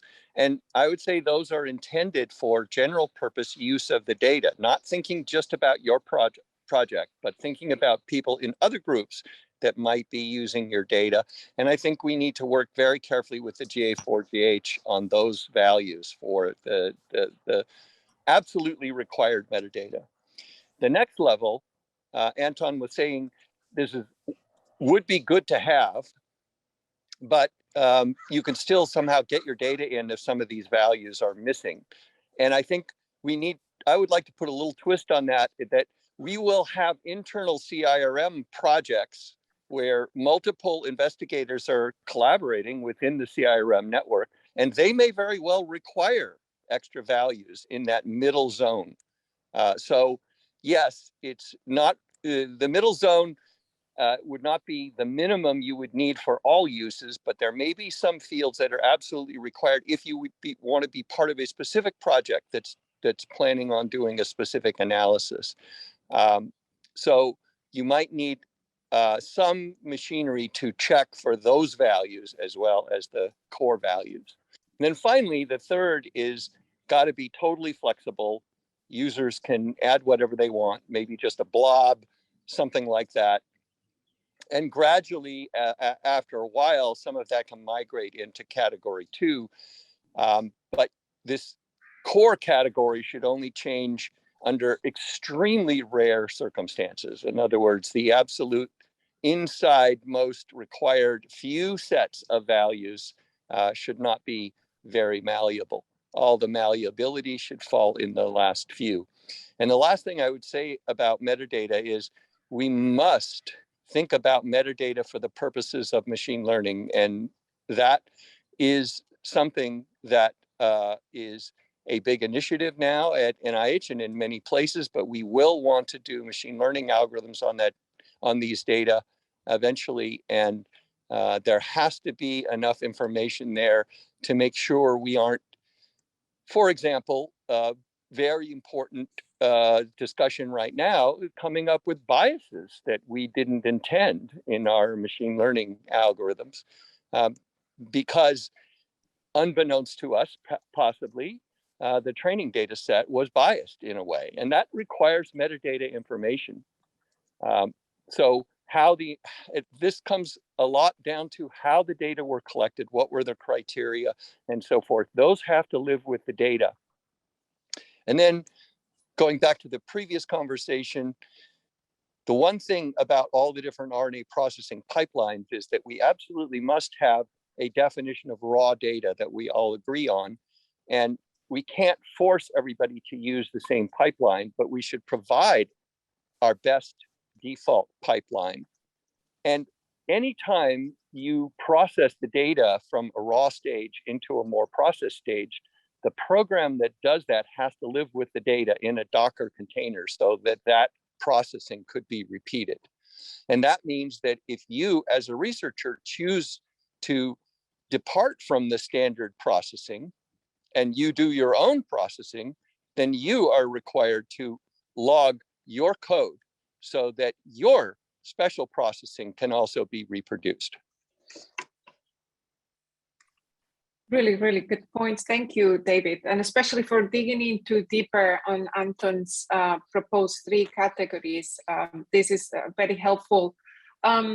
So I guess what you could be saying is that when we have calls, RFAs that will generate data, we need to stipulate the kind of metadata that needs to be coming, like a core to in the application, that there is no other way that we could accept that. That could be review criteria, kind of, no? I'm not saying in the application. I'm saying like the Allen Institute does it, where they have a step where you cannot proceed beyond that step unless you have the core metadata.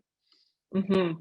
Yeah. So you need this to be an active thing, not once promised, but a daily requirement that you need to put up an absolute barrier that they can't get beyond that barrier and continue with their research unless they have that core metadata in. Great. Thank you. Thank you, David. Let me see. This is a question for, I'm going to go to Mike Snyder and a couple more. But so from your point of view, who should oversee the application of annotations and metadata and ensure all the relevant information is complete and available? Should this be from a data management perspective, Mike? Yeah, well, for the groups I've worked with, it's always been the repository. So people take it in and they do just what David Hauser was saying. They'll check the data to make sure all the fields are complete, reach out to them. And people do need help sometimes. Sometimes the people who are submitting the data aren't always, your most sophisticated people. And so for whatever reason, they may need help. So in general, we've, as I say, for all the groups I've been with, whether it's ENCODE, H10, Hub Map, there's always, the data centers always have people there, and they always have, to be honest, help people who can help people ahead of time, catch things early too when they're planning their experiments. They're very, very clear at the outset, data submission, as you're funding these projects, data submission is an absolute requirement for all this. And if you need help, we'll have a support person for you. And they call them, you know, I think the start with David Hauser stuff, data wranglers, the term to actually, you know, help people submit data who really might not know all the fields or what they're supposed to do. So I think that's pretty critical. So we had an infrastructure. In some ways, this could be part of the data management center. You know, the data wranglers could be part of that, which is what we discussed earlier on in the advisory meeting in September. Stephen Kleinbeiner. Yeah, I was just going to say sort of the same thing. I suspect that with the CIRM initiative, there will be people who are predominantly data consumers and those who are data generators. And I think metadata is widely appreciated by data consumers, but less maybe appreciated by data generators. And so thinking about ways to incentivize that process and make it as easy as possible would be really helpful. I think the data centers is a great thing, but even the adoption of electronic lab notebooks is sort of adopted kind of at a variable level in groups, and the data hygiene. I mean, I know people who still enter things in Excel spreadsheets by hand. So I think if there were ways that you could also think from CIRM's perspective, how to foster that and make both it easier for the data generators, but also the quality of the data as it comes into the data centers. It'll probably help everybody. Thank you, Steve. David Hausler? You're muted, David.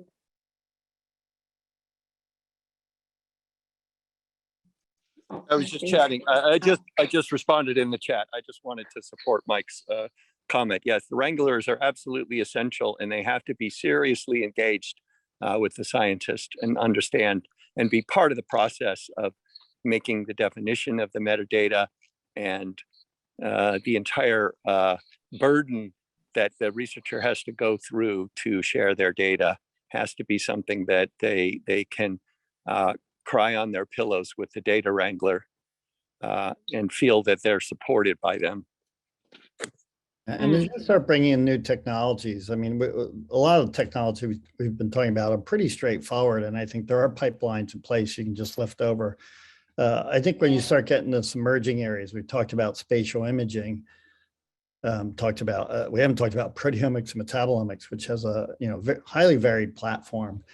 That gets incredibly complex, and so you really need somebody. If you really want to bring those data in, you have to have somebody on site to help understand the data, how to bring it in, and all that sort of thing.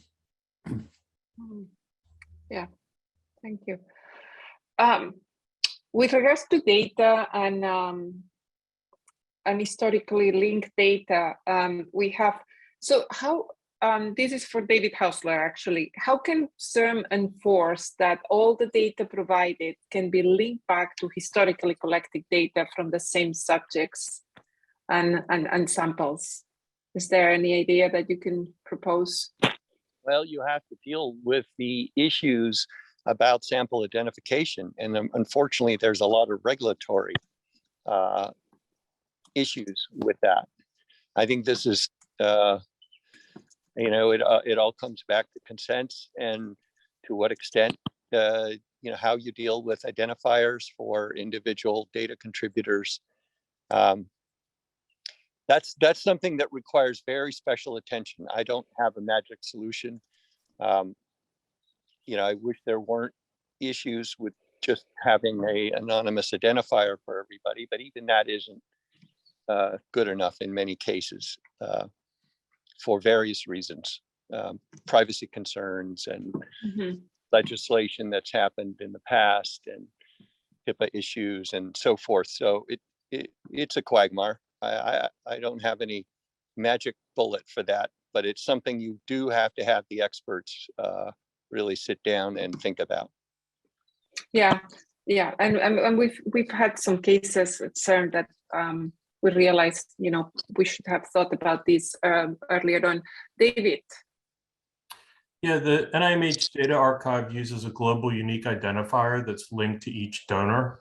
And whenever data is uploaded that's associated with that, either that patient or that sample, the global unique identifier is linked to it, so that wherever you retrieve data, the global unique identifier is associated with that data submission, and so that all the data that's associated with that patient will be linked together. And that's because you've worked through the privacy and the issues associated with that. So if CIRM could use that scheme without inventing its own, that would be great. But then you're going to face the hurdles that, what went into getting that scheme all approved and set up. And you can't just borrow it. You have to replicate it probably for CIRM. Yes. We would have to go through all the hoops, but that is one thing to think Great about. team, David, absolutely fantastic, and that's the way it should be done. I don't see any more hands raised, and I am. Thank you, David. By the way, Pantinción, and I see. I think we have 4 Davids as well, Uta. So I think it's 2:04, and around 2 I wanted to move into the section 4, the hypothetical infrastructure scenario discussion. This is going to go, now we're going to go back to high level. So let's, can you place the, there you go. Let me just, well,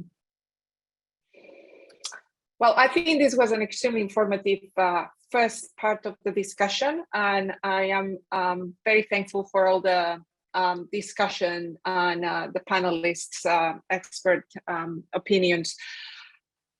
So as the last part of today's workshop, we are going to be discussing hypothetical data infrastructure scenarios, and we've gone back and forth a little bit how we were going to be framing this discussion. And after yesterday's final discussion, we decided to simplify things a little bit. So hopefully this is going to be a fluid discussion. And also, as an aside, and I said it earlier, for the purposes of this meeting, a data infrastructure contains the knowledge platform that we spoke about this morning, amongst other elements. So we're going to be talking about a data infrastructure that we are going to be calling a data management center. What we want to understand is how we would organize such an infrastructure, and we will provide options, and what are the crucial functions that lay on those elements. Next slide.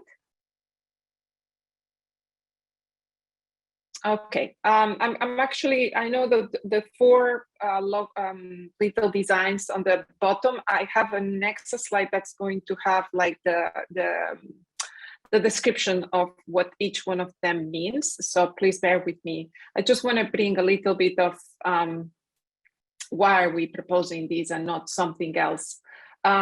So the outcomes from a previous workshop suggested to CIRM that we should consider a hub and spoke program. Actually, it wasn't a previous workshop, it was the advisory meeting that we had on the data infrastructure back in September. So this hub and spoke program architecture for the data and systems management is what we are going to be thinking about now.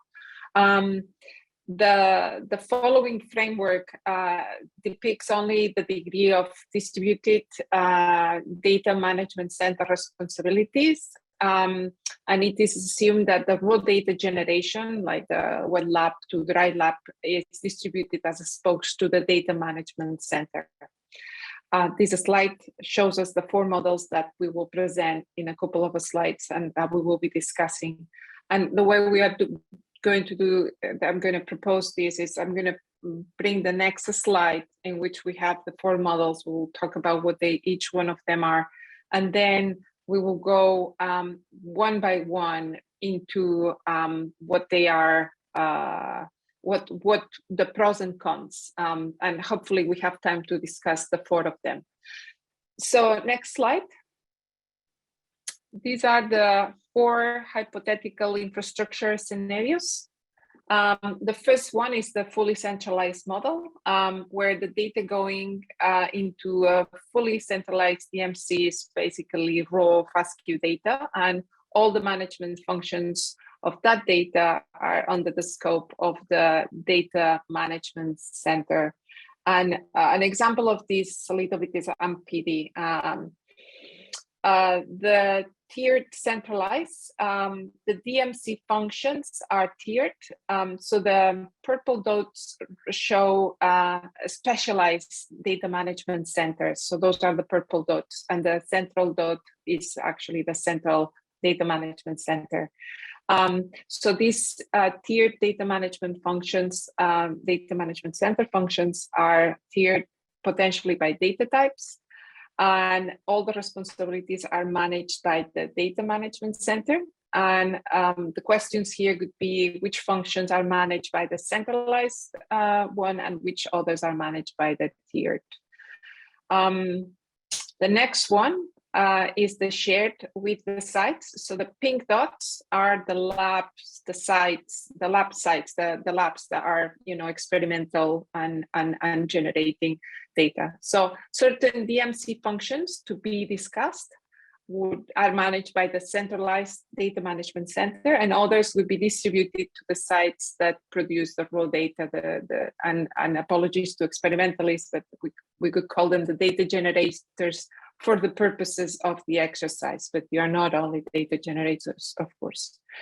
And then the last one is the tiered and shared, where the data management center functions are tiered, potentially by data type. It's a little bit like the others, but that like the second one, which was tiered centralized, but now we have the sites, the lab sites that are the ones generating the data that are coordinated with these data management centers. Okay, I think I understand them myself. Every time I have to think about. Okay, so in the next step, we are going to evaluate each one of the options with regards to where the different responsibilities and functions fall into. Next slide. So the main functions considered, I would like to frame the discussions with the consideration of these functions. And as a bit of background of where this is coming from, after the advisory meeting back in September, CIRM conducted a poll with expert data infrastructure stakeholders.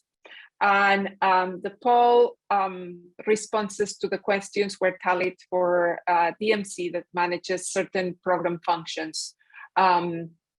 So this shows that a lot of the discussants polled were thinking the same way. There was a super majority of the responses that had no dissenting opinions. None of them marked never to the questions that we asked them. And this poll led to suggest that the data management center should manage the following: the schema metadata specs, the data releases, the site content, the user registration, the user support, the knowledge platform, and the systems and data security. So that could be something that we are going to kind of, for the purposes of the next exercise, this will be asserted to be functions of the DMC or DMCs. How we could split them, that could be another, if we have time, we could discuss that. But the two functions that were most contested was data generation and data QC. So we are going to, so there are several requests for clarification of the DMC structures. Is anybody from the panel asking about the DMC structures? I need to see, I want to make sure. Yeah, I was posted the clarification and a couple of people jumped on. I think, Rosa, I understand the question, but I want to make sure before we all start answering it, that this question primarily about the human architecture of the system, how orgs and people, which orgs and people are responsible for which functions. You're not primarily asking a technical question or a data question, although it will have consequences for that. You're primarily asking the kind of thing that you might capture in a RACI diagram or you might capture in an org chart. It's that kind of question. Is that right? It is. We are trying to go now to a higher above level and think about how we could organize something like this, so we can think about when we are developing, if we end up developing, say, a concept for the data infrastructure, how we would be asking for where these things would lay into, and which functions we could prioritize. Any other questions for, any other panel questions? Because I want to make sure that we are all in the same level of discussion. So what I'm going to ask is, so we can go into the first model, and in this next slide. So I would like to start with this one, and in this case, so as a reminder, the gray is the central DMC, which would have certain DMC functions are managed by the centralized DMC, and others are distributed to the sites that produce raw data, the data generators, and we have the labs. Barry, go ahead. Want to recognize that we have a good number of people on the call from the Answer ALS program. And I think that this model most suits Answer ALS, where we've got different labs and sites that are generating data, but they are also responsible for a lot of the things that people responded to in that poll, like have to define the spec, have to do QC, and there's all kinds of things that they're doing before they send it to a central organization whose responsibility is to release and curate the data, or curate the data for release. Thank you. So no, this is great. What I was going to do is, and Leslie, I'm going to go to you. What I was going to do is ask the group about what you think about these models, the pros and what pros and cons, and what's the basis for your responses. And also, we had the two contentious elements, which were where the data could be generated and where the data could be QC'd. But of course, if you have opinions about the other elements, about the schema, metadata specs, or other things that you have experienced and that could work better if it was somewhere else, then please comment on this, because we are going to take notes and then we'll build the ideal model in our head. So Leslie, and then Michael. I was just going to follow up on what Barry was talking about. I out of the different models, this is the one that I would gravitate towards, and for that, and with the contested items, I don't know that I would have data generation or data QC as part of, the responsibilities of the DMC, maybe at the level of data QC of what's required for each data type that the data generators have to show or do.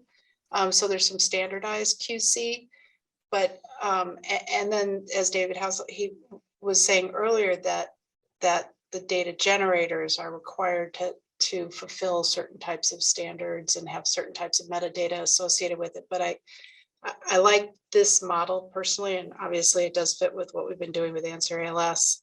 But across, for the DMC itself, there's certain standardized metrics that are decided on upfront, like metadata terminology and things like that, and levels, data levels, all those types of things. And the data QC, you said, could you leave it to the single lab sites in this case, or? I would have the data QC done by each site, but have requirements that are standard, like you need to have a RIN value of, or you have to at least test, give us a RIN value at a minimum, right? But certain types of QC standards that are there, you have to have, a number of reads at least X? Just that there's particular quality control metrics that have to be met. Great idea. Thank you, Leslie. Michael. You're muted. Yeah, my apologies there. Yeah, I think this model works for most things. I could see cases where you might have specialized DMCs in H10. The imaging data was pretty sophisticated. In the end, they partitioned off at least a lot of the management over into that. And, but all the basic omics stuff goes to main repository. And I could see that as a possibility here. So there'd be a main DMC, but I could envision scenarios. Imagine at some point, I don't think this would be CERN, but it might be maybe some of the neural data, the neurophysiology data you said. It's conceivable that would still fall in the central DMC, but I have a feeling you're going to need specialized people to be looking and looking at some of these sorts of data that are a little less, that are a little more specialized. That's a possibility. So I'm leaving open the possibility you could have some smaller purple nodes, but for most part, it would be a giant gray node. And I do agree that you always have some level of QC. You put out requirements of data producers, but you will need QC on the back end too for the ingesters of the data, because the stuff isn't always what you think it is. And there's some basic metrics, even the things that you said, yes, there's a minimum read requirement. You can tell that and people will enter the field, but when you get the data in, suddenly it's not quite what it was claimed to be. So I think you need a little on both ends for that. And you can actually specify exactly what those things are. Great, thank you, Michael. Tim. Yeah, I agree a lot with what was mentioned earlier. I think that this model is likely a really good model for when you have a diversity of data types as well that are being generated. And so like the people in the labs will know how to work with those best and make those happen, as opposed to like you have one assay you're running or two, which could be centralized. But yeah, and I think that the QC is a mix. It's there's QC to happen while the data is being generated and may be made available to the center, and that center either doesn't accept things at a certain level that there's an agreement, or it flags things like Encode did, and puts them at levels. But then there's, once things get to the DMC, that there's it's areas of concern about QC are about what are the standards for the actual consortium itself, or if there's joint analyses, like thinking about the QC around joint analyses and applications as a group, right? Mm-hmm. Great, thank you, Tim. Benedict. Yeah, so I think it's important that we aim for simplicity. I think if you create a system that's very complicated, you easily create a situation in which nobody feels like they have responsibility, and that can create all sorts of bad side effects, even if they're well-intentioned. The original design was well-intentioned. So I think simplicity is attractive in this model, and I do think having some sort of uber authority that you get from having a centralized sort of data management system is a good thing. Ultimately, it's a force. Somebody needs to be in charge and make sure that the data ends up where it needs to be, and so forth. But I do think that we can think about this centralized piece a little, sorry to keep banging on about this, but a little sort of decompose it a little bit and think that actually there may be some higher level analysis functions that you might kind of consider to be a little peripheral from the main job of getting data into the platform, wrangling it, QCing it, and organizing it and making it available. So for example, within a project like Human Cell Atlas, we're currently, thinking about the Atlas construction phase. Now that's something that's really sort of done by very specialized individuals who, postdocs and so forth, who've got incredible training. And you can kind of think of them as being consumers. It's a sort of different dot in this diagram. Rather, if the pink dots here, the lab's generating the data or feeding data into this repository, and then the DMC is doing the job of getting everything kind of organized and available, and and all of that stuff. Then you can think about this higher level kind of groups that produce kind of analysis across all of this data as being an additional kind of part of this ecosystem, and their job will be to produce things like atlases and multi-omic interpretations across many things, the sort of things that we all dream about wanting to deliver. And I think that it probably makes sense to have that a little bit separate to the central DMC. It certainly has to work very closely with, but it doesn't necessarily want to be all done as just like there's one monolith that does every single computational function. Thank you, Benedict. So it could be like another layer of thoughts on top, like and kind of like connected in a different manner, no? Yeah, if you want to get fancy, I could imagine putting some arrows on these edges, and there's some in edges and there are some out edges here a little bit. That's a simplification. Of course, everything goes both ways, but in terms of kind of creating higher level functions, I think there are going to be groups that produce portals, groups that produce atlases and so forth, and their principal job will be to consume the data generated that has been centralized. And I think that there's a certain breed of computational folks out there who want to work independently, but will definitely want to work closely with the DMC itself. Okay, thank you. Thank you, Benedict. Any other thoughts on this scenario? I mean, we kind of like we kind of talked about some of the others as we were discussing. So if there are no other thoughts, I think I'm going to move into Barry. Yeah, I want to comment on how this works at Answer ALS and why it might not work for CIRM. At Answer ALS, each of the sites is the owner of that omic, and so we only need one site to produce the spec. But if we were to have, say, Kendall work with Leslie on Answer, who would be responsible for driving the spec that affects both parties? I don't think that fits in this model. I get you. So what you think is, if we have, say, a lot of people producing proteomic data, it would have to go through a data management center specialized in proteomic data and then to a centralized model. That's what, so you think the tiered model is a little bit more. Or the nodes could inform the centralized body, and the centralized body could be the one that makes the decisions. I don't know. You could still argue whether to distribute it or not. I'm only saying that I don't think that this scales to once you start adding multiple parties generating the same types of data. So when we have multiple types of data at a large scale, we should have another layer. Should we move, Leslie?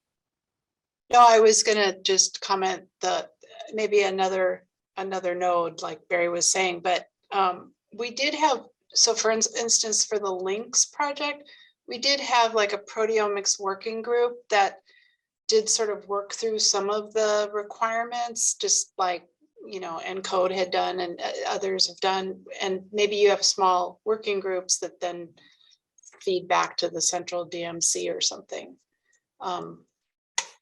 That's just another option. I know for proteomics that worked pretty well. Thank you, Leslie. Tim? So I think it's a really good point. And I'm not sure this model wouldn't work if you have labs and sites that are doing the same modality. I think what happens is the dynamic on where decisions are made are moved. So if there is one modality just in one site, then a lot of the decisions around like what's necessary metadata, what's necessary QC and stuff, those could happen at that level, right? And it could inform the central DMC. Although DMC is always responsible for those things, making sure those things exist, there's only one person generating those, so they can really inform that. Where you have a group of people doing that, the DMC may want to facilitate agreement amongst those groups, right? And so the decision now is moved away from the red and into more of a central space, but it doesn't exclude those sites, right? They are still active partners in that decision. It's just that how the decision is made is a little different. I think that's all. A good point. David. Yeah, I also wanted to second, Leslie, your notion of working groups as the groups where work will happen, not surprisingly, but we're going to invent working groups in all cases because that's how things get done. And that means that some of the questions we're asking here are really contracting model, which I don't find interesting. They're important, but they're not, they're important tactical things, because in all cases, there's going to be, I'll pick proteomics. There will be a proteomics working group of the people who report to various institutions and get paid by various channels, and they're going to work together and come up with some recommendations. So that'll happen in all cases. And then there's a question of, like I said, the contract structure, and there's the question that's where we started, and where some of Steve's comments on QC, of who actually executes on the agreements that are made. And some of that execution will be distributed out to the edges of the system in all cases, because you have to QC the wet stuff near the wet stuff, that like that. But I think that, for example, the question of which we're about to get to in some of your other scenarios, Rosa, the question of, do we add purple concentrators between the pink and the gray? To me, that really is how do you want to write the grants and how do you want to manage your contracts? And I always err towards simpler, but it's not. It's really an organizational question, not less of an operational question. And the working groups will happen in all cases, and we should recognize that as we design the org chart that supports the working groups. Yes, and for example, I think the working groups, if we move into perhaps as we are discussing, and Tim, I'm not disregarding your question, but maybe can we move into the next Damon or Michael, the other Michael. There you go. We'll stay in this one now because we'll discuss this one. I think that you, as always, David, is excellent points that you make. What CIRM is trying to figure out here is what is feasible for CIRM, and given the needs and the hope that we will have from getting, a lot of new data that we could be collaborating in an ecosystem, collaborative ecosystem with. How we should organize this, and if we have working groups dealing with certain types of data, is that going to be managed by a specialized DMC, for example? Because CIRM is not going to be able to manage all this. We will develop the contractual programs that will lead to awards that will award these different structures, parts of the structure or elements of the structure. So what I want to understand is what's feasible, and I think that was a good point. Tim, you had a point. I'd rather comment on this anyway. So let's go for this scenario. Yes. So this is just a natural progression from the last one, and I think it's just because we kept now thinking, and even Michael Snyder brought in, for. If we have a specialized data, he said, like if we had imaging data, then we would have a specialized DMC.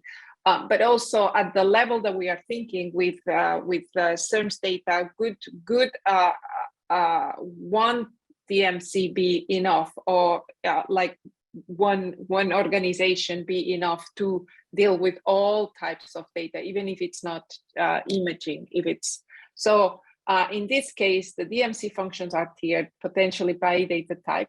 If anybody has other suggestions, we are here to listen about that. I know the responsibilities are managed by the data generators. I think with QC, we've already heard, it has to come in both ends. So I don't know, David, go ahead. Just sorry. Just following up on that question in the context of my earlier thought. If Rosa, if you were the CEO of the DMC, if you won the DMC award and you were in charge, one of the first things you would do is you would look for a lieutenant to be in charge of the imaging work, and a lieutenant to be in charge of the omics work, and a lieutenant to be in charge of the clinical work. And you'd say, get that together and create a dotted line purple circle within the big gray circle to do that. And I think so I think that the question of whether you do the purple or the gray is really about whether CIRM wants to write 5 contracts or one contract to someone who's responsible for figuring out how to do the data types and getting the right staff to make it happen. And I don't have a strong opinion about it. I'm just saying I think the in practice work will be the same. It's a question of how do you want to coordinate between the number of people that CIRM deals with directly versus indirectly. Okay, that's a very good point, David. Tim. So this is a model that's very similar to the BICCN, where the BICCN has an overarching BCDC, but it has archives that are specialized in different areas. This, I think, this model may happen just because if you're going to buy things, if you're going to get things, bring things in that are already made, they're going to be specialized in certain spaces. They might be specialized in omics, might be specialized in imaging. So this may be unavoidable. But I can say this model does create a complexity, a real complexity and a technical complexity beyond humans. Even being able to understand your manifest of your files, what files do you have in the system, is much more complex because that manifest is spread out between many different, in this case, purple locations. And that's a simple thing, just being able to ask the question, what are our files and where are they at? And it even becomes confusing on where do things go to, because the simple answer of, oh, everything's split up by data modality doesn't really help we're moving more and more into a multi-omic world where, what happens when you have something that measured two modalities? Is it split up between two archives, and how is that measured? Or is that put into one and duplicated in another? It gets really complex really fast, although I'm not sure how much you can avoid some of this aspect, once again, because people specialize. Thank you, Tim. Michael. Yeah, I think I like these comments. I like David's comment about put the purple inside the big gray, so that you can actually make the connections, as was just described. So you do want to make sure that the same sample used for imaging is annotated for the other omics too, if it's done that way. The only minus that you have to be careful of is making sure you get the best experts, because when people do assemble these teams for the grants, they do sometimes pick their friends who, may be very good, but maybe not the world's experts. Okay, I'm getting a little practical here. And so you want to make sure you really get the right people there as part representing the purple node properly, I guess. But I like the idea of putting it inside the gray one. The data should all fit one place. I think that's fine. That's something, probably I wasn't politically, I didn't want to make that comment, but thank you for making it, Mike. That's exactly what I am afraid of. So I think we will just need to have good faith that people will put the best experts, or maybe we need to put a criteria or several criteria. I could add one comment, and I don't know if I totally agree with this, but NIH is now putting out these call for proposals where they're mixing and matching, grabbing expertise from one grant and sticking in another. And I think all of us was a little bit of a precursor for that. And that has some advantages, it has other headaches too, and that you're forcing people to work together who may or may not work well together. But anyway, it's another model to consider. Mm-hmm. Thank you. Tetsu. Yeah. Thanks, Rosa. I think this is probably another thumbs up for what David had said before, but every organization that you create has its own sort of minimum overhead to it. So, and also has, a life of its own that it generates. So if you're creating lots of these purple dots here, then that purple dot becomes something that has to exist because it's there, even if the need for it maybe isn't there anymore. And a certain amount of administration has to happen because you created it. In addition to the fact that, as people have said before, how you split this up is a really, really difficult problem. Is it by modality? Is it by therapeutic area? Is it some combination of that? In future, when new modalities come along, how does that move? So I think even though it may look like a headache to set up a big gray dot to start with, ultimately bringing all these functions into that is going to make things cleaner for you. That's a very good point, and the sustainability point, which of course we will not have time to go about with this. It's very relevant when thinking about this. So thank you for bringing that up. David Panchinsion. Yeah, Tim and Mike both touched on this with BICCN. Part of the rationale for splitting different components, both the data coordination center and the archives, is that the archives were meant to service not just BICCN, but all of the Brain Initiative data production efforts, whereas the Data Coordination Center was specific to the BICCN. And part of it was also due to the nature of the application process, which is that you're sort of picking and choosing and making compromises based on the relative strengths and weaknesses of the applications. The next phase of the BICCN, which is called BICAN, is actually taking this a step further, where they're breaking up the data coordination components into 4 pieces, where there's going to be a common sequencing data processing pipeline, an imaging data processing pipeline, a cell knowledge base, and then an engagement and outreach element, with the idea that in previous iterations, we were getting applications that had strengths and weaknesses in each of these areas. And that by getting applications that focused on one area, we would potentially get the strengths in each of those areas. As Mike was indicating, that requires a bit of social engineering to make sure that people are playing in the sandbox well together.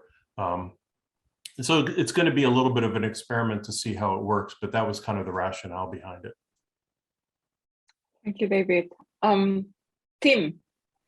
I forgot to say my pros for this. I apologize. I gave a really biased first answer. I just wanted to come back and say as well, like, I did think that the pros for this is that with having purple pieces is that the archives that I've seen so far in the BICCN come on very quickly. They come online very quickly because they already are made and available, and they're already serving that kind of data. And so it doesn't take long for them to be installed into the systems and being brought online. And also they have a good expertise around that space that it wouldn't be served in a way by a generic group, maybe a generic purple, gray. And so that's been a strength. And then the last piece is that if you do end up finding a way to group the data, and that's tricky, but then these often are serving additional projects as well, which gives a magnitude for that data. Like you can find other data types as well from other projects in those spaces. And so that can be a boon sometimes. Mm-hmm. Thank you. I think with the expertise, it will all lay into what a couple comments before we were talking about.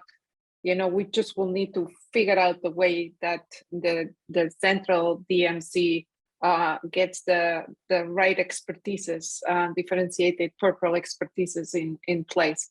Do you have another comment, Tim, or do you have? Okay. Does the structure, the 2 structures that we've talked about so far, does interoperability, is it affected by the difference in structures? Does anybody have a comment on that? Like if we wanted to interoperate, would it be better to have the first one versus this second model, which we've already thought that perhaps the purple bubbles need to go inside the main DCM. Go ahead, Tim. Sorry, I have a lot of thoughts about this. I'm very passionate about this, maybe. For this second model, there is more work to interoperate because there's more pieces to interoperate. If everyone's using standards, then it ends up not being as much work as the human element. I think that was alluded to a little later on of making this more complex thing work together as humans. That is more, I think, more of the thing to think about and to think through. How to get this complex landscape to work and people to coordinate, as opposed to the systems themselves, as long as there's standards that are in place. Yeah, very good point. Thank you, Tim. And Brian, you have something to say about it? Just kidding. I have a little something to say about interoperability, but yeah, no, I think the more distributed your project, the more it becomes obvious when interoperability isn't thought through, right? Like when you have one center and everything is in one center and it's doing all the different tasks itself, the sort of pressing nature of needing to get interoperability interfaces crystal clear is kind of lessened. But when you move into a more distributed system like this, there's the sort of interoperability standards themselves that you need to crisply define as much as possible ahead of time going into the project versus trying to bolt it on, later in the project, right? So there's work that needs to go in early on to establish how the individual systems talk to each other. Specific things like how do we exchange data? How do we come up with a manifest of what a release looks like? Having agreement on those levels of interoperability. Some of these are conventions for the projects. Others are full-on standards that have been adopted through things like GA4GH.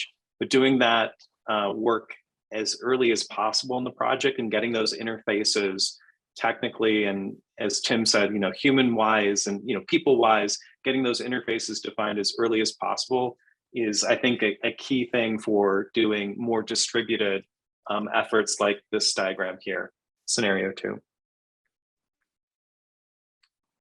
Great. I think, I can see that most of the advantages from the two models that we are talking about are the ones that people keep pushing. Shall we move into, we have about, I should probably, well, we've actually exhausted the time, but maybe let's just go into the next model. And in this one, Barry, do you mind introducing this hypothetical scenario? Right. So I was actually going to comment that I think that the AMP-PD model looks more like this, but David Glazer ruined that by saying that working groups are going to happen whether or not they're mandated.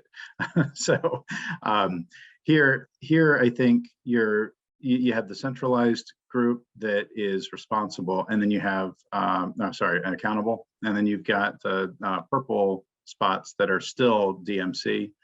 This is the same as the last one, except that there are no management responsibilities that you pass on to the sites. So the sites would be generating data and then throwing it, almost certainly doing some QC, and then throwing it over the fence to the DMC to manage. Mm-hmm. Yeah. Are there any pros that you yourself can see on this in this one?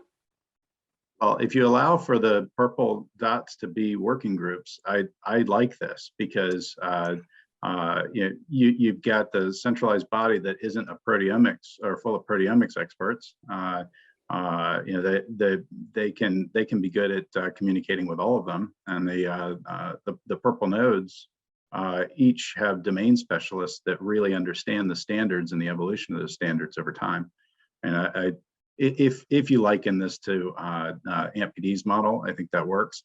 If you say that working groups are going to happen no matter what and inform the centralized body, then there may not be enough value to justify having the overhead of extra dots. Mm-hmm.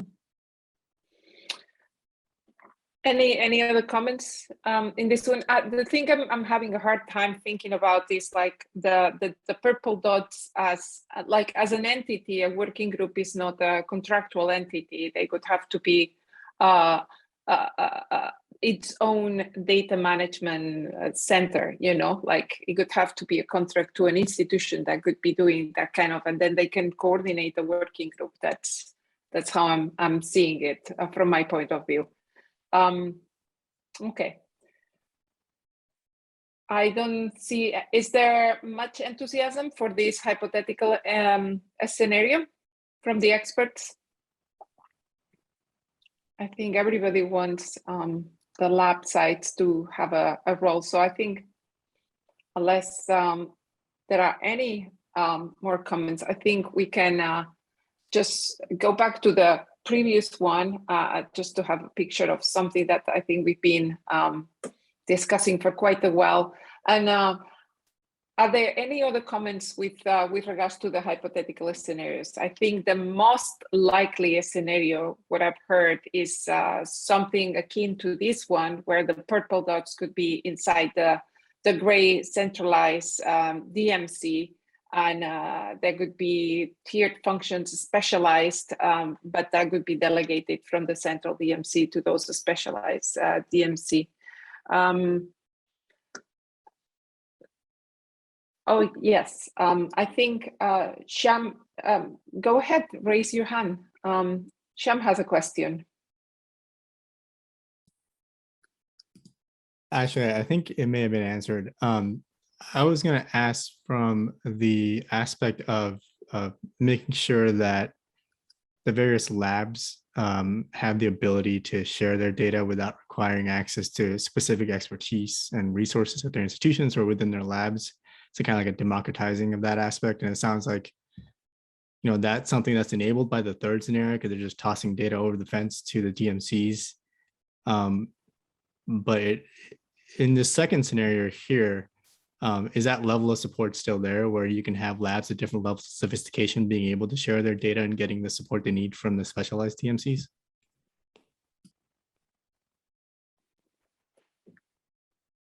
Sorry, can you repeat the question, the last question, Sham? Yeah, so it's just in this particular model here that you have up with the hypothetical scenario 2, how do you account for labs at different levels of sophistication and their ability to manage data? I think that could be something that could have to be regulated by the specialized DMCs, perhaps, and by the way that we stipulate our program announcements for, you know, that will be funding the different lab sites. Any other thoughts, perhaps from experimentalists or David Hausler? Do you have any thoughts here?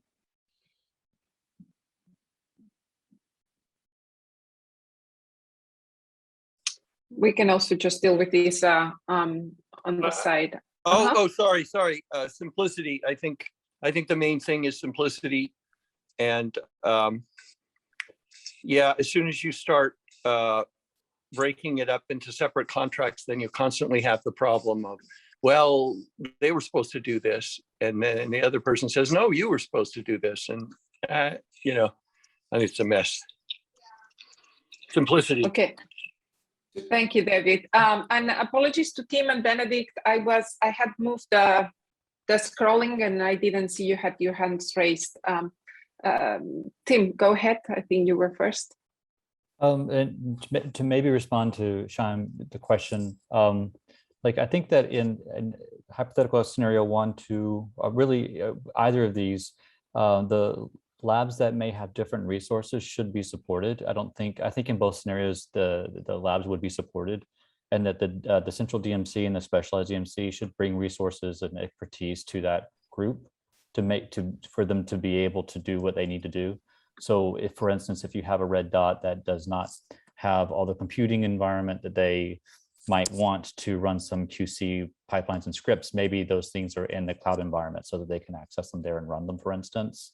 So there are real solutions to empower. In fact, actually, if you have an open knowledge platform, like the kinds of things we described, that should empower and put people on equal footing in a lot of ways. Okay, thank you. Thanks, Tim. Benedict. Yeah, sorry, just going back to the question, I feel like there is always a need in all of these scenarios for data wranglers that are part of the DMC to work with the labs for submission. I think multiple people have made this point. And data should never be thrown over the wall. There is always going to be this process by which data is submitted, and that in our experience at UCC with many projects it does require quite a careful relationships that have to be established, and it's quite labor intensive. And I think regardless of whether or not you have specialized DMCs doing that, or it's just part of the central DMC, that relationship will exist. And I very much agree with Tim that there will be some analyses that are submitted by labs, and that's great and fine, and that can be part of the submission. And there will also be analyses that are done kind of in a more standardized way, potentially, and reprocessing and so forth. And both of those things can exist and are healthy and so forth. Thank you, Benedict. Oh, anyone else? I thought I heard another comment. So I think we are getting to the wrapping up time. It was an extremely informative discussion, very different from what we had earlier on in terms of the data platform, more nitty and gritty systems and software and processes that we were talking about. But I think this this led us to identifying a little bit the scope and the structure at a very organizational high level of what we would be thinking in terms of, supporting in a potential future.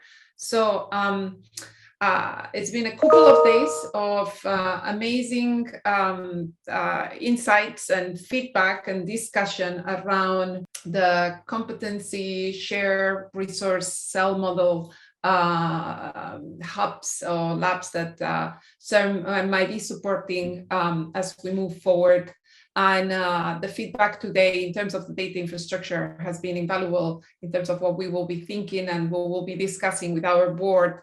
I would like to thank especially all the speakers and the panelists for your time, your expertise, and not only from today, but all these months of preparation leading to today's meeting.